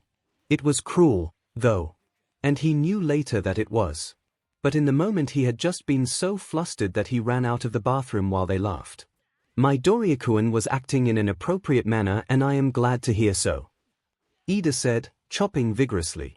I would expect nothing less from his upstanding moral character. Can we please change the subject? Izuku begged. A ripple of laughter ran through the room as they finished getting changed, boys starting to head upstairs. When there were only a few people left, Todoroki being one of them, Izuku decided to try and talk to him. He sat down on a bench near the split-haired boy, tying his shoe. Hey, Todoroki-kun, he said, as Todoroki adjusted the sleeve of his gym uniform that had rolled up awkwardly. His classmate glanced over at him. Yes. Can we talk for a minute? Izuku asked quietly, tracking the last person, Kaminari, out of the corner of his eye. He was heading up the stairs, oblivious to their conversation. I suppose so, Todoroki said, shutting his locker and turning to Izuku expectantly. There wasn't really an easy way to approach this topic, but Izuku understood more than most that it needed to be done. I wanted to talk to you about your dad. A mask immediately fell over Todoroki's face. I don't think there is anything else to say, he said coldly. Todoroki-kun, I know you probably don't want to hear this, but I'm worried. About you. That you're not safe at home, Izuku confessed. And I know how hard it is to ask for help, especially when you still have family that he can hurt, even if it's not you. Todoroki jerked back as if he'd been burned. Izuku didn't know Todoroki's exact situation, but there was something about violent fathers with foyer quirks, he supposed. But whatever he's doing, he's not going to stop. Have you been spying on me? Todoroki was uneasy. Izuku tilted his head, confused. He shook it. No. I just know my father wouldn't have stopped until he killed me or my mom. Todoroki closed his eyes. So, when you say you understand dash, Todoroki cut himself off, jerking his head away. I understand, Izuku said, seriously. Quirks can be repressed, you know. Because of trauma. Emotional. Physical. He tapped the side of his skull. Head. He had suspicions that he had brought up with his counselor. Not that it mattered what the specific event was that had caused him to repress his quirk was. It had happened. It was done. But he remembered one argument. Right around his 4th birthday. Seeing Hisoshi grab his mother's arm and knowing immediately what was to come. Of balling up his little fists and pushing on his father's leg, trying to help his mom, and Hisoshi shoving him so hard he went careening into the counter and cutting his head open. He remembered bleeding all over the floor, dizzy and hot and confused, and his mother's sobbing, concerned face swimming into view above him.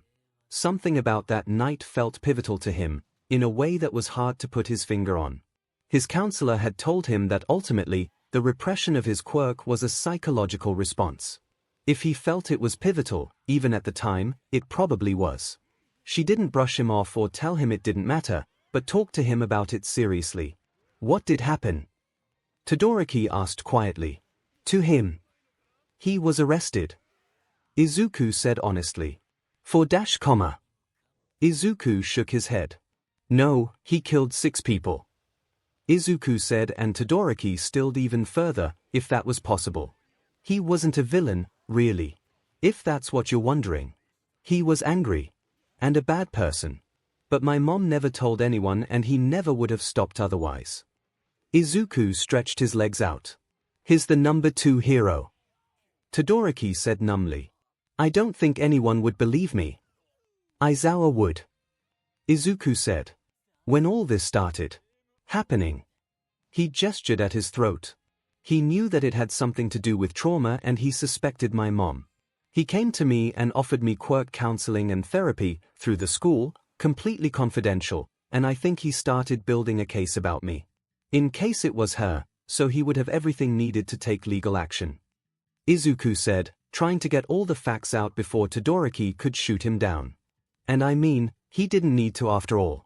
But he kept it under wraps, even from me. If you tell him something, he'll keep it a secret. He won't do anything that will get you hurt. There's nothing he can do. Todoroki said bitterly. I don't know about that. Izuku said. Plus, the school has Principal Nezu on their side. I think he could take Endeavor any day. Izuku didn't think now was the appropriate time to launch into the explanation of hero matchups he had considered before. Endeavor was brawny and fiery, but he had no doubt Nezu's superior intellect would demolish the devastatingly predictable hero any day. He had never hated Endeavor before learning the truth, but he lacked the same spark that had driven All Might to number one. Todoroki wavered at the thought, seemingly having forgotten about their high-spec principle. I'm not saying everything will go right away to being alright. But they can help. They can try and protect you. Izuku rubbed his head. You have older siblings, right? Maybe they could help them try and get custody of you. Or get you and your mom financially independent from him. Or they could add extra training for when you don't want to be at home with him. Midoriya. Todoroki's voice cut through his rambling. Izuku's head jerked up. Todoroki seemed deep in his own thoughts. I'll think about it, okay? And Izuku believed him. And I know you might not feel totally comfortable with me yet, and that's okay, but I also thought if you ever just wanted to talk about it, I'm not exactly a qualified therapist, but I could listen, or if you needed help with injuries, I got pretty good at first aid. Midoriya. Sorry. Izuku apologized for rambling, rubbing his neck sheepishly. He offered the split-haired teen a small smile. I ramble. No, don't apologize. Todoroki said. I might. He paused. I might take you up on it. Oh. Izuku blinked. Good. He gave him the sunniest smile he could manage. If he wasn't sure it was just the odd lighting in the locker room, he would swear Todoroki was blushing. Even so, the split-haired boy definitely averted his eyes. We should go. Todoroki said, jerking his head towards the door. We're going to be late. Oh, yeah. ♯. Izuku shouted, shooting up from his seat in the lunchroom. He spotted the lavender-haired boy from across the room and started wavering vigorously. ♯ visibly cringed. Deku, shut the F up. Came the snipe from the table over, and Izuku's eyes fell onto Bakugo, who was clenching his silverware in his hand. Some of us are trying to eat in peace. His childhood friend was already building in volume, but Izuku ignored him. He could hear Kaken let out a shriek of frustration, his quirk going off and warping the object in his hand. ♯ practically darted across the lunchroom, before slamming his hand down on the table. Midoriya. He hissed. You should sit with us. Izuku said cheerfully. He watched ♯ drag a hand across his face. You're killing me. Izuku debated the merits of what he was about to do, but figured that since ♯ had warded him off during the sports festival, he had earned this. He stuck his hand in ♯'s fluffy hair and ruffled it. His classmate's jaw dropped open. Midoriya. He shrieked, jerking away and petting his hair down. Oh, come on. Just sit down with us. He said. I'm not here to make fr. If you finish that sentence, I'll take it as a challenge. Izuku teased him. ♯ sat down in an open seat abruptly. They had texted a few times since the sports festival, but things had been hectic. Izuku sensed ♯'s reluctance to reach out, as if he was afraid that something would go terribly wrong. Izuku wasn't worried though, he was certain ♯ felt it too. He felt connected to this boy, almost instantaneously. Similar to the way he was with Todoroki, but he felt more comfortable teasing ♯. Oh, great. Another thing addition to the Deka squad. He heard Bakugo snipe across the table, and Izuku looked over at him. He wasn't as afraid of Bakugo as he had been early in the year. Facing the boy still made his hands shake, sometimes. But beating him in the class activity had restored some of his confidence. It helped that Izuku actually had friends now and didn't feel so horribly isolated. That's a cute nickname. Uraraka chirped behind him. Deka squad. I like that. Ida nodded his agreement, and he watched Uraraka go into her phone to change their group chat name. "Thanks, Kaken," Izuku said. The blonde slammed his hands down on the table. "Everything about you makes me want to rip your hair out of your head," he screeched. "Kaken?" ♀♀ asked quizzically. Izuku waved his hand. "I've known him since we were kids." Kirishima was patting Bakugo on the arm, trying to get him to calm down and snickering into his elbow. ♀♀ yawned and started opening up his lunch. "What are you looking at, useless Deku?" Mina caught his eye from Bakugo's table. "Don't worry, Midoriya. Bakugo just can't stand all your boyfriends." ♀♀ spat a mouthful of rice out onto the table, coughing and rubbing his chest. Uraraka started to giggle next to Izuku, throwing her head back and smacking her hands on the table. She started to settle down, and then would look at ♀♀'s shocked face for a moment, before it started all over again. Bakugo tried to grab Mina by the horns, but she just spat acid at him. Izuku didn't pay much attention to the struggle going on at the table next to them. Instead, he tried to get Uraraka to calm down. But every time she got close to it, her bubbly laughter would surface again. Zu looked close to laughter as well. When the round-faced girl next to him finally calmed herself, Izuku turned back to ♀♀. "Boyfriendess?" ♀♀ asked, emphasizing the plural. Izuku considered his next words for a few seconds. "What, you don't want to be my boyfriend? That hurts, ♀♀-kun." He teased him. The lavender-haired boy snorted. "You're funny," he said. "Funnier than I thought you would be. So it's settled then, here. I could do worse." ♀♀ shot back, a small smile twitching on his lips. His eyes flicked up suddenly, and Izuku twisted around to see Todoroki rooted to the spot, deeply confused. "Congratulations." Todoroki's brow was furrowed deeply. Uraraka shot water through her nose, she snorted so hard. Ida spluttered as it hit him directly, dabbing at his uniform vigorously and reprimanding the girl sitting across from him. "Oh, no, we're just kidding, Todoroki-kun," Izuku said quickly. "I'm crushed." ♀♀ deadpanned. "I can't believe it's ending like this. All our history. Our chemistry."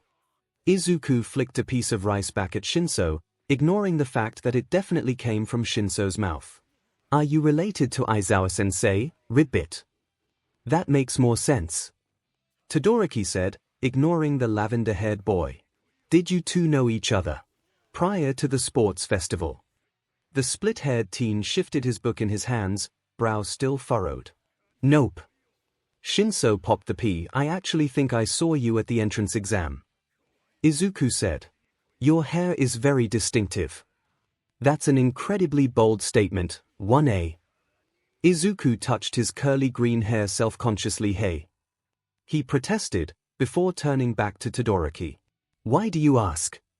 You two just seem close," Todoroki said with a shrug, eyeing the boy sitting across from Izuku carefully. He was certain the split-haired teen remembered ♀♀ from the festival, even if he had been caught up in different matters for the majority of it. "I've never seen this man before in my life," ♀♀ said, picking his chopsticks back up, taking interest in his lunch again. Izuku fought the grin that was starting to spread off his face. He was glad that he wasn't the only one who felt the easy nature of their friendship already. He loved the rest of the Deka Squad, as dubbed by Bakugo, but he didn't really have any friends he felt comfortable teasing about being his boyfriend. Maybe Kirishima, but Kirishima was liable to take it too far and that would really set Bakugo off. "Would you like to sit with us, Todoroki-kun? I promise I won't make any more jokes about dating ♀♀." Todoroki blinked at him. "Ah. I have some work to do, so I won't be joining you today. But he glanced at the rest of the Deka Squad.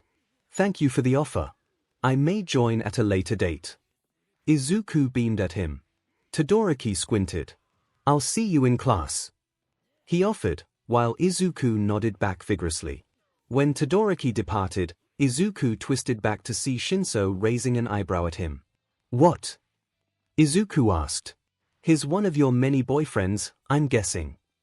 "♀♀kun," Izuku said, horrified.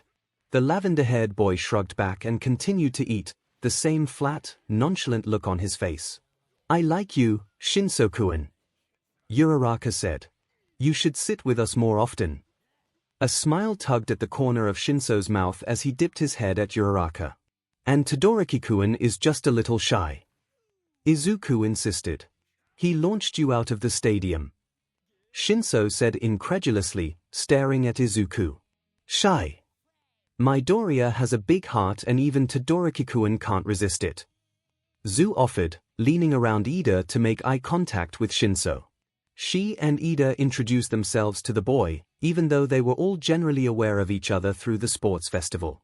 Izuku was glad they were taking to Shinso well. After all, he hadn't really asked them if it was okay to invite Shinso over. He didn't exactly have a fantastic reputation with Class 1A so far. Ojiro still seemed bothered by the mind control, but Izuku didn't see what all the fuss was about.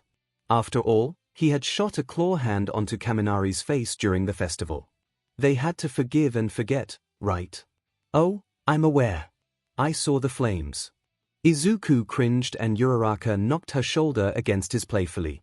"Oh, it was sweet, Deku," she said. He looked happy, after. Even though his face looked like a tomato. Zu supplied helpfully. "I myself was not there to witness it, but upon reviewing the footage, it was quite touching," Ida said, stabbing the air with his chopsticks as he spoke. He flashed a smile, but it was more subdued than usual. "Touching and not horrifyingly embarrassing," Izuku said, groaning. Uraraka patted his shoulder. "I don't know, I think it was a good thing for Todoroki-kun. He can come off quite cold and Endeavor is known to be kind of standoffish as well. But it really humanized him, I think," Uraraka said thoughtfully. "It shows that he's shy, not cold. He got a lot of great offers from top heroes for internships, a lot more than everyone else. Including Bakugo. Did you all get offers?" Shinso asked the group. Izuku shook his head. Uraraka glanced at him carefully. "Ida and I did," Uraraka said. "But they are placing everyone regardless, so even if you don't get offers, it's okay." "You didn't get an offer." Shinso looked directly at Izuku when he said it. He cringed. I think the bone-breaking scared people."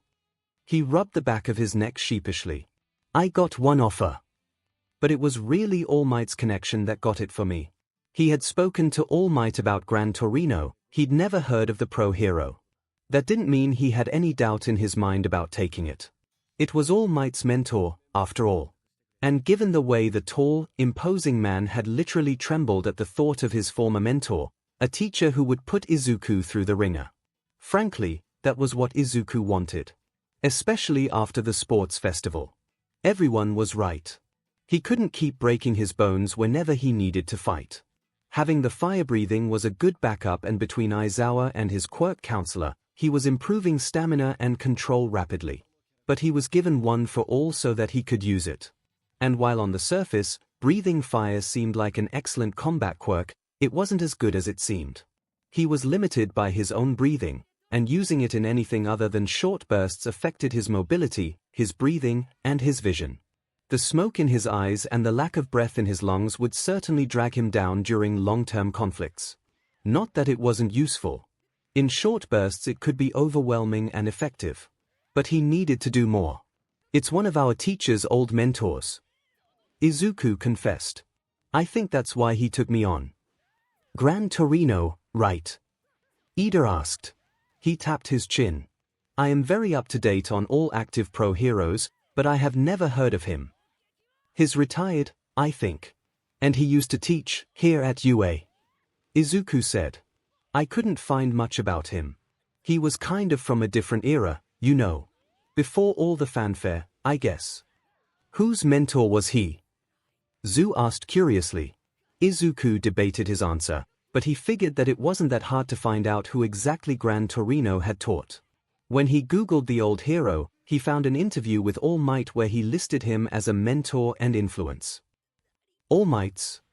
What? Uraraka banged her hand on the table excitedly. "Deku. That's so cool." Izuku smiled sheepishly. "Your quirk is similar to All Might's, Ribbit," Zu said. He could probably help you a lot if he used to teach All Might. That's what I'm hoping, Izuku said, glancing down at his scarred hand. I really have to stop doing this to myself. I would have taken his offer even if I got others. He reflected on the shudder that had gone through his own mentor at the mention of 𝐺𝐵 name. All Might seemed scared of him. Scared? Shinso asked quizzically. All Might. Izuku nodded. He said 𝐺𝐵 used to make him puke. He whispered. Shinso snorted. It was nice knowing you, Midoriya. I'll come to your funeral. Izuku groaned. I'm excited, but I am scared. He admitted. I just know I'm gonna yak it too. XXXX 𝐺𝐵 here. Aizawa asked, watching as Izuku stretched. He was more flexible than before by a significant degree. Aizawa had even started teaching him some combat moves in addition to their quirk training. All Might had talked to Aizawa about Izuku's quirk, essentially telling the man that as Izuku's body got stronger, he would be able to utilize the strength enhancement more effectively without breaking his bones. Not that Aizawa didn't still work with him on One for All. He had made control paramount, especially after the debacle that was the sports festival. Yeah. Do you know him? Izuku asked from his place on the ground. His homeroom teacher shrugged in response. Not well. He was a teacher here, a long time ago. A good hero, he said with a dip of his head. That was a high compliment, coming from Aizawa. All Might said he taught him. I'm assuming you intend to work on your strength enhancement with him. Izuku nodded. Yeah. Hopefully I can get dash, he gestured to his hand. This, under control. He may be able to help you with your fire breathing, too. Aizawa said. His quirk is jet. Jet. He moves quickly by propelling himself with air. I don't know the specifics of how it works, but I do know it has to do with the air he inhales. Izuku's head shot up instantly. He could see exactly what Aizawa was getting at. He probably saw it at the sports festival, right? Izuku said, scratching his head. His fighting style may line up more with what you're capable of than All Might's. Aizawa said, staring at him pointedly. Izuku cringed. It must have been obvious then, that the first few times he used his quirk, he was only emulating what he had seen All Might do with it. It had improved somewhat by the sports festival with Aizawa's training. But Izuku was still a long way off from having an effective style of his own. Smash isn't the only way to fight. Izuku got to his feet, twisting and stretching his core a few times as he did. I just don't really know where to take it. Izuku said. I've been working with Shibata-san and you on control, but I still feel like I've barely scratched the surface of my quirk. Quirks, he almost said. Aizawa shrugged again. That's to be expected. You'll get there. But in the meantime, stop breaking your bones before you do irreparable damage. He said flatly. The green-haired boy winced. Aizawa paused, clearly thinking. You keep calling it strength enhancement, but it can be applied to any part of your body, right? Like my legs. Izuku said, confused. He had used it before to jump, during the entrance exam. Not without shattering them, but he could use it on his legs. No. Your lungs. Izuku's eyes widened. He hadn't even thought of that. But probably, right. One for All could be applied to his arms, his fingers, his legs. Presumably more, given how sturdy All Might appeared to be. Do you think I could apply it to muscle fibers and bones too, to increase their density? What if that could prevent my bones from breaking so I can use it at a higher level? Maybe that's what All Might does. After all, super strength doesn't mean super bone density, which seems about par for the course for quirks, but he's so sturdy that he must do something, if his quirk is an enhancement like mine. Izuku burst out. Or if that's something that will come if I apply it to my lungs.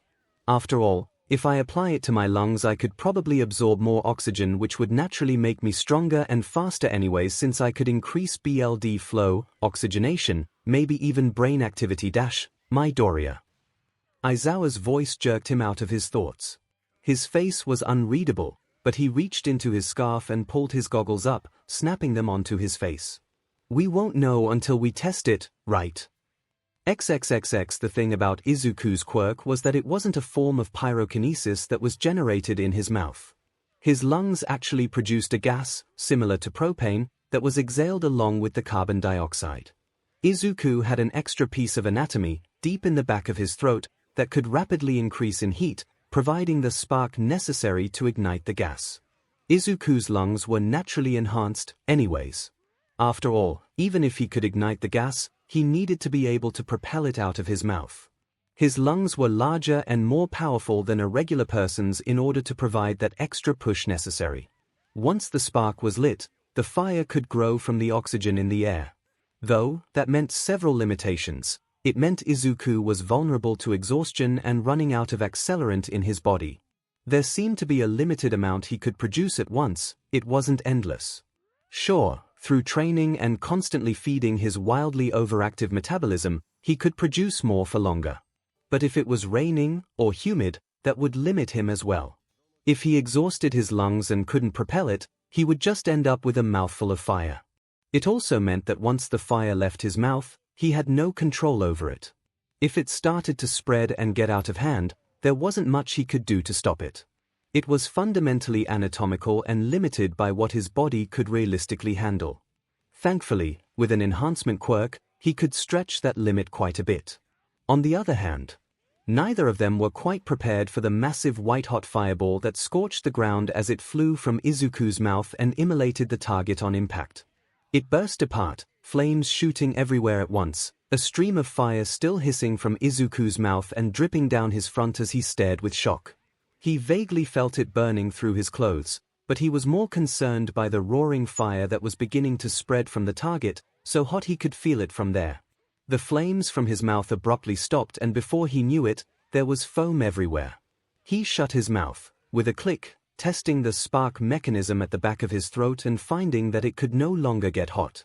The only part of his anatomy Aizawa could technically affect with his quirk was that. The rest was an internal mutation that already existed, but Aizawa could shut down the ignition. Izuku blinked, turning to Aizawa, who was sweating a little in the heat.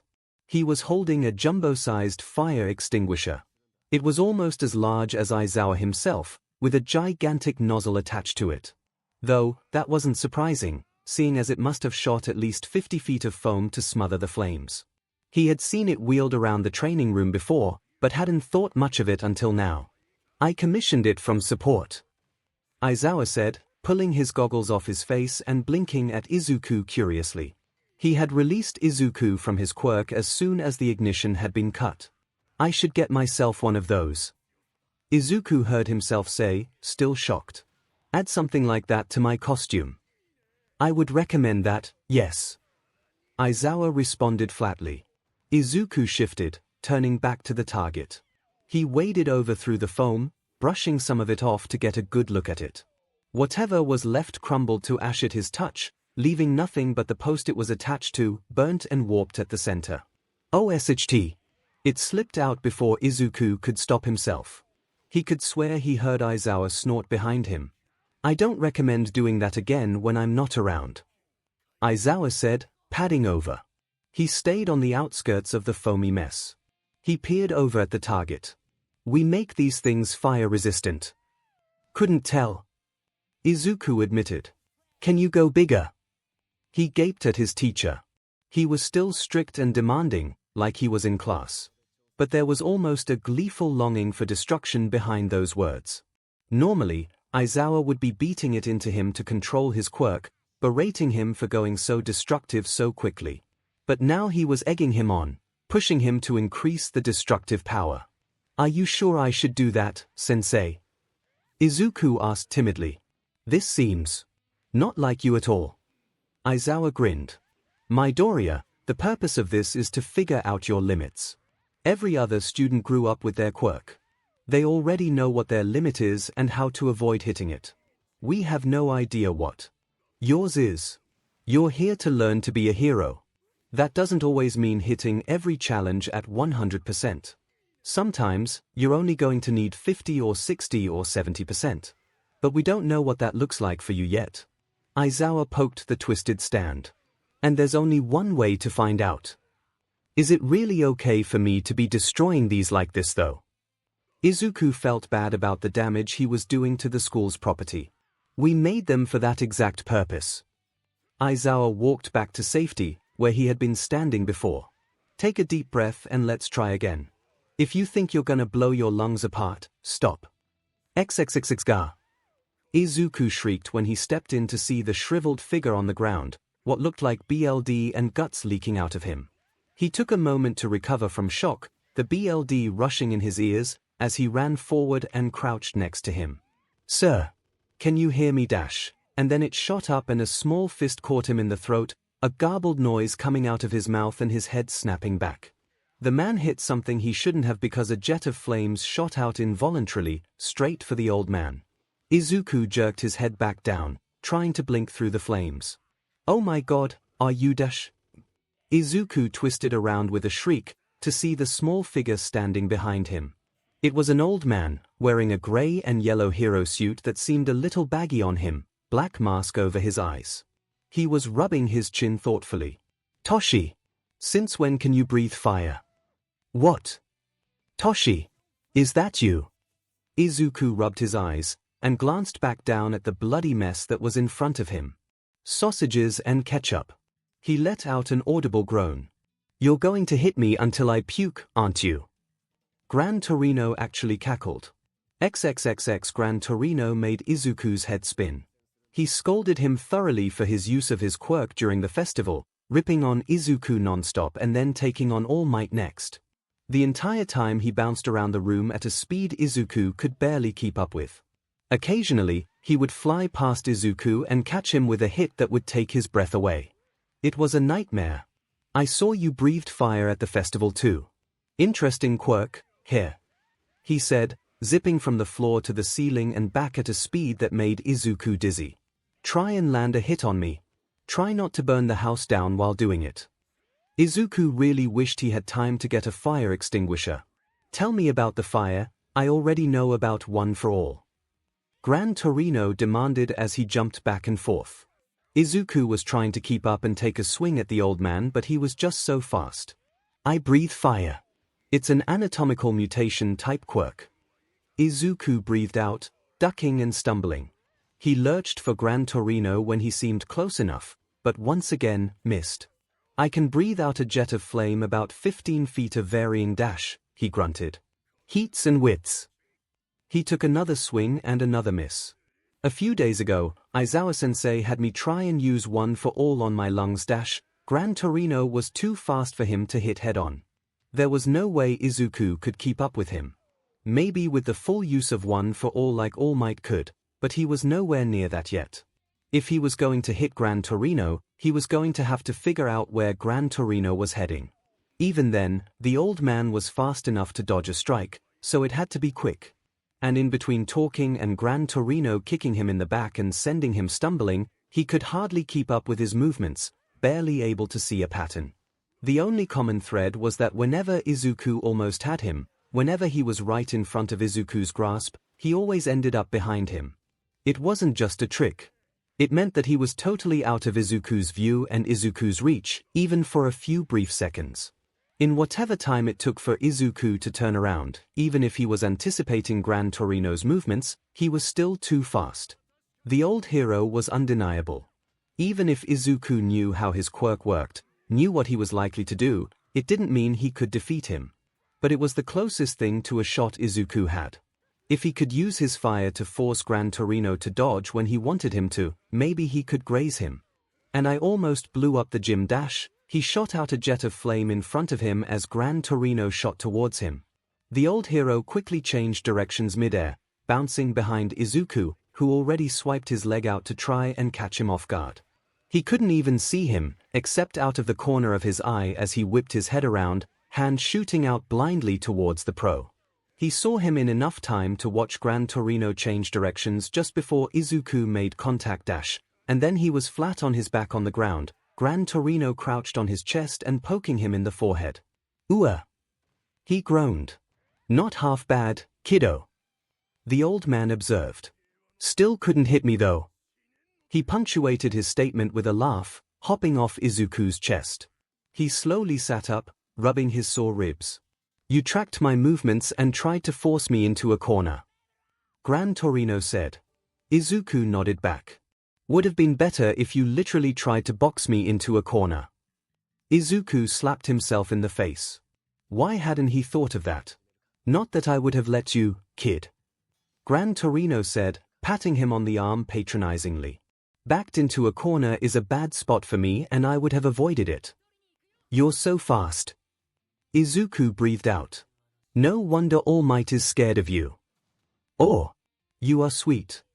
The old man cackled. I was rough on 𝐿, but he was a better hero for it.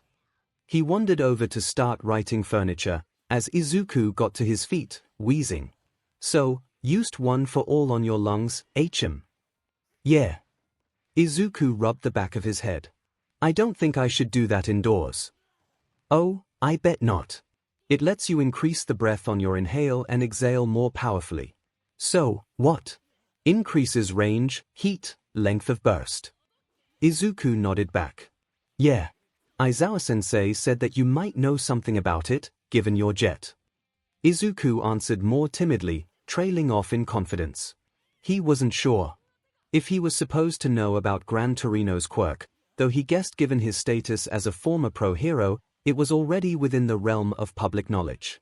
He's been pushing me on cardio and breathing exercises, so I can sustain a longer conflict with my fire breathing. He wanted to see what my upper limit was, too. 𝐺𝐻𝐿 hopped up onto a chair, his short legs swinging over the side. They didn't even touch the ground. How could someone so small be so brutal? Erase ahead, right? Izuku nodded back. Good. He's right. The underground heroes always do have to use their heads a little more than Toshi does. His eyes bored into Izuku. You have a good head. You need to use it more. Like dash. Izuku didn't know exactly what 𝐺𝐻𝐿 was getting at. Your loyalty to All Might is a shackle. Your movements are too stiff, you're barely utilizing a quirk that would force any idiot with a normal sensitivity to heat into a corner, and I can tell all you know is smash. Izuku cringed under the weight in 𝐺𝐻𝐿's gaze.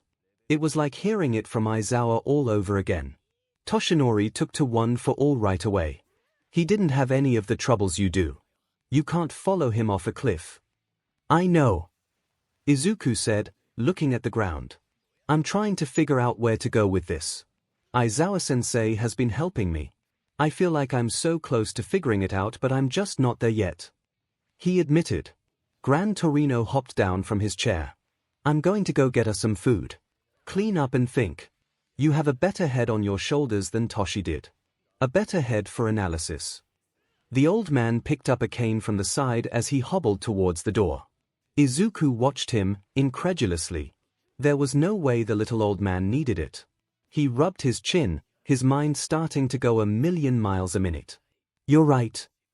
Izuku's head snapped around to look at the shriveled hero as he stepped through the doorway. You are close.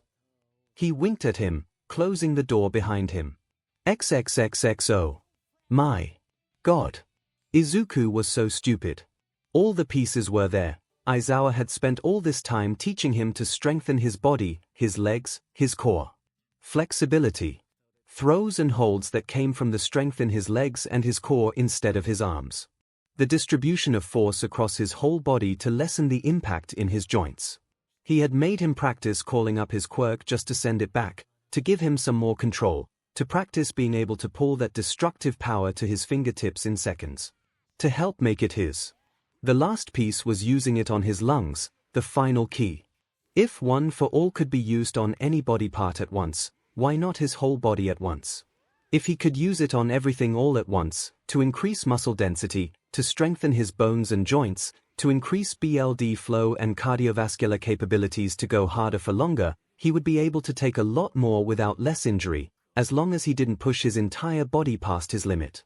He wouldn't have those earth-shattering blows that could blow zero-pointers apart like nothing, but he would be faster and stronger than normal. If he focused a little more on martial arts and how to use momentum and force, he could certainly make up part of the gap in strength as well.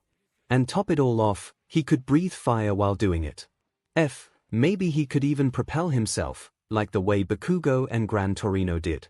Aizawa had been shoving the tools in his face to do it, and Izuku had seen 𝐺𝐵 eyebrow raise the moment he said he used one for all on his lungs. So, have any thoughts? 𝐺𝐵's voice brought him out of his mumbling, and he shot up from his seat on the couch. The small man waddled over to the table, setting down the bag of takeout. Yes, Izuku said excitedly. I do. I need to make one for all an extension of myself, don't I? It's an overall enhancement. I've been using it on my arms and fingers for these cannon-like blasts, but that's an oversimplification of what it can do. It has to be a part of me.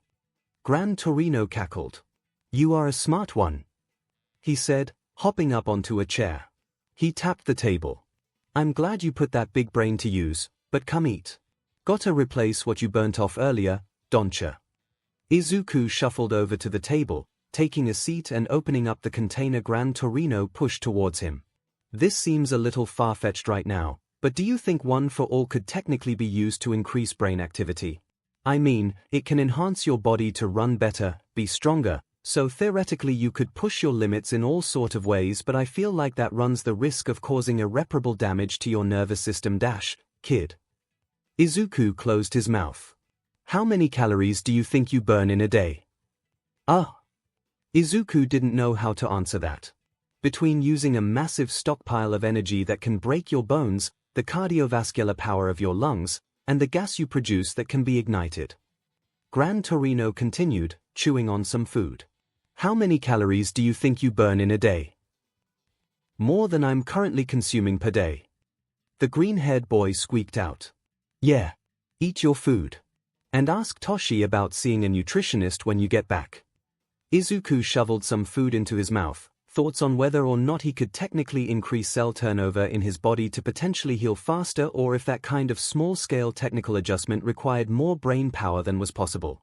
XXXX After a few experiments in the alley that night that had Izuku on his butt, he was becoming incredibly grateful that Aizawa made him practice calling up one for all and sending it away again. It was hard to switch it on and off, but it would have been harder without the practice. It was making it easier to try and meld the brilliant power with his whole body as well, though the immediate boost to his lungs had him pressing his lips together as he tried to leap up the walls. When he fell, it was definitely with a burst of fire and a high-pitched shriek. He didn't stay out all night. After he felt like he'd made some good progress, he headed back up to where he was staying in 𝐺𝐵's house, and took a shower. He smelled like garbage. He hopped onto his bed, feeling boneless from the strain on his body and the hot shower. He reached out for his phone to set an alarm and was surprised to see a few unread messages. He had sent some to Ida and Uraraka before getting into the shower, to see how their own internships were going. Ida's response was stilted, that he had great respect for the hero he was interning with, Manuel. It still seemed impersonal and clipped to Izuku. But he had offered his ear many times, tried to get Ida to talk about his brother, had swore up and down that he was there for his friend, and he didn't know if he could push Ida any further. Maybe Ida was dealing with it well, everyone handled things differently, and if he needed some time to himself, that was okay too.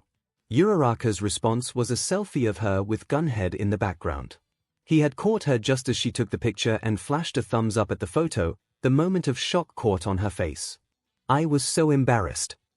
But he's actually adorable. Izuku smiled, as he typed out a response. There was a message from ♯, too. Have you puked yet? 𝐺𝐵 is terrifying. He's like 80 and he kicked my butt today and he's going to kick it again tomorrow. Imagine, as fast as all might and mean as SHT. But I love him. 𝐺𝐵 was small and scary and not afraid to grind Izuku's face into the floorboards, and Izuku loved him for it already and he wasn't afraid to say it. He moved his stuff around, getting ready for bed and stretching as he waited for a response. Sneak a picture. I want to know what he looks like. He's 3 feet tall. No Fing way. He's like a bullet. When I got here, he pretended to have been murdered. I'm in love. And then there was the message from Todoroki. Izuku had texted him earlier, something innocuous. Just asking how his internship was. Todoroki had taken an internship with his father's hero agency, and that in itself made Izuku nervous. Todoroki had brushed aside his concerns, saying that he had dealt with Endeavor for the past 15 years and that one more week was going to be fine. That despite everything, he was number 2 for a reason and that Todoroki needed to learn from him if he was going to be a good hero. And the unspoken "he won't hurt me" around his subordinates regardless, Izuku was worried about him. Everything is fine. Mostly paperwork and introductions so far. I sparred with some of his sidekicks. They're nice. How is your internship? It was polite, and assured Izuku that he was fine. It was nice, but Izuku was hoping he could get a real answer out of Todoroki. I ate floorboard 10 to 20 times today. And landed in a pile of garbage in an alley. His great. Todoroki answered much faster than Izuku was expecting. Are you okay? I can't tell if this is sarcasm or not over text. Oh no. It's not sarcastic. He's amazing. I've learned a lot already. Not a lot about heroing or why, but I think we've got a way to use my quirk where I won't break my bones. I'm learning what I came here to learn. I'm glad he took me on. I even think he likes me. There was a pause. Izuku watched the text bubble pop up, signifying that Todoroki was typing. Don't push yourself too hard. No promises. There was another pause. The bubble popped up, stopped, and popped up a few more times. Did I do that correctly? Izuku stifled a laugh. When Full Cowl crackled to life for the first time, Izuku knew he had it. 𝐺𝐻𝐿 cackled like a madman. The ensuing battle between them destroyed half the room, left scorch marks on the ceiling, and even singed the edge of 𝐺𝐻𝐿's cape. It ended with Izuku launching a coffee table at him. Izuku wasn't done yet, he knew that. Full Cowl was at 5%, they estimated. It didn't seem like a lot, but the structural damage in 𝐺𝐻𝐿's house spoke otherwise and Izuku would take it. It gave him an effective way to fight without destroying his body and he knew he could raise that percentage eventually. It was hard to imagine what a Full Cowl at 10% would look like. It didn't seem like much, but really, it would be double what he had now and that simple idea was blowing Izuku's mind. They went round and round for a while, before taking a break so Izuku could power through some snacks that 𝐺𝐻𝐿 tossed at his face. Let's talk about your little fire tricks, kiddo. 𝐺𝐻𝐿 decided, hopping to sit up on the table, peering down at Izuku who was breathing heavily on the ground as he munched on the energy bar. What about them? Well, first of all, you're gonna make them better. That seemed like a reasonable request, Izuku thought. But with Full Cowl, the range and power should be increased already. 𝐺𝐻𝐿 said. So first, try not to burn yourself or anyone else to a crisp. Izuku nodded, wiping some sweat off his forehead. I'm naturally resistant to high temperatures. He confessed. Inside and out. Good. One less thing to worry about. 𝐺𝐻𝐿 said. Now as for how to use it. You said Eraserhead was teaching you some martial arts. Throws and holds. Izuku said, sitting up more. He also talked about playing my fire breathing a little close to the chest. He paused, to give 𝐺𝐻𝐿 a chance to interject, but the pro just ped his head at him, waiting for him to continue. He was almost startled, every time Aizawa or All Might or 𝐺𝐻𝐿 did this. The thought that his ideas were actually worth something was unexplored territory for him. He pressed onwards. First of all, if I'm going to fight, I have to be prepared to sacrifice some mobility and stamina to breathe fire. I can only produce so much accelerant, after all. I can probably make my use more efficient, so that I can do more and target more accurately with less, but I have a hard limit on it no matter what. And I know that it was televised, me using it, but some footage of me burping flames doesn't really encapsulate what it's capable of, I guess. Aizawa-sensei suggested that it's not a bad card to keep in my back pocket. I already know that they're going to avoid close combat with me. The breathing fire gives me a mid-range weapon that could take them by surprise. I don't need to never use it, but if I do, I should finish a fight with it, not start one. Izuku knew he was rambling, but 𝐺𝐻𝐿 looked interested. But I think I see what you're getting at with the martial arts. I can't control it that well once it leaves my mouth, but the fact that I'm pretty fire-resistant means that I don't have to worry about it burning me and I can theoretically use momentum and inertia to aim it more. Izuku didn't want to say exactly what he was thinking out loud because the idea sounded dumb, but he had an image in his mind. And that would be... "You're going to make me say it," Izuku said, cringing. 𝐺𝐻𝐻 laughed. "Spit it out, kid. Fire WHP." The old man slapped the table, still laughing. "That's stupid," Izuku said meekly, as he shrunk down against the back of the couch, where he was sitting. "I was going to say giant rolling ball of fire." "Your idea is better than mine." The green-haired boy blinked. "Oh," he said. 𝐺𝐻𝐻 hopped off the table. "Don't discount your own ideas, kiddo. They aren't bad." He patted Izuku on the shoulder. "I use my jet and inertia to change direction mid-air and use pressure-based attacks. It's possible, especially with the boost to the propulsion you get from One for All. You have the core strength to pull off some fancy moves.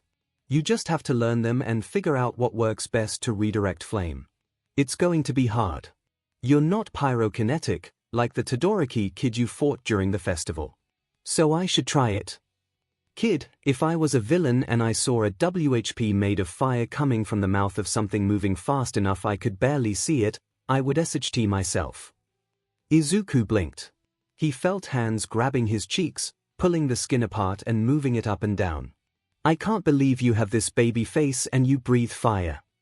Izuku made a garbled noise as 𝐺𝐻𝐻 pulled on his face. When 𝐺𝐻𝐻 released him, he patted the skin on his cheek. "You're making a lot of progress." "Thank you." Toshi chose well. Izuku felt his face go bright red as he tried to stutter out a response. The old hero just grinned back at him and gestured for him to get back to his feet. "Let's get back at it, kid." XXXX, and then everything happened so fast. They were off to fight some real villains, so Izuku wouldn't get too many weird habits from sparring with 𝐺𝐻𝐻 exclusively. And then the Nomu attacked. And the fires were raging across Hosu, obviously more than one of these terrifying creatures attacking the city. Izuku knew exactly how powerful they were, how much it had taken out of All Might to defeat even one of them, and while there was a low chance of them having the same odd amalgamation of quirks as the first, they were all formidable. And all he could think about was Ida. Out there in Hosu, undoubtedly at Manuel's side, and he had to help. Leaving the bullet train was likely not his best idea, and he was sure 𝐺𝐻𝐻 would kick the SHT out of him later. But if there was any chance he could help his friend, he was going to take it. And then he knew that his level-headed, rule-following friend had gone after the boogeyman himself, Stain, the hero killer, that had already killed several pros and left Ingenium paralyzed. Ida was strong and fast and strategic, but Izuku already knew he wasn't thinking clearly, and they still had no idea how Stain was taking down his victims, pro after pro. 60% of all Stain's attacks took place in secluded alleys. It wasn't much to go on, but it was something. Feeling guilty, Izuku raced down the streets, checking alley after alley. He really should have stopped to type out a quick message to 𝐺𝐻𝐻. He felt terribly guilty, but if it was between his guilt and Ida's life, he was going to choose Ida's life every time. And given how quickly Stain had been churning through victims, he didn't have time to stop. XXXX Tenya felt the presence before he heard it. Even though he was laying on the ground, BLD pouring from his shoulder, Stain leering over him with his own bloodthirsty aura pressing down on him oppressively, he felt it. They both did. There was a moment of hesitation, a curiosity that prevented Stain from dealing the killing blow. And then there was the crunching. Rapid and brutal, like bricks cracking under extreme force. And then crackling. Like static electricity, but louder, a powerful aura emanating from behind Tenya. A green flash tore past him, fist outstretched, with a rush of wind that sent Stain's mask whipping back as the pressure swept through the alley and scattered loose garbage. Smash! Came the guttural scream, and there was a look of shock on Stain's face as his head snapped back and his body went with it, going careening down the alley as if he'd been struck by All Might himself. Midoriya Izuku landed in front of Tenya with a strength that cracked the pavement, twisting around. Crackling green eyes searched his own, and Tenya felt like crying. "Ida-kun, are you okay?" He choked back a sob. "Can you move?" He was simultaneously so grateful to see that freckled face staring back at him and so guilty. That move was unlike anything Tenya had seen Midoriya capable of so far, but it wasn't enough.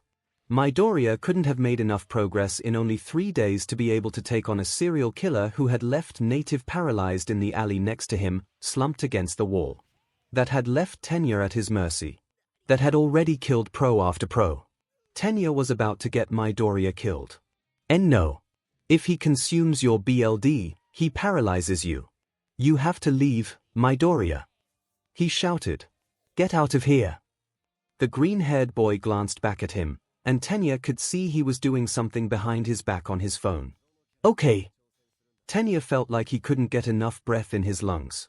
He wanted Midoriya to leave. He wanted him to save himself. But he was still scared. I just won't let him cut me. Midoriya. He choked out. Izuku flashed him a soft, encouraging smile. I'm going to save you, Ida. I'm here to protect you. His eyes hardened and he turned back to Stain, who had risen up from the alley, yanking himself to his feet. He was hunched over, a crazed smile on his face as he took the newest addition in. And then he started laughing. It sent chills down Tenya's spine, and whatever feeling of relief he had was immediately gone again. Not going to run away, little hero? Stain asked, leering at them. In the dark, with the flowing edges of his mask streaming behind him, he was a twisted, imposing figure. He was backlit by the moon, blades already dripping Ida and Native's BLD Midoriya. This isn't your business. Ida shrieked. He wanted to grab him, tell him to run. Tenya didn't want to die, but the idea that he would have gotten his friend killed in his own foolishness as well would make it so much worse. Meddling in someone else's business is kind of what heroes do, Ida-kun. Midoriya tucked his phone away with one hand. I'm not leaving you or Native. You might even be a real one, little hero. Stain's bone-chilling voice cut between them as he lifted his blade. But my work is too important to let you get in the way. XXXX God. Izuku was glad there was no one with a mind-reading quirk around. All they would have heard from him was one thing-long scream. XXXX 𝐔𝐬𝐽 barely made it in time. He knew something was wrong when he received a location drop from Midoriya that was nowhere near where Midoriya was supposed to be for the week. A location drop. In Hosu, where Stain was operating. In a Nomyu attack. 𝐔𝐬𝐽 could think of a million different problems that seemed statistically unlikely for Midoriya to encounter, yet was certain the green-haired boy would anyway. He was a magnet for trouble. It took barely a moment of thought for him to ditch his father and go sprinting in the direction of the location drop, telling him to send any pros his way when he could. Endeavor shrieked after him, but 𝐔𝐬𝐽 waved a hand and ignored him. Midoriya wasn't one to ask for help, so that meant his life was almost definitely in danger and likely the lives of others too. And then he saw Native slung against the wall, bleeding. Ida, trapped on the ground. Midoriya, hunched over, rooted to the spot, the twisted, imposing figure of Stain himself passing him, running a long finger down Midoriya's spine. You might be a true hero, little one. The words themselves felt invasive and cold, like they were pooling at the base of his skull and sending shivers down his spine. 𝐔𝐬𝐽 didn't know what his quirk was, but there was an aura of killing intent strong enough to rattle him. You will not die today. He took a step past Midoriya, who screeched Ida's name. But you dash, and 𝐔𝐬𝐽 let loose, fire and ice shooting through the alley and very nearly colliding with the hero killer. 𝐔𝐬𝐽 had to admit, this man possessed nearly inhuman reflexes, twisting and darting out of the way, using the walls to leap out of 𝐔𝐬𝐽's range. He pressed forward, forcing the warped man back even further so that he was next to Ida, hovering over Midoriya who was frozen to the spot. Midoriya! He heard a sigh of relief from the boy in front of him, who seemed unable to turn around. You should give more details. Stupid, stupid, stupid, 𝐔𝐬𝐽 reprimanded himself. A nervous laugh came out of the boy in front of him. Sorry, Todoroki-kun. He said. He paralyzes you by consuming your BLD, don't let him cut you. I'll keep that in mind. He shot a column of ice toward Stain, who leapt over the side. He shot out column after column but the man was inhumanly fast, leaping and dodging even as 𝐔𝐬𝐽 followed up his attacks with a roaring fire that would have put Endeavor to shame. What are you doing here? Ida cried.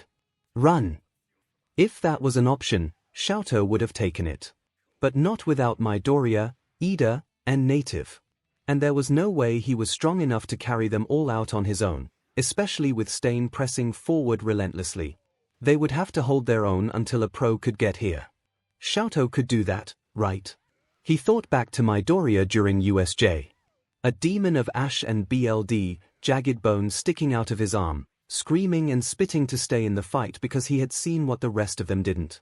𝐿𝐿 watched the tenacious boy save All Might's life. Not everyone knew exactly what happened at USJ, but 𝐿𝐿 had been close enough to spot Shigaraki out of the corner of his eye as he lunged, and he knew how close of a call it had truly been. 𝐿𝐿 could absolutely do this. Shut up, Iida! 𝐿𝐿 snapped, a wall of ice rising as Stain leapt at him. We're saving your goddamn life. You're pretty strong, but you should pay attention more. And then there was a knife shooting past his face and 𝐿𝐿 felt his heart leap into his throat, twisting to avoid it. It whizzed past, and 𝐿𝐿 felt a drip on his face, a drop of BLD welling up, and then Stain was on him. His long, slithering tongue out of his mouth almost onto 𝐿𝐿's cheek. Fire burst forth from his left side, sending Stain rocketing back as he took his place on one of the columns of ice, grinning down at 𝐿𝐿. Don't throw up -F. That was a close call. You have to stop. Iida said. Get out of here. This isn't your business. Ingenium will be the one to dash. 𝐿𝐿 stopped listening. He knew this was nothing but a ploy to try and get his friends to save themselves. Funny. 𝐿𝐿 said flatly. I never saw that look of vengeance on Ingenium's face. Stain lurched forward and 𝐿𝐿 tried to slam him back with a wall. Please, run. Shut the FUP. The guttural scream that ripped itself from Midoriya's throat was punctuated by a crackle of energy around him that raised the wind pressure. 𝐿𝐿 almost stumbled back, even as he heard Stain's breathing, suddenly closer and out of his view. You should never block your view. Midoriya lurched from his position awkwardly and shot forward like a bullet. 𝐿𝐿 watched him slam into Stain's side, twisting with a sharp kick straight to Stain's chest. The villain's eyes almost bugged out of his head with the force of it as he flew back, a knife falling from his hand onto the ground. Midoriya didn't pause though, leaping into the air. The ground cracked under him, and it was all 𝐿𝐿 could do to gape at Midoriya. He moved with the momentum of a train, fast, way faster than before, changing and twisting mid-air. He used one of 𝐿𝐿's ice structures to leap off of, the ice shattering under his crackling foot as he pushed onward towards Stain. He watched Midoriya snag him low, around the waist, trapping his arms close to his center of gravity. A jet of flame shot from Midoriya's mouth and they flipped mid-air. Midoriya threw Stain like a discus. 3 Fing days.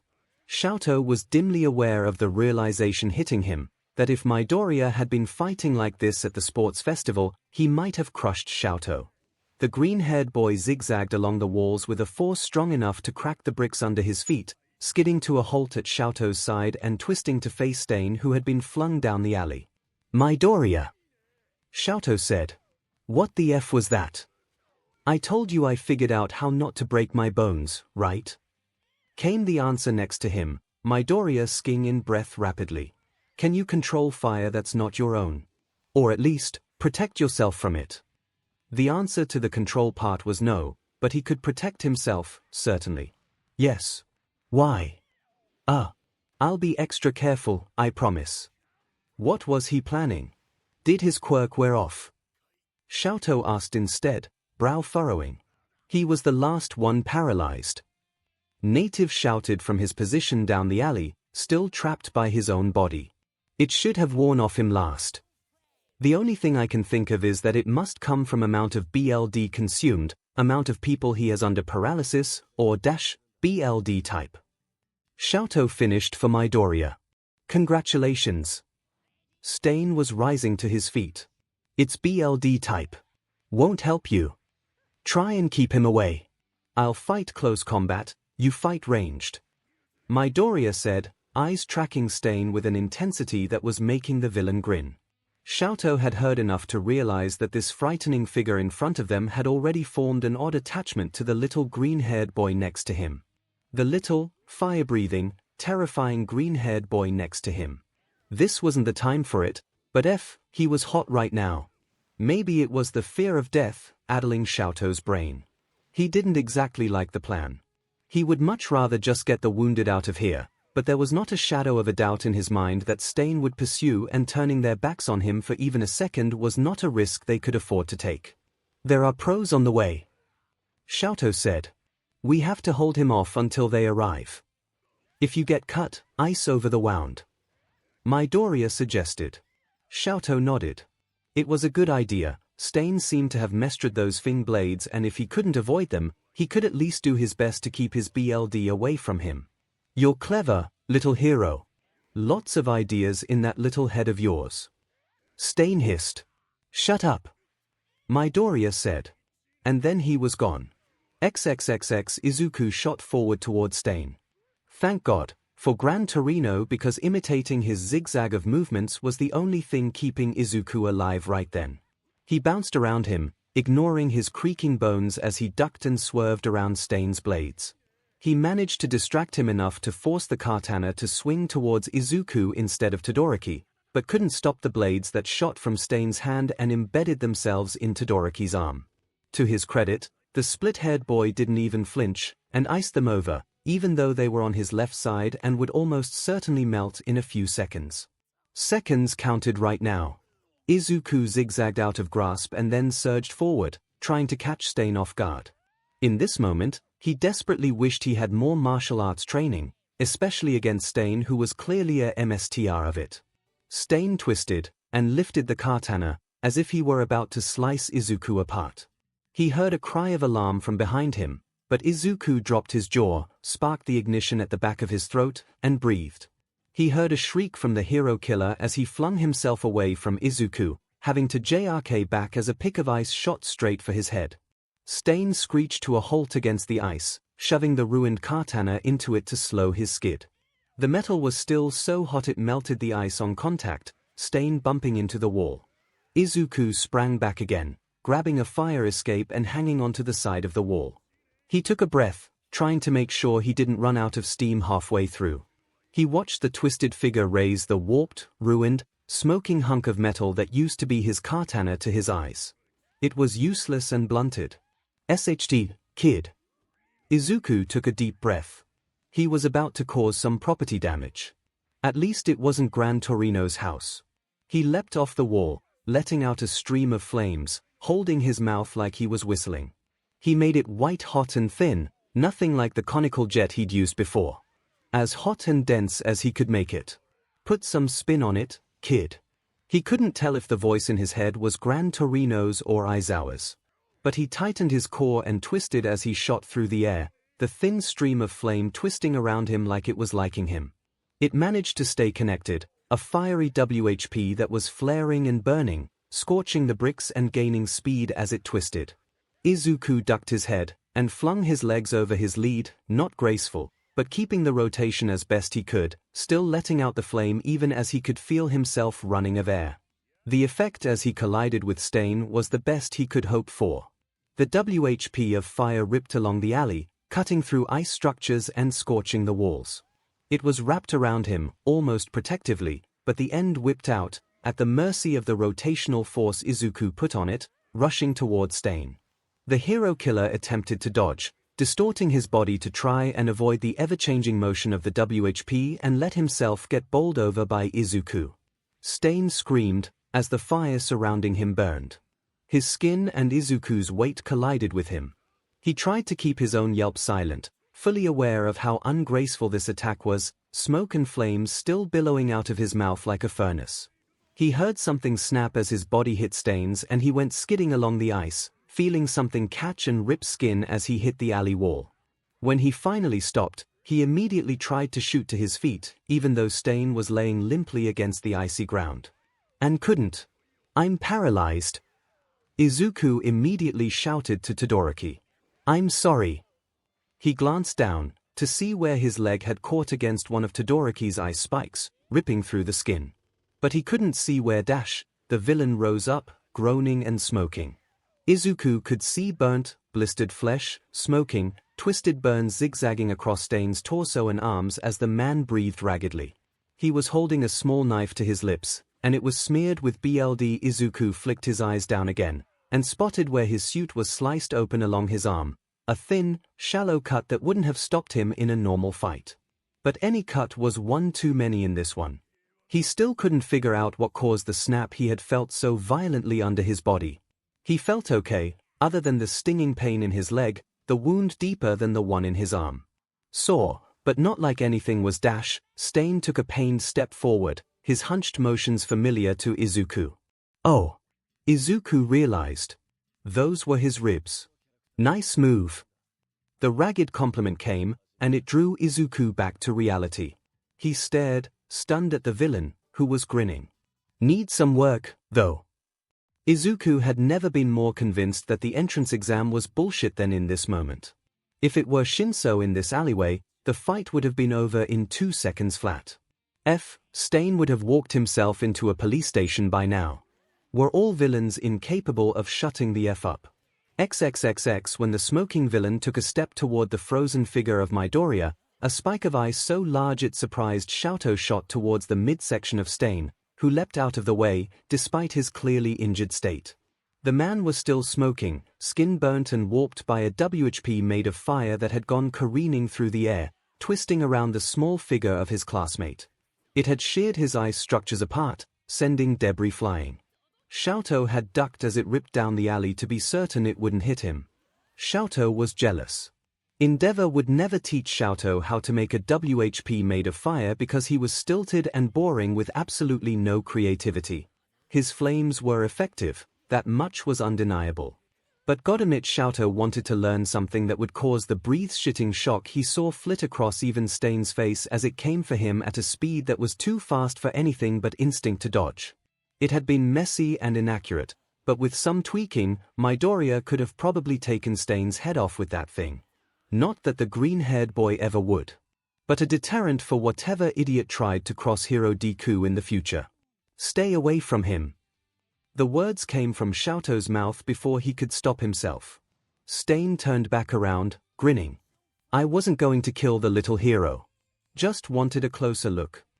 𝐿 had been hoping that the obvious injuries dealt to Stain would slow him down, but he shot forward with the same goddamn intensity as before and 𝐿 threw everything he had at him.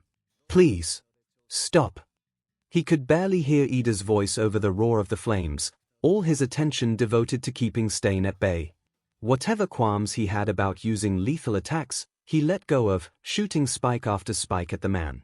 Nothing short of that was going to keep the howling beast away from him.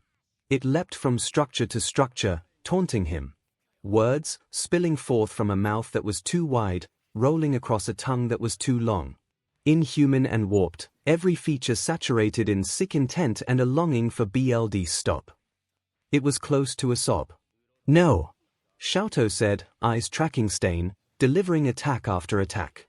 It wasn't enough. There's nothing you can do. Please. Don't pay for my mistake. Ida sobbed. This is my fault. I let my grief cloud my judgment. But you can't die for me. Like you could stop Midoriya, 𝐿 thought briefly. We aren't leaving you here. Either of you. He could see Midoriya trying to move, struggling against the paralysis. The green-haired boy would be free soon, he could tell. Stain's unwillingness to kill him might be the key to all of their survival. Please, you act like you've already given up. Like you made a mistake and you're condemned forever by it.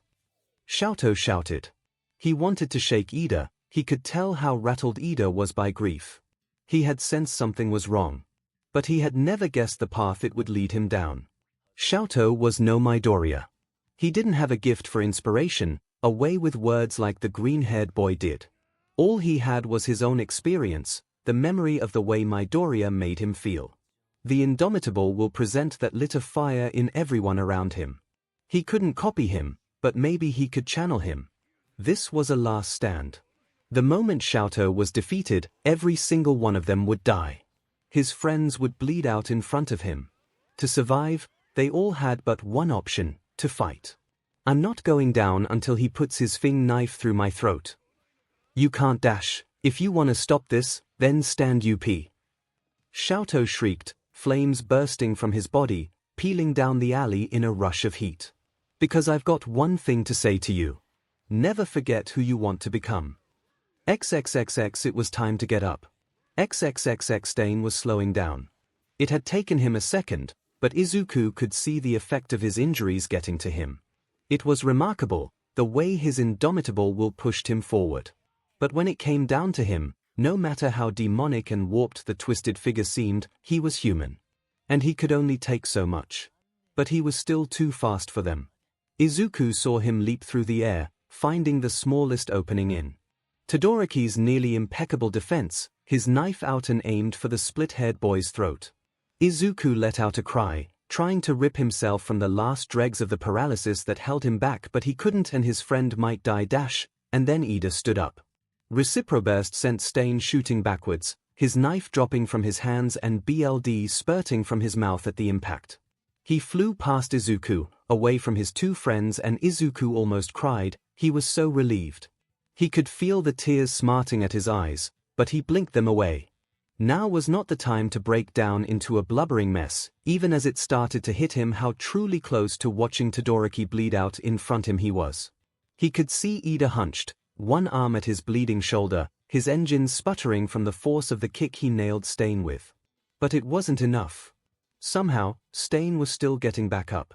Despite the multitude of injuries, the blood dripping from his lips, the never-ending battle was going to continue. God! Was this how people felt about fighting Izuku? He was leaping forward, knives flinging into Ida's arm as he blocked Todoroki, and then retreating back as Todoroki tried to defend them.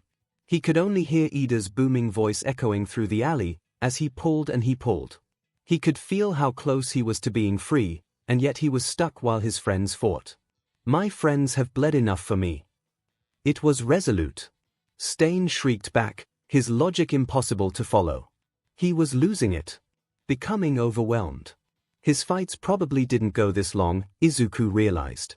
Two people had already been freed from his paralysis, and while his guerrilla style and mastery of blades was a force of nature in short attacks, he was facing a literal force of nature. Todoroki had a hard limit, Izuku guessed, with how much he could use his ice and fire.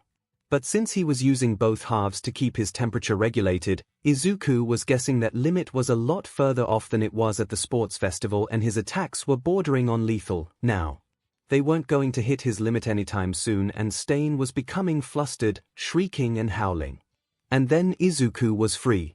He vaguely heard Ida saying something to Todoroki, but he took off, cracking the ice under his feet as he leapt for Stain. He watched the figure twist, eyes widening as he realized Izuku was coming for him, and he tried to lurch off the wall. A pillar of ice shot up in front of him, boxing him in, and Stain plastered himself to the wall, starting to slide down, trying to avoid the superpowered boy gunning for him. But Ida had shot up the pillar of ice, skating along it fluidly, eyes narrowed, jaw set.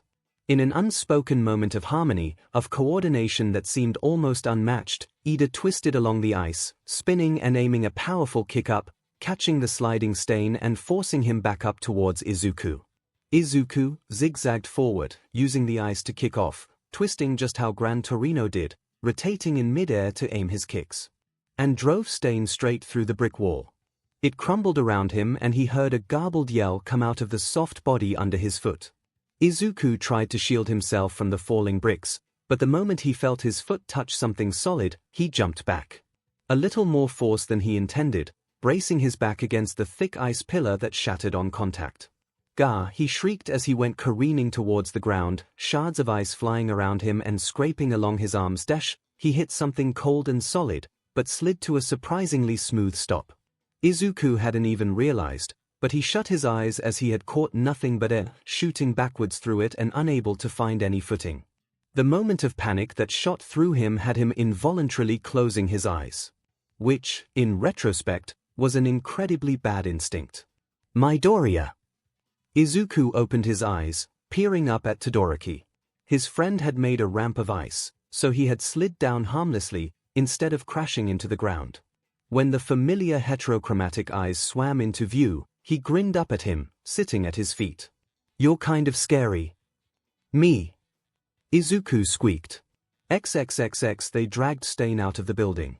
His legs had hung limply over the edge, but after Midoriya kicked him through a brick wall, the man was out. Alive, but injured and hopefully not waking up anytime soon. Though, 𝐿𝐴𝐽 was still hesitant about that. They approached him out of necessity, removing the multitude of blades from his body and tying him up with some rope that 𝐿𝐴𝐽 had coiled up on his utility belt. He was still afraid the whole time that Stain was going to wake up and cut his throat with a hidden blade. Midoriya seemed to sense it, and he sat on Stain's back and pinned his arms down while 𝐿𝐴𝐽 searched him. Just in case. Once Stain was completely immobilized, Native was starting to get up, and they could take a breather. 𝐿𝐴𝐽 watched Midoriya well around onto Ida. Ida-kun, he shouted. Ida turned, facing the smaller boy with his head hung. He was still bleeding from his shoulder, holding his arm carefully. He was bruised and beaten, knife still lodged in his arm. A knife he took for 𝐿𝐴𝐽. Midoriya-kun, Ida's voice was low, full of shame. Smack. It was barely anything at all, 𝐿𝐴𝐽 realized. He couldn't even tell what Midoriya had done, until Ida reached up to touch his head where Midoriya had smacked him. He looked surprised. 𝐿𝐴𝐽 suppressed a laugh. I'm gonna beat you up. Midoriya shouted at him. It was so innocent. 𝐿𝐴𝐽 almost choked, holding back his laughter. Your dash, the green-haired boy was obviously struggling to find the words to say. Ida's head dipped lower in shame. Midoriya-kun dash, his classmate reached out and grabbed the taller boy abruptly, pulling them together so they knocked heads. 𝐿𝐴𝐽 heard the sound of them colliding as Midoriya pressed his forehead against Ida's. The taller boy winced, the impact of their foreheads probably hurting more than whatever that swat Midoriya had tried did. He smothered his laughter with his hand, struggling to hide his smile. Until he heard Midoriya's gutted sob. He felt his own smile slide off his face instantly and watched Ida go limp underneath Midoriya's death grip on his head. You scared me.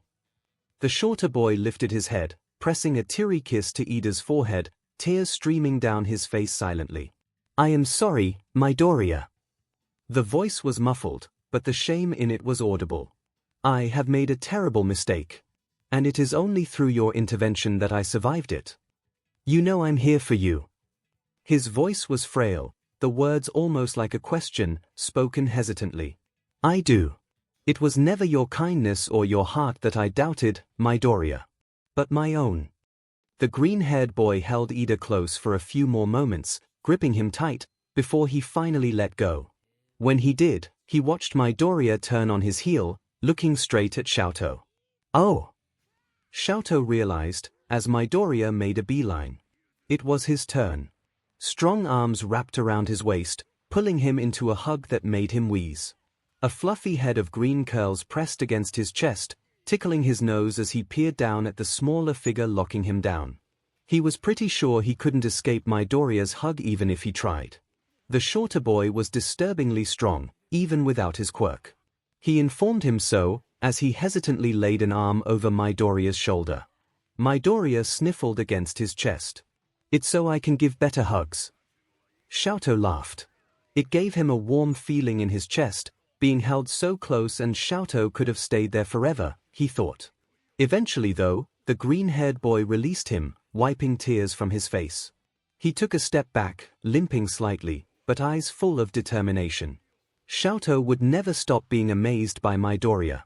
He couldn't believe the same teary boy that hugged him so tight it was hard to breathe was the same that threw himself headfirst at a serial killer, wielding a WHP of fire with his entire body.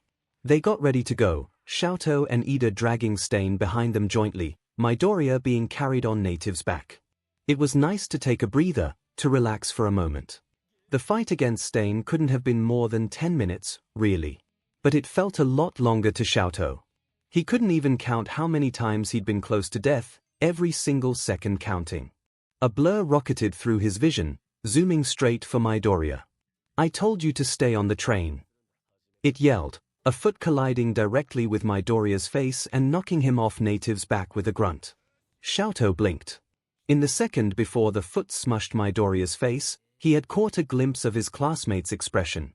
And it was unfamiliar to him, looking out of place on his face. Frankly, it looked a lot like resignation.